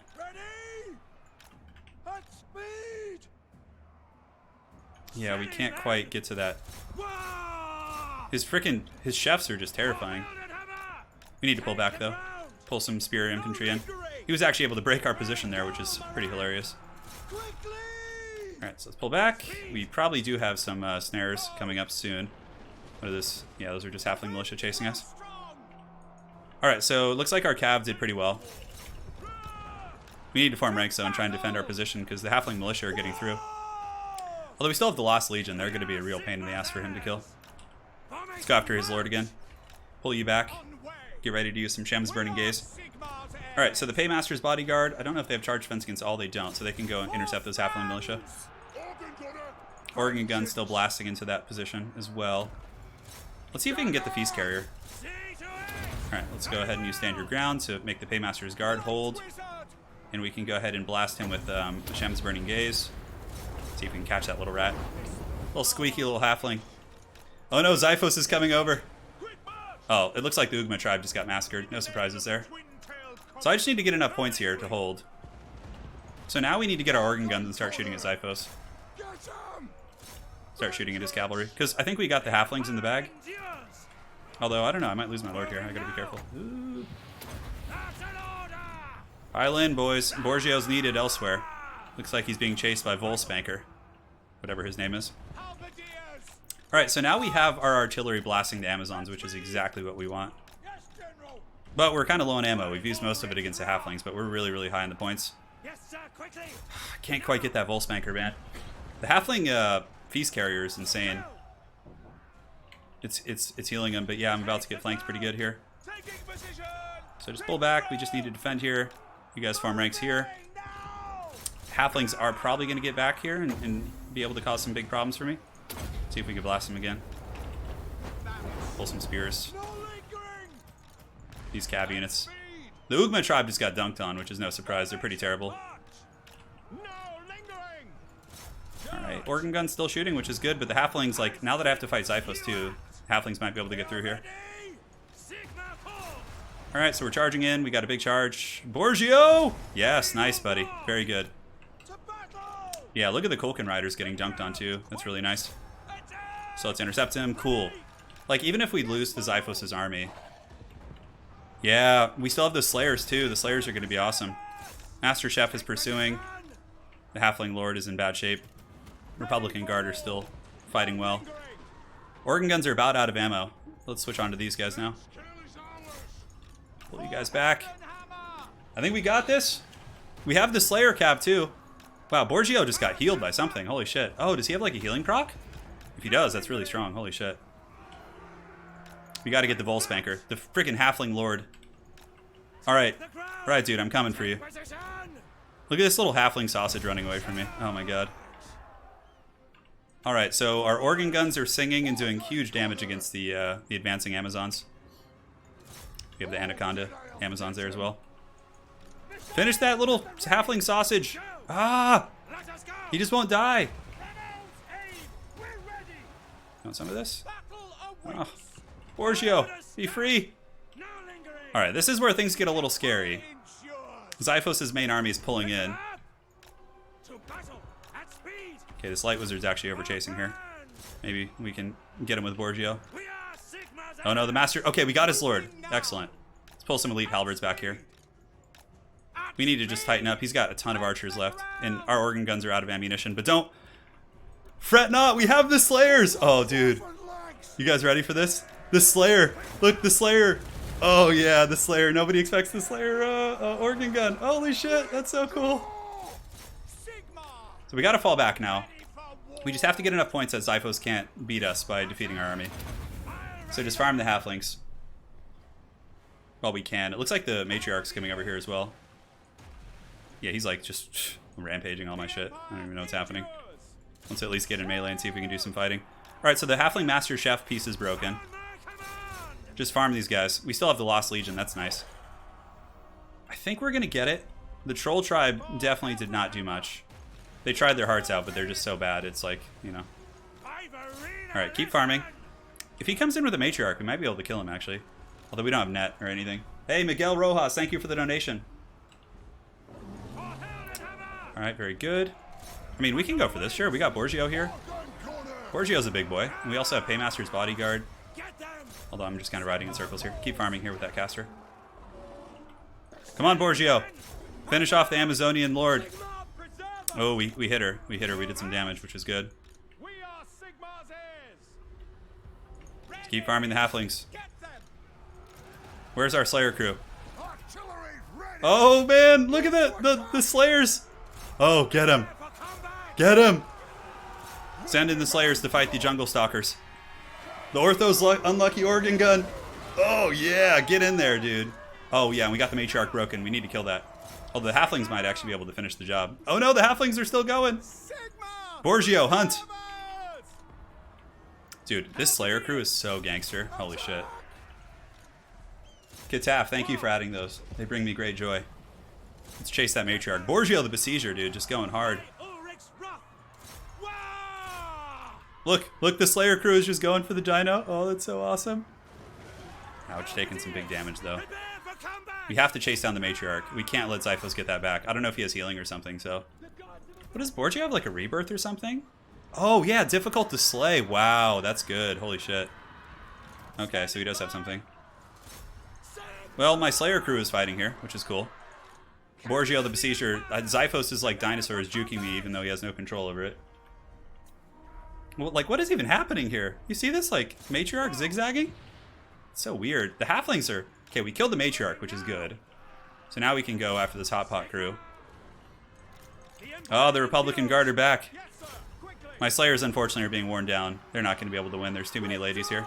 Let's see if we can get some away, maybe. No, there's no way. He has too many jungle stalkers. Farm the halflings. Farm them. Yeah, we're farming the halflings for points. Get them. Dude, there's a full health light wizard here too for us to farm. The halfling spear militia will not save him. Yeah, the poor Slayer crew. But the great thing is they're racking up points. Like, they're killing a lot. Look at that. 69 kills in these things. Oh, really good.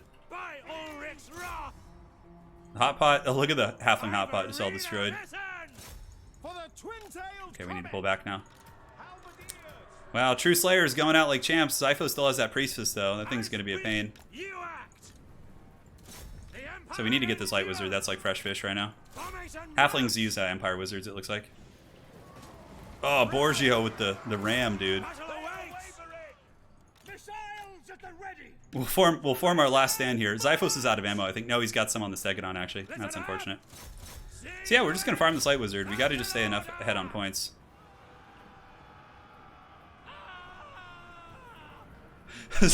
Why am I losing to a cannon crew? I know. It is no mere cannon crew. Alright, so Borgio just farmed this guy.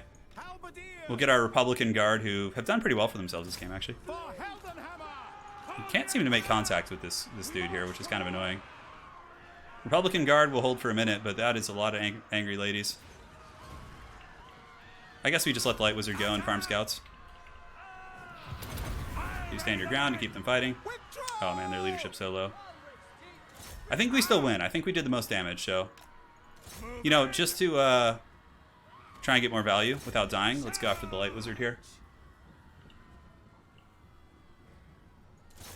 Give me that fresh fish. Give me the halflings. Talea doing some work, man. Borgio's horse can't even breathe. I know. Can we get some damage on this running character? It's like he just keeps knocking it over.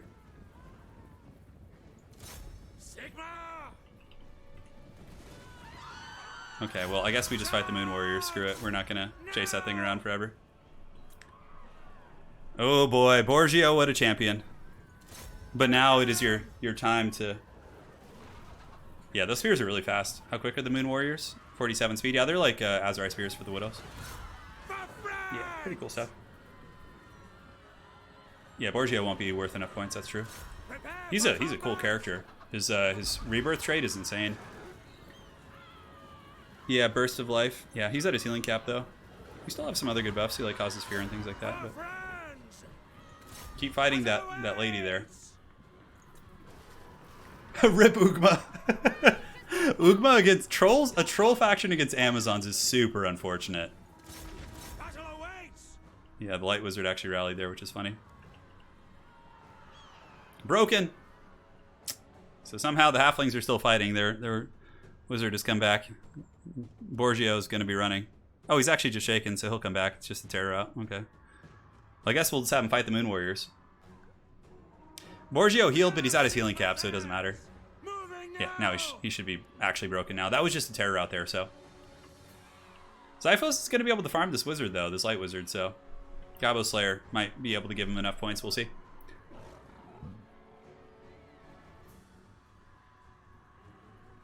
The greatest chieftain of all chiefs, I know.